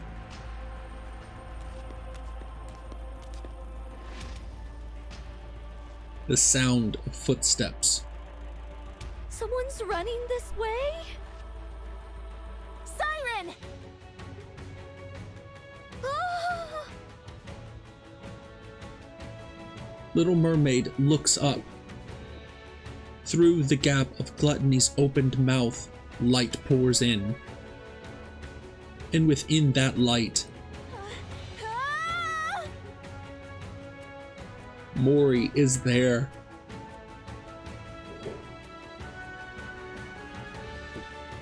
Oh, Mori is there. Mori! Little Mermaid frantically raises her hand. I need to save her! The bubble stretches from Little Mermaid's fingertips and wraps around Mori. Shortly after, the bubble lands on the tree. Mori!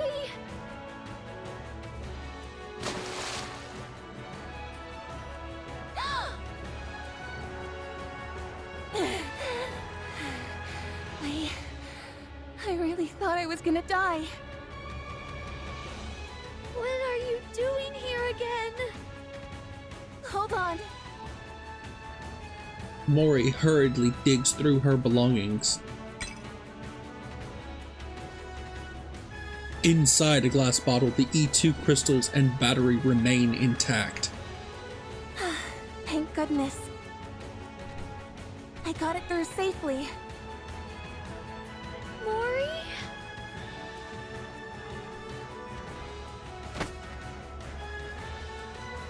Siren! Mori grabs Little Mermaid's arm. Let's get out of here. Oh?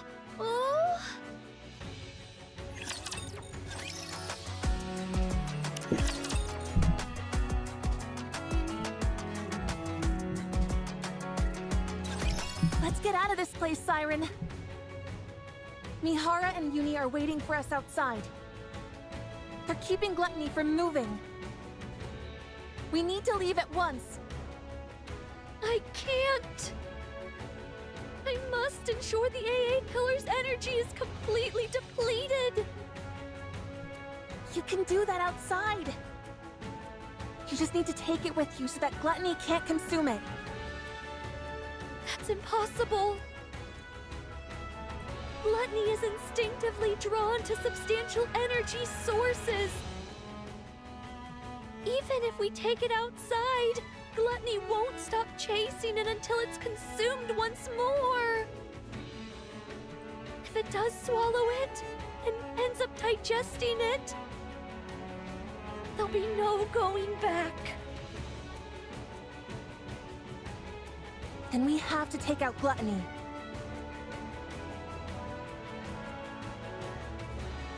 I'm sorry. I can't go up against Gluttony now, not with my powers weakened as they are. Look! We can use this. Mori holds out the glass bottle and shows it to Little Mermaid. What is that? This thing absorbs electrical energy. If we can lodge it into Gluttony's core, we might be able to stop it. Oh! How does it work? I honestly don't really understand the mechanics, but Mana, a researcher from MMR, said that if this comes into contact with Gluttony's core, it'll expand and absorb all of Gluttony's energy until it ceases to be. But doesn't that mean it would also be dangerous for us Nikkes? Yes, but Mana said it'll be fine as long as it's contained somehow, like in this glass bottle. They were originally intending to use the AA pillar to eliminate the crystals, but then Gluttony swallowed it and threw a wrench in the works. So that's what the AA pillar was doing here in the first place. I don't pretend to know all the details. But if we inject this into Gluttony's core, we can stop it. So let's be done with this and get the hell out of here.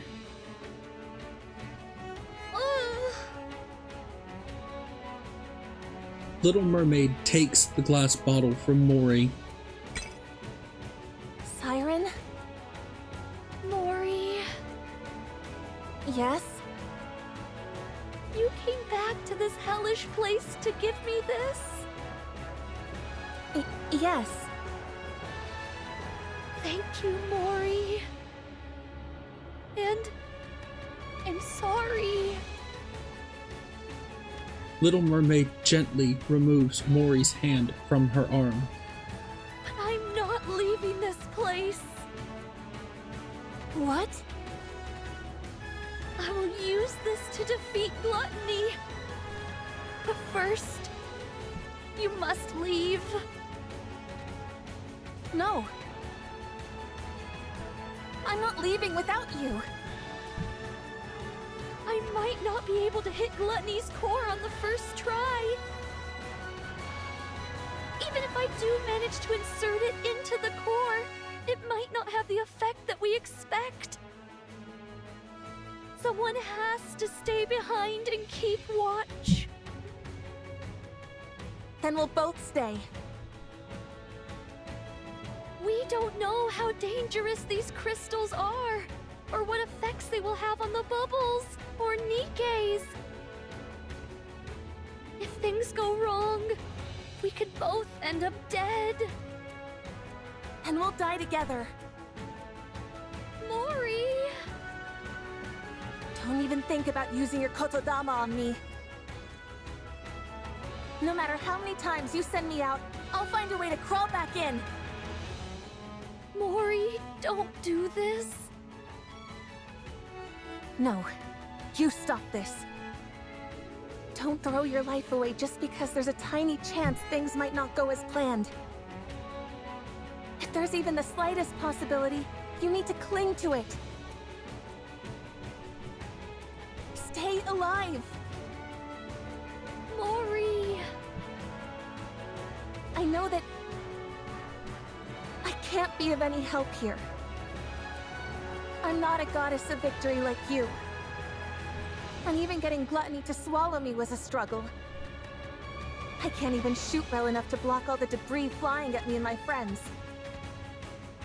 There's no way I can lodge these crystals into Gluttony's core either. Not with my pathetic strength. I'm just a useless Nikke with nothing but this body. An incompetent member of the incubator squad who's about to be scrapped. I can't make a single impact in this filthy, cruel world.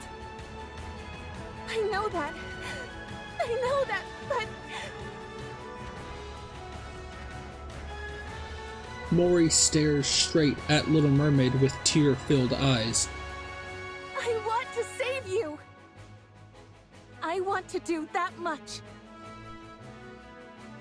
At least. You told me to live. That you were glad I was born. You saved my life. I want to see a world where you can be happy. So live. Show me that it's possible. Prove to me that the world is a kind and beautiful place.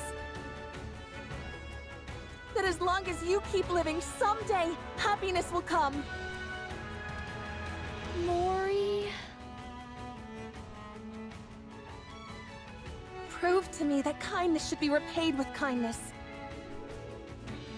That this is how we can find happiness. That good people will be rewarded someday. You're the only person who's ever celebrated my existence.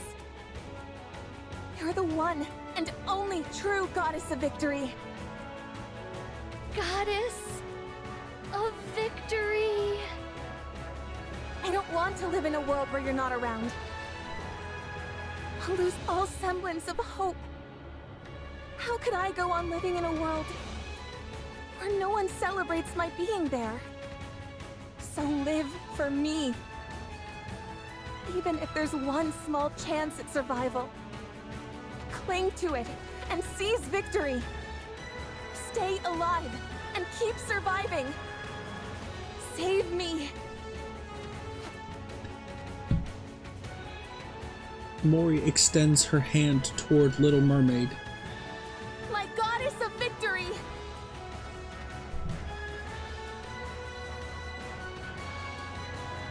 I don't care how many times I hear that line or hear somebody in this game say it. It has maintained the impact of what it means every single time it is uttered, and it still carries its full weight. I gotta hear it again. My goddess of victory!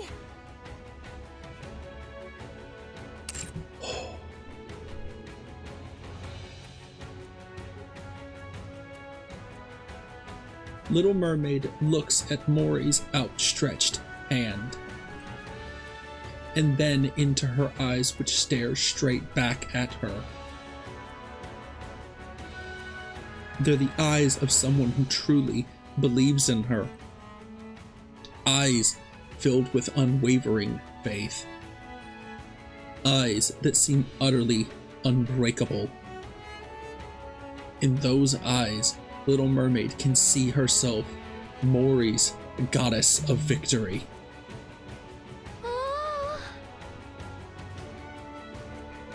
Finally, something dawns upon Little Mermaid. She recalls how so many years ago, her friend had offered her hand in front of the lift, and the vow they made that day. But the story isn't over yet. I must continue writing it. Not just for myself, but for all of you as well. Did we step into the lift that day expecting to succeed? No. We never tried to predict our success. Instead, we simply carried out our mission, which was to rewrite our story. I promise that the story we'll write from now on won't be one of failure, but one with a happy ending. To reach a happy ending. Come. Let's write our story. We risk our lives to become the goddesses of victory who will never fail again.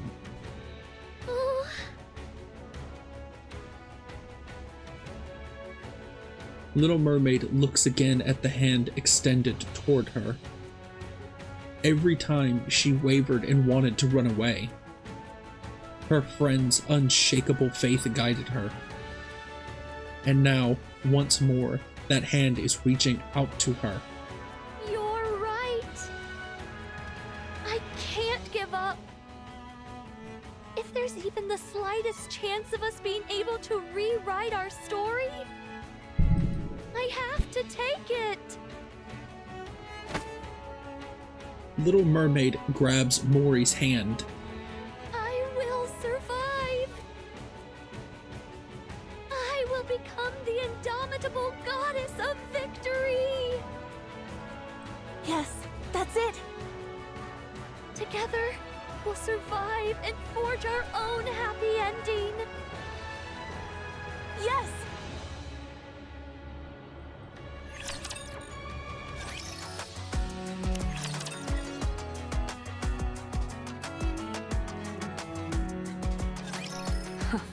Looks like you finally calmed down a bit. Gluttony seems to be consumed by pain, its body shaking violently and stiffening. Even a big old rapture like you has its limits when it comes to pain, huh?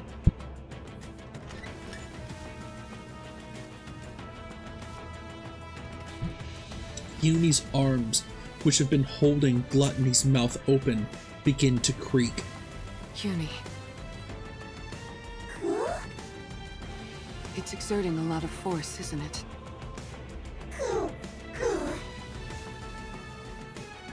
Uni nods her head. Shall I help you lift this?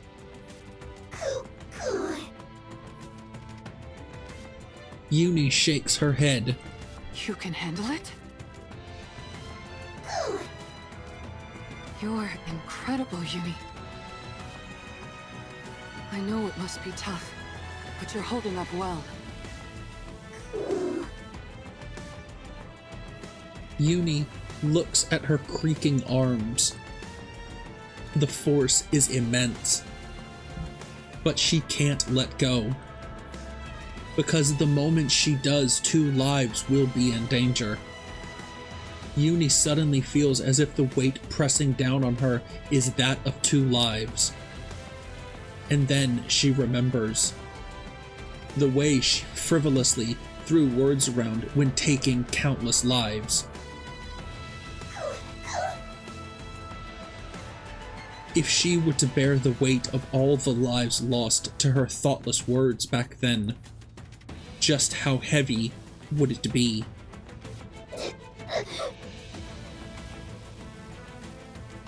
In that instant, Uni feels the unbearable weight of her sins. She now realizes the full weight of that promise she made then. The promise that she would do anything. The greater her realization, the greater the weight of her sins upon her shoulders. It crushes her, suffocates her. Uni.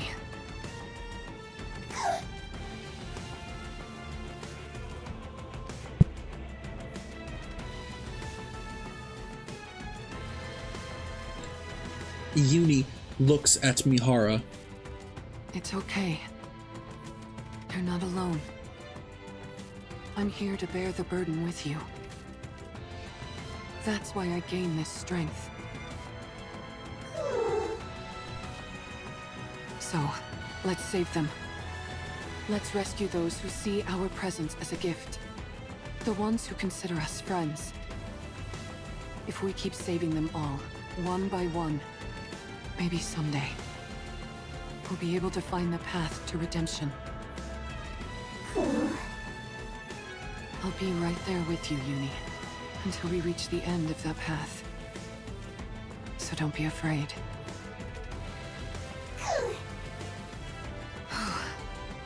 Anyway, I wonder if Mori managed to convince Siren.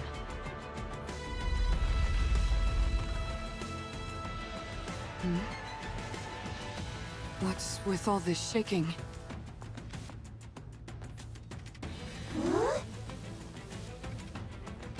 From inside Gluttony's mouth, 2 small bubbles pop out.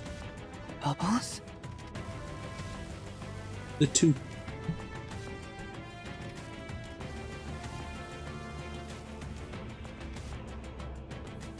two tiny bubbles float toward Uni and Mihara's ears and whisper, Uni!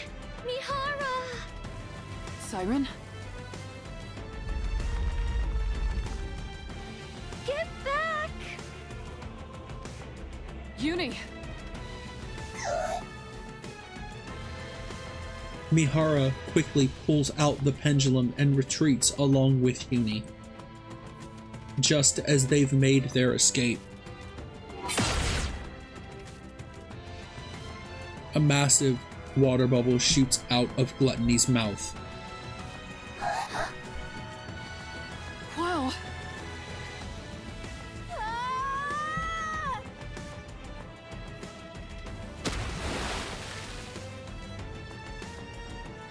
The bubble plunges into the ocean, and then... Uni, get down!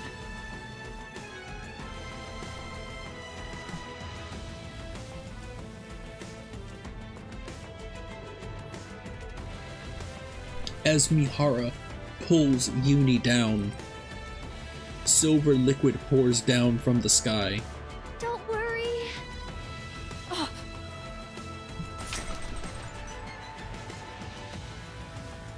Mihara opens her eyes. A massive purple bubble spreads out above Uni and Mihara like an umbrella, shielding them from the silver rain. At the center stands Little Mermaid and Mori. I won't let anything hurt you. Ever. Siren. Sorry to keep you waiting.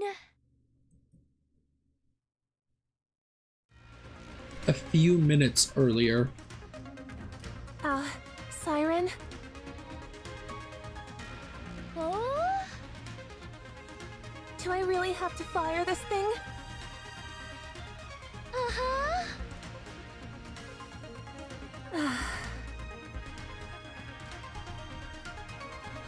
Mori nervously looks at the bubble gun in her hand. Let me make sure I've got this right.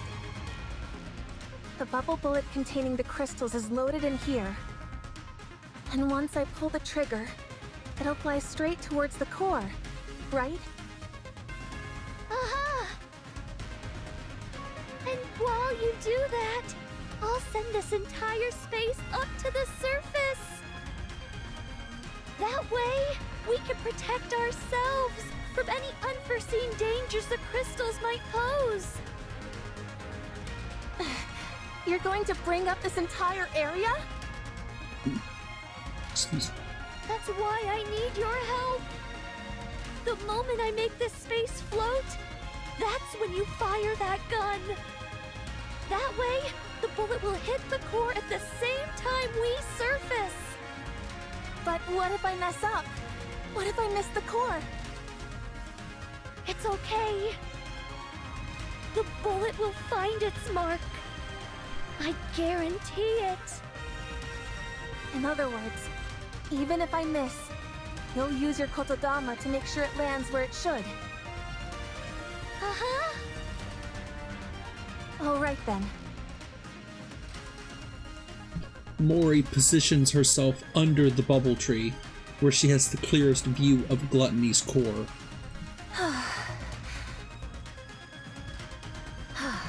I'm ready. Let me know when I need to shoot. Uh-huh. All right then. Little Mermaid closes her eyes and gives a command to every bubble in the surrounding area. All together now. Let's rise to the surface.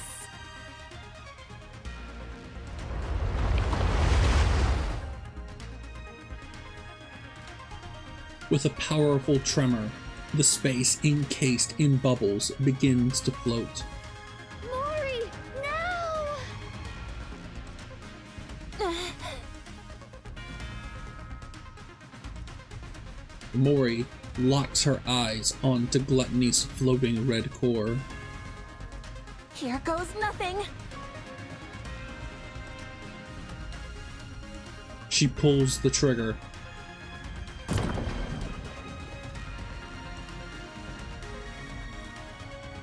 The bullet ejects from the bubble gun, pierces through the bubble wall, and heads straight for Gluttony's core. Siren! Hit your mark.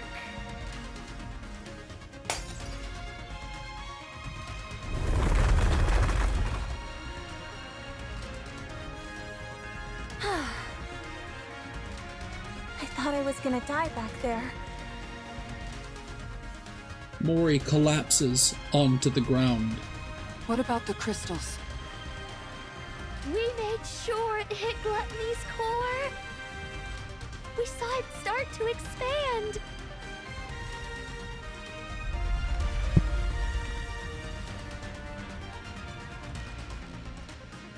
The formerly paralyzed Gluttony starts to slowly lurch about. I guess that wasn't quite enough to do the trick.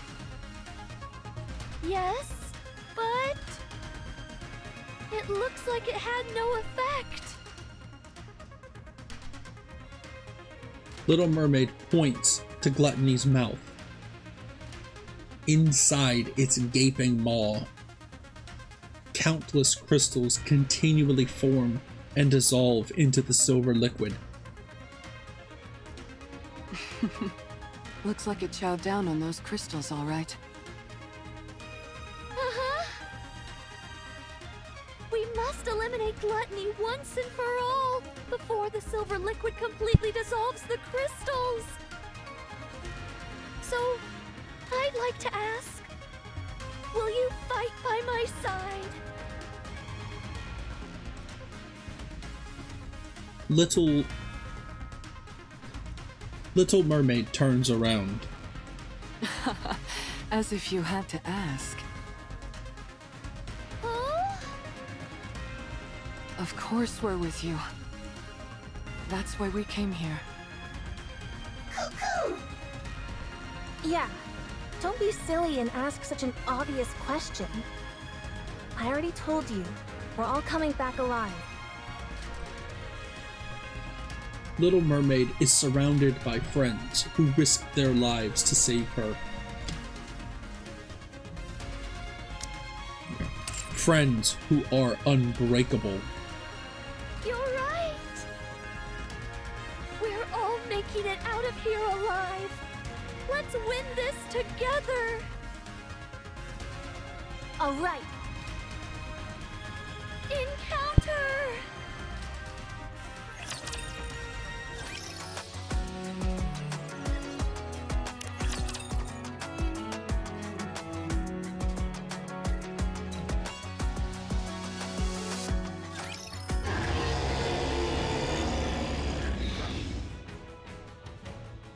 Gluttony roars at the ground. Doesn't this thing ever get tired? It's taken one heck of a beating, and it's still making such intense vibrations. The core is certainly holding up better than we expected. It isn't breaking apart like we thought it would. Maybe the core has gotten weak, and there's not enough energy reaching the crystals. If only we could throw some kind of bait to make the core expand and the crystals grow larger. Bait! Ah! I've got just the thing! What? Oh, you mean the AA pillar? Oh, right. I totally forgot about that thing. Since it's already been melted by the silver liquid, it should be absorbed quickly. If we feed that to the core, the crystals should grow much larger. Uh-huh! Well then, let's get this thing to open wide. So you can feed it a little treat. Let's go. All right.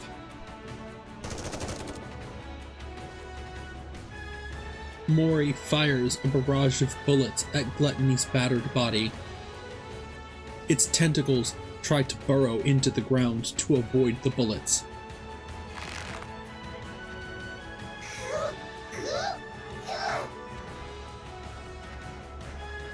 But Uni grabs a hold of them, preventing the beast from retreating underground. Nice going, Uni. Mihara swings her whip toward Gluttony and lodges the pendulum firmly into its body.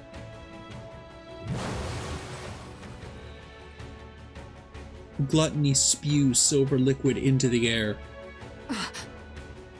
Watch out! Spread out! As Little Mermaid whispers, an array of bubbles expand and shield the group.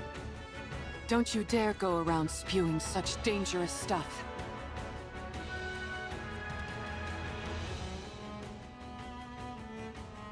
Chain patterns appear on Mihara and Gluttony's body and begin to glow.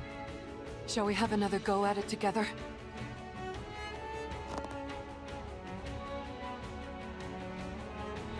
Mihara bites down on the inside of her cheek.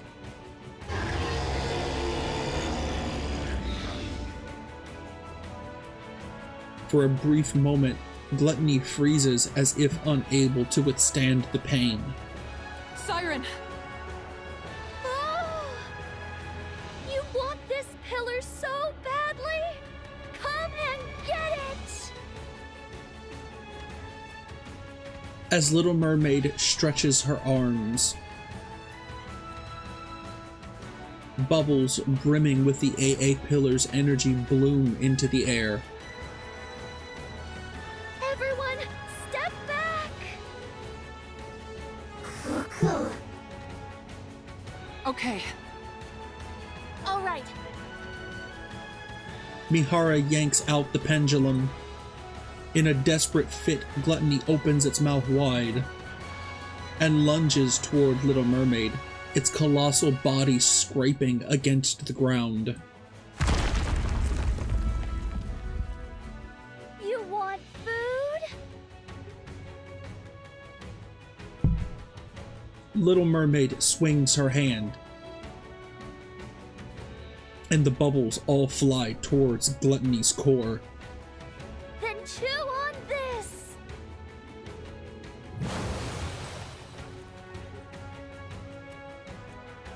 The silver liquid within the bubbles seeps into Gluttony's core.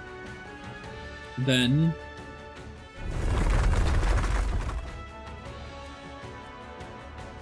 the E2 crystals absorb the energy surging forth from the core, causing them to rapidly expand.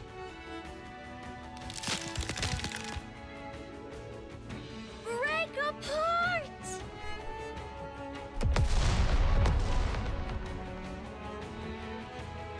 At last, Gluttony's core shatters.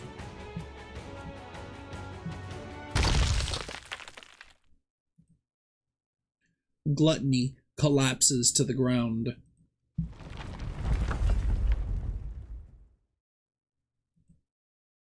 The crystals that filled its mouth shatter as well.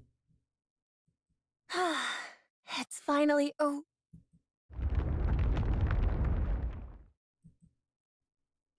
The underground vibrations grow fainter. What's that? I think it's Gluttony's main body. Wait, you're telling me there's more to this thing?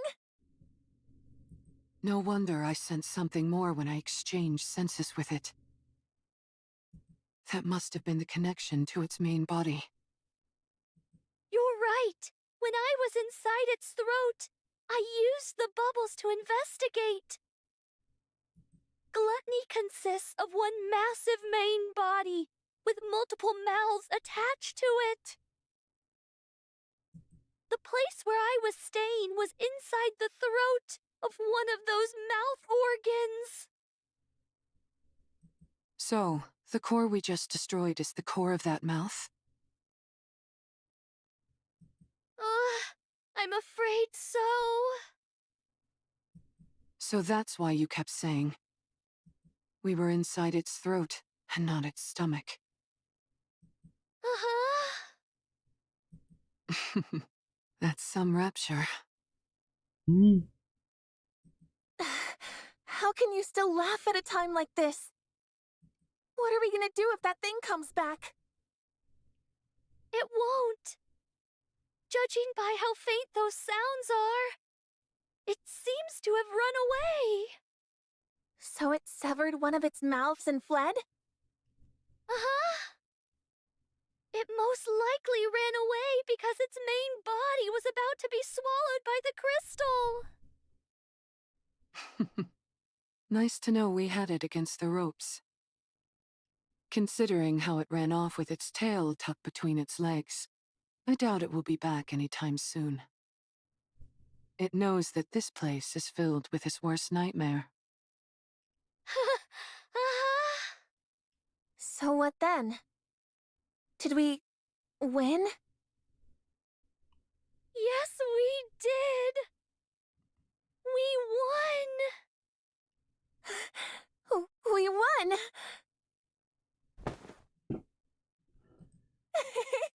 We won! Mori collapses to the ground.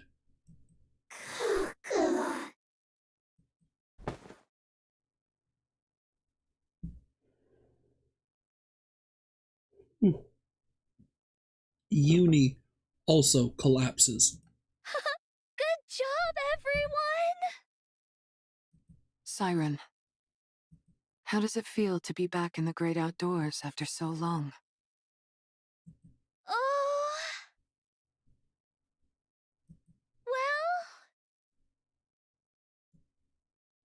Well... Oh yeah, that's a good point. She had not even thought about it. I guess it has been a long time for you. Yeah... It's been a really long time. Little Mermaid looks up at the sky. Instead of the familiar underwater scenery, a real sky comes into view. Wow, the sun is rising. Yeah, it's so beautiful. Beyond the horizon, the sun slowly ascends, bathing the surroundings in a golden light. It's breathtaking. The world is so beautiful. You bet it is. Oh, Mihara. Uni. Mori. Tears flow from Little Mermaid's eyes. Thank you for saving me.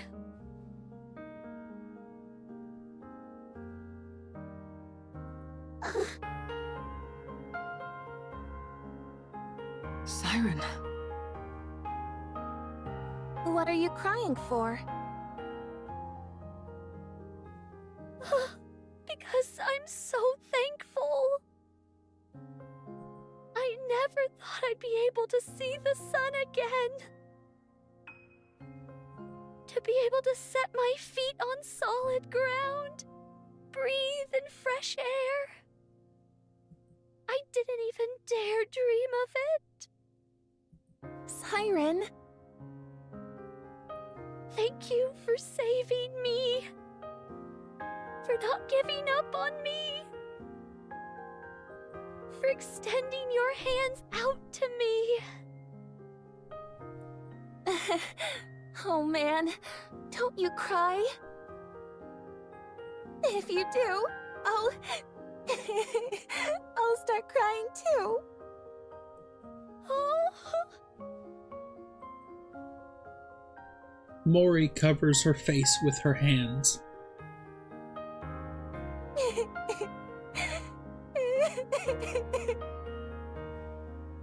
Don't cry, Mori.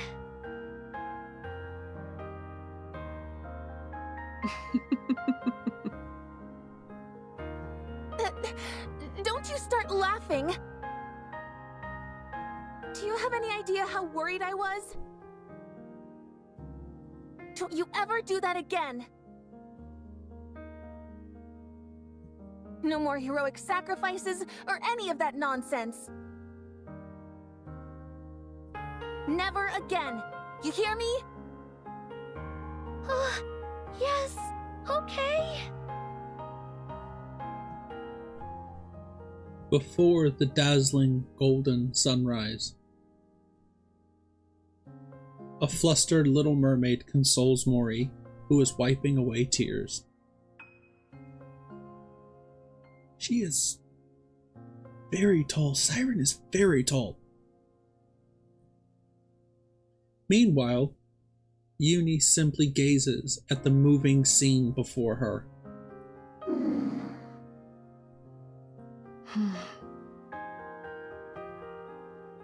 Uni.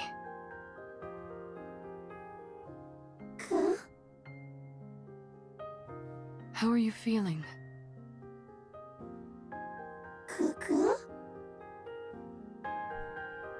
How does it feel saving someone for the first time?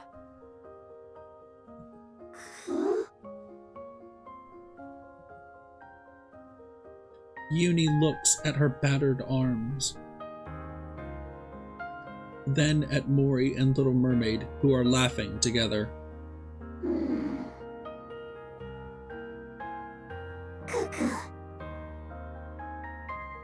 Feels good?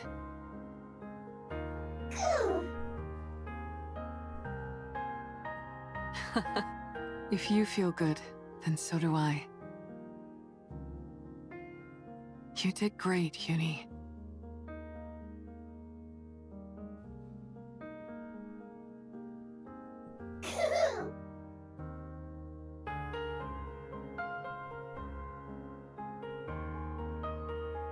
All right, you two. That's enough moving around now. That girl. Isn't that one of your bubbles, Siren? Oh? Everyone looks in the direction Mihara is pointing. Ah!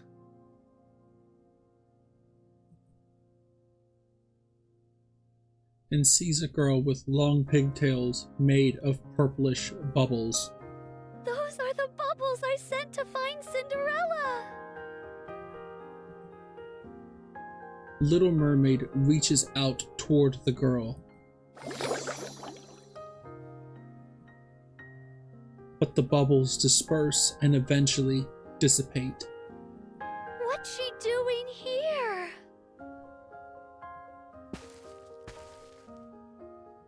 Siren! Over there! Look! Mori points behind Little Mermaid. Oh?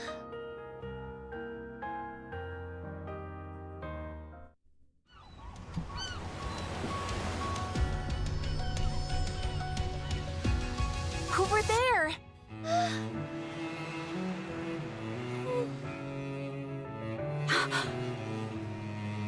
Siren? Cinderella? Well, what are you waiting for? Go.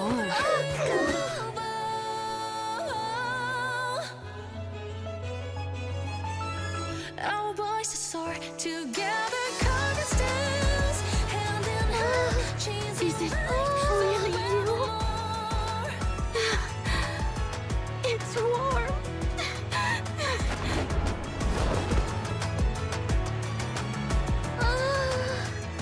Cinderella! Cinderella! I missed you, Siren. Tears. Siren, it's Ave.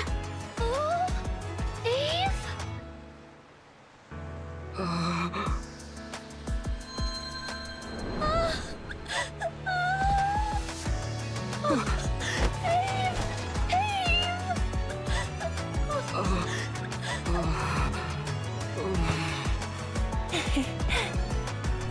Siren.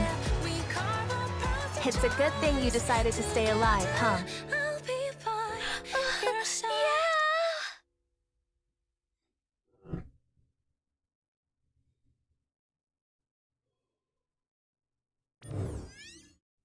Unbreakable's here.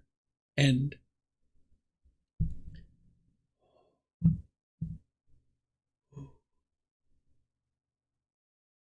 I'm so glad she got to see Cinderella at the end of this event.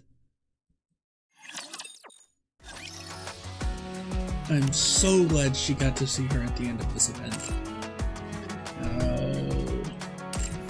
Let me... Knowing that what's by my side is unbreakable fills me with such joy. Let me go ahead and grab these.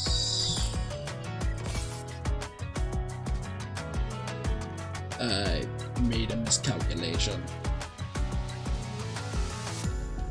That's still enough for me to grab the thing. I will do all of the. I will go through and look at all of the bubbles and everything next time. I really want to get to the what is the hard mode ending.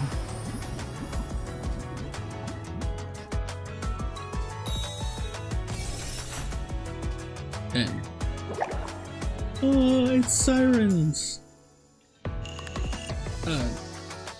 What's the word? First animation. That's nice. All right, let's blaze through this really quickly.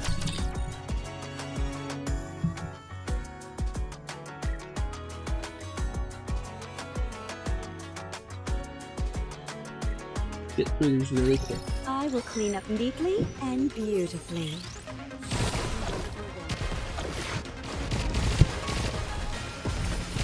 There's some dirt on my face. Oh, this was such a good event.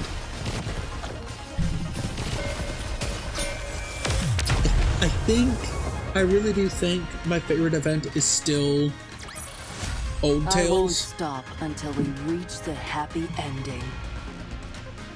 I really think that Old Tales still might be my favorite event, but this is very much so. This very much so sits at my second favorite event for this game. If it doesn't beat out Old Tales. Let's do this.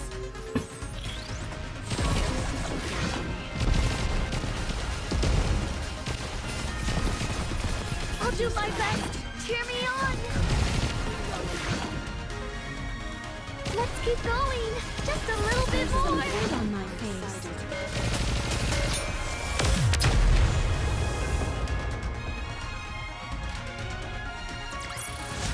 I won't stop until we reach the happy ending. Ooh. Oh man. Let us get off to a beautiful start. These events are why I love this game. Just a little bit more. Like this whole event and how it ended in the moments within it's why I love this game so much.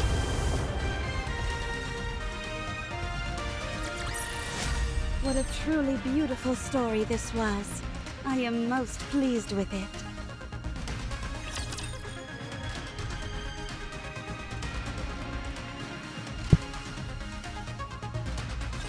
Let's go, everyone! I'll do my best. Cheer me on! Let me clear my throat. There's some dirt on my face. And I think Siren has won out for best reload animation in the game. I love that with the bubbles. It's already over? That's a shame. It felt good. Okay, Mihara.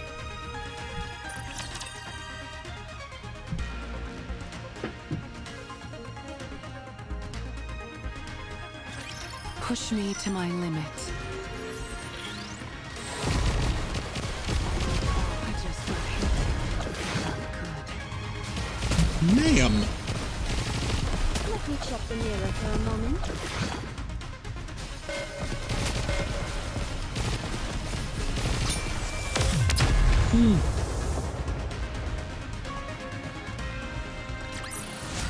I won't stop until we reach the happy ending.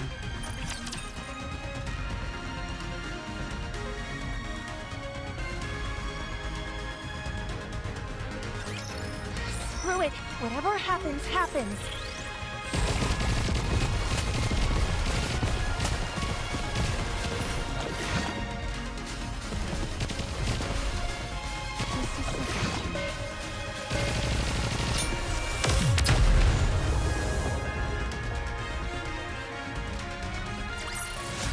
I won't stop until we reach the happy ending.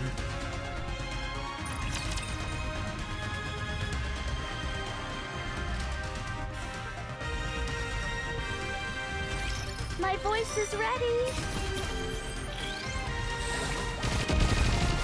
I'll do my best. Cheer me on. Check the mirror for a moment.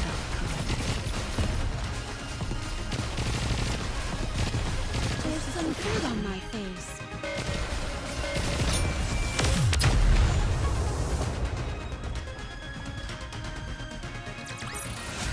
That actually worked? Am I not entirely worthless in battle?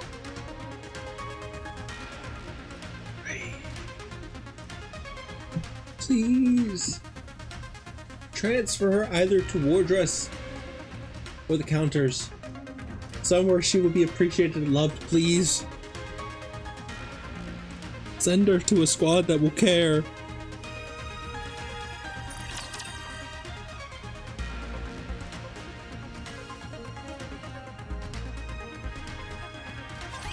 Push me to my limit.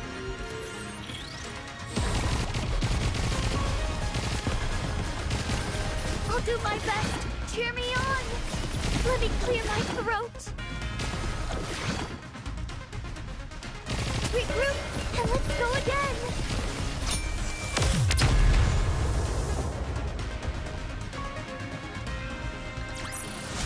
That actually worked? Am I not entirely worthless in battle? You're not worthless at all, Mori. Let's go, everyone. In or out of battle, you are not worthless. Even when I'm regroup and let's go again.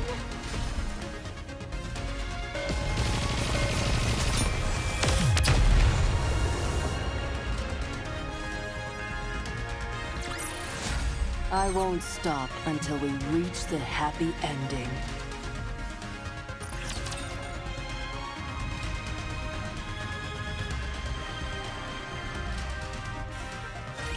My voice is ready.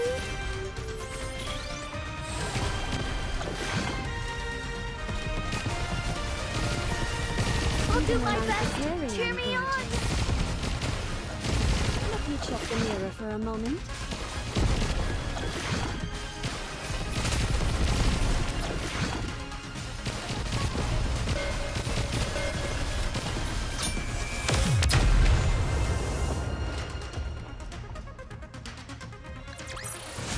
What a truly beautiful story this was. I am most pleased with it.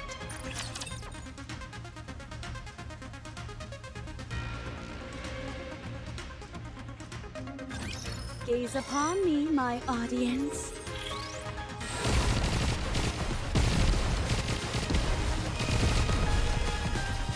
There's some dirt on my face.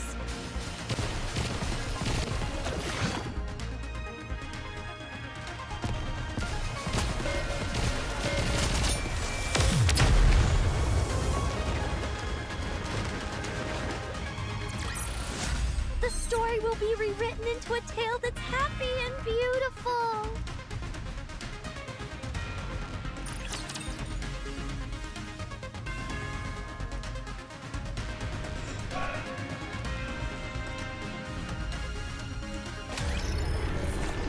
Oh, great. The gluttony fight again. Not an issue. Well, I'm gonna have to fight this thing more times. This one I really don't want to. Boss is so not Glass slippers, full amazing design and everything. I really wish that this wasn't an actualized boss fight. He's so gross. It's already over? That's a shame. It felt good.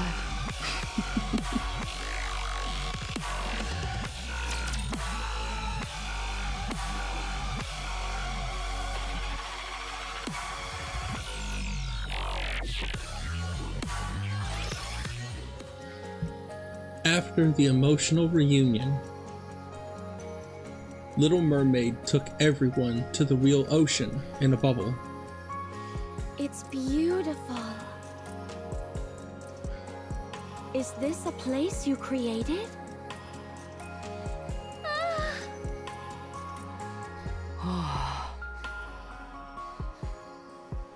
Amazing.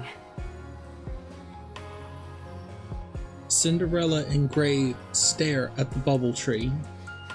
Wow. I never thought I'd be able to visit the ocean depths. It's certainly easier on the eyes than inside Gluttony's throat.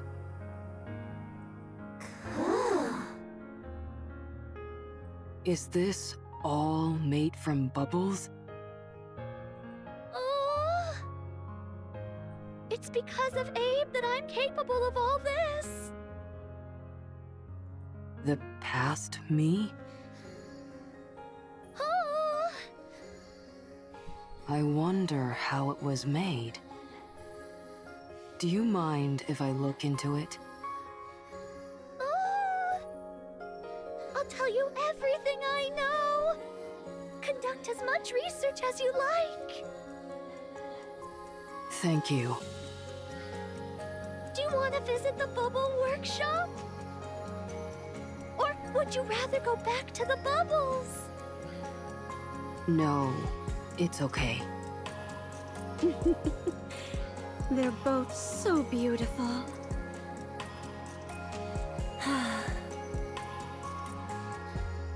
Mori looks at Little Mermaid's face and explains to Cinderella and Gray what she sees.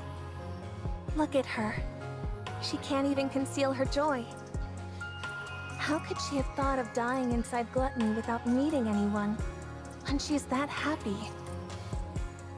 Are you jealous?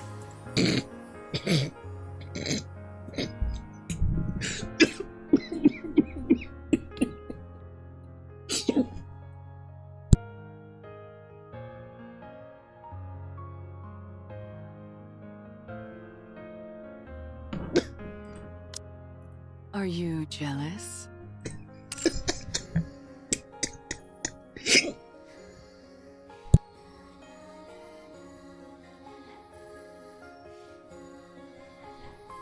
Oh, that's funny.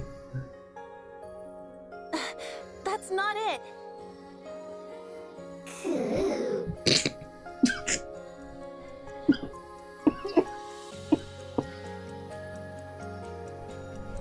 Uni also thinks you're jealous. Hold on. I want to hear that again.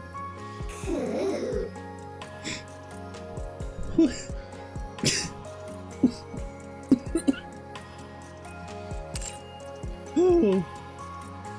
Oh.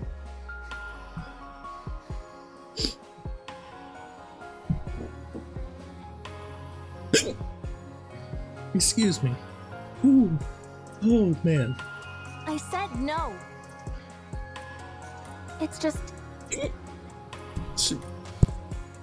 It's nice to see her happy. That's all. Wow, Mori. I've never heard you speak so frankly.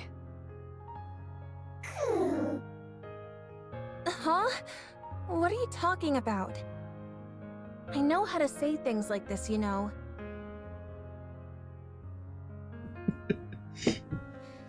Of course I know. Good grief. I'm right there with you, Mori. I'm glad that Siren is happy too. Anyway, Excuse me. how long are you guys going to be staying here? Until we have a chance to catch our breath, I suppose. Ooh. And how long is that? I'd say a week at most. I contacted Mana and told her everything was resolved. Excuse me. But I still need to meet with her and give a full report on what we learned here. And there's also someone else I have to report to about my body. I see. Ooh. I guess that's when I'll head out as well. Where will you go? Excuse me. Where else, you goof? The Ark. That reminds me. I have you to thank for me not getting scrapped. Thank you, Mihara. You heard about that? Yes. I got a message from a certain someone. She congratulated me on the mission being a resounding success. Jian. You've done me a huge favor, Mihara. Ooh. I'll be sure to pay you back someday. At any rate, I'll be stuck in the Ark doing whatever comes my way. But I'll find a way, somehow, to pay you back. I appreciate the thought, Mori. But I don't think you're going to be at the Ark. What? Never mind.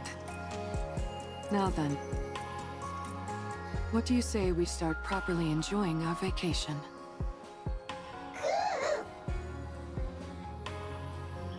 Oh, you're so cute.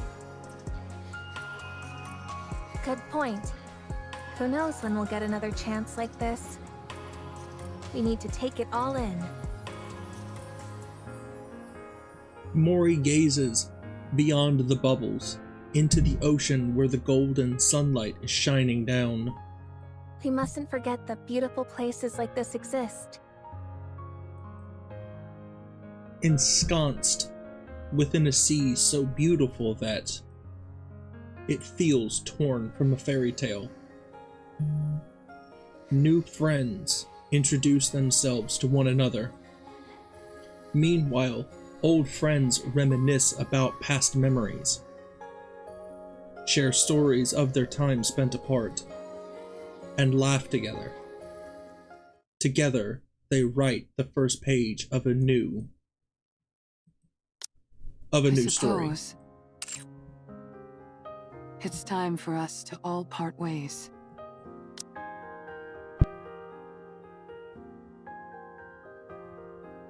Okay, together they write the first page of a new story. I suppose it's time for us to all part ways. Right, there we go. Mihara, Uni, thank you for everything. If there ever comes a day when you need help, I'll come running. We should be the ones thanking you. I hope we can see each other again someday. I'm sure we will. So long as we want to see each other. I know that we'll meet once again. Definitely. Yes. Let's meet again someday.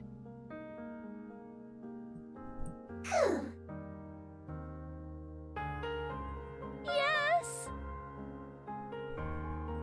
Hey, what's the big idea? Why do you keep leaving me out of your goodbyes?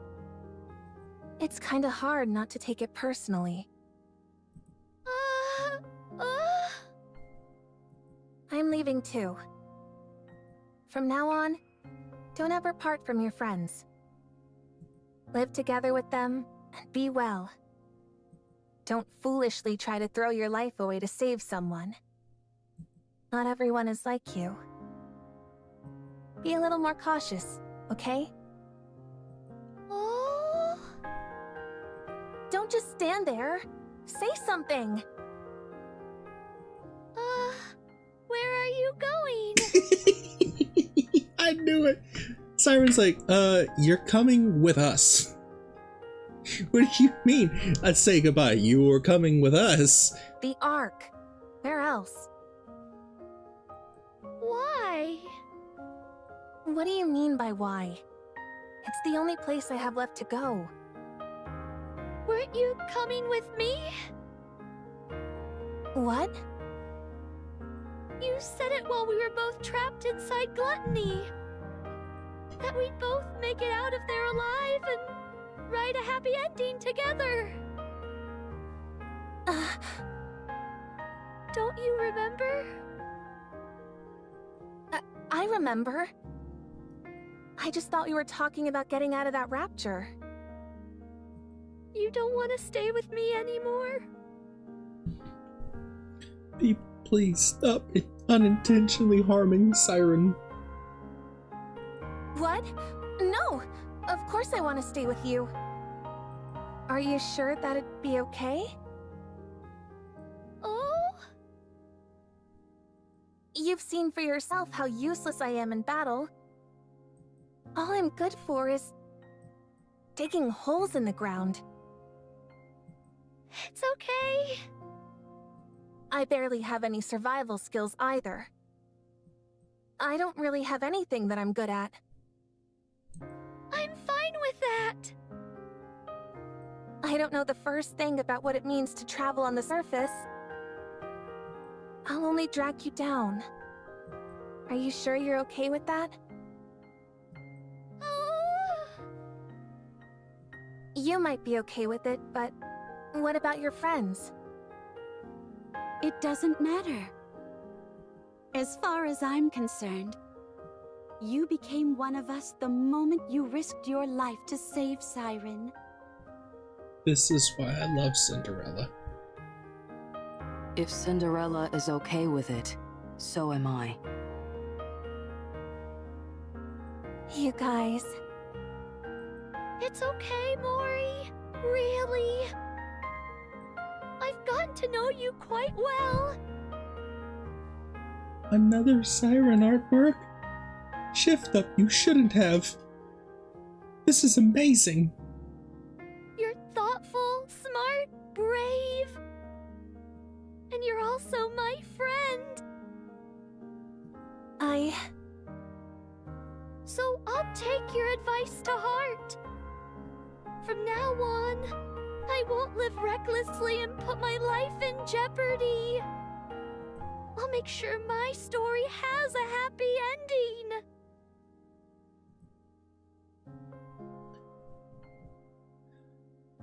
Little Mermaid reaches out her hand to Mori. This is incredible. This is a great art piece. Mori, will you stay with me?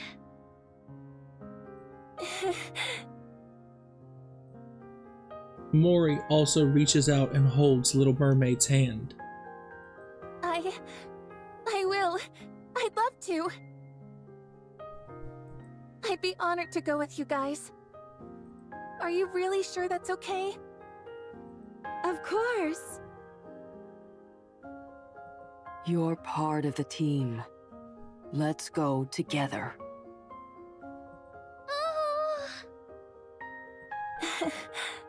Thank you. Alright, so, where's my overspec Mori? She's about to get training from Siren, Cinderella, and Grave. Overspec Mori. That's what we need. I really hope Shift Up's going to give us an overspec of Mori's character. Because she is definitely going to grow an immense amount by being with Siren, Cinderella, and Grave. Especially if they manage to link back up with the counters. She's going to be an incredible character going forward in the story. I really hope we see more of her outside of just this event. Well, that worked out quite well, Mori. Cool. Mihara? Uni? I told you that you wouldn't be going back to the Ark, didn't I? Guess you were right. Well, put her there. Mihara extends her hand. Huh? Mori grasps Mihara's hand. I don't mind shaking your hand. But I meant to ask you for your phone again. My phone? Why? You're not going back to the Ark, and choosing instead to travel with the Pilgrims. In other words, you're deserting the Ark. You need to get rid of anything that could be used to track your location. You're right. Mori fumbles for her phone, then hands it over to Mihara. Thank you, Mihara. Don't mention it. Take care of yourself, and make sure you're getting along with Siren out there. We'll meet again. Yes, we will. I'm sure of it. Uni and Mihara turn around and walk toward the Ark. Little Mermaid and Mori watch their figures grow smaller and smaller until they disappear against the horizon. All the while wishing and hoping they'll meet again someday. about to get going as well. Before we go back to Prince, I'd like to meet up with Hansel and Gretel if possible. Siren? Oh! Do you know where Hansel and Gretel are? Well...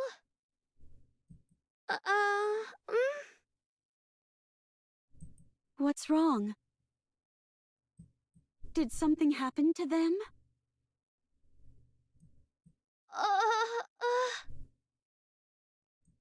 If you're intent on fighting alongside Hansel and Gretel, then perhaps it might be better not to go looking for them.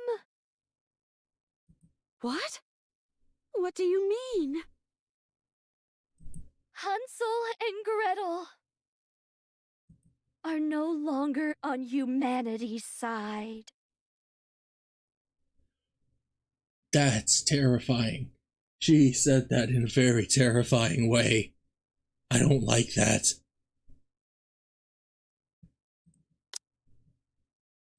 Hansel and Gretel are no longer on humanity's side.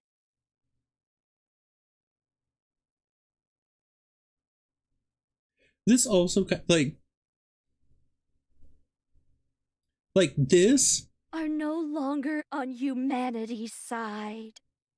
does not sound the same as this. If you're intent on fighting alongside Hansel and Gretel, are no longer on humanity's side. Oh, that's horrifying. That's horrifying. What? You? What? Huh? You? Who? No. Who? Shift up what? No. You can't. No. What? No. You can't do that. What a truly beautiful story this was. I am most pleased with it. You can't do that.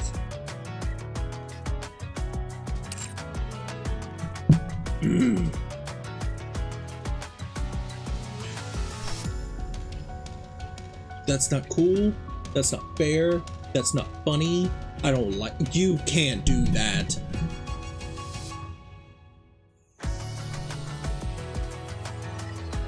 You can't do that. That's not cool the way you did that. Don't cliffhanger us like that.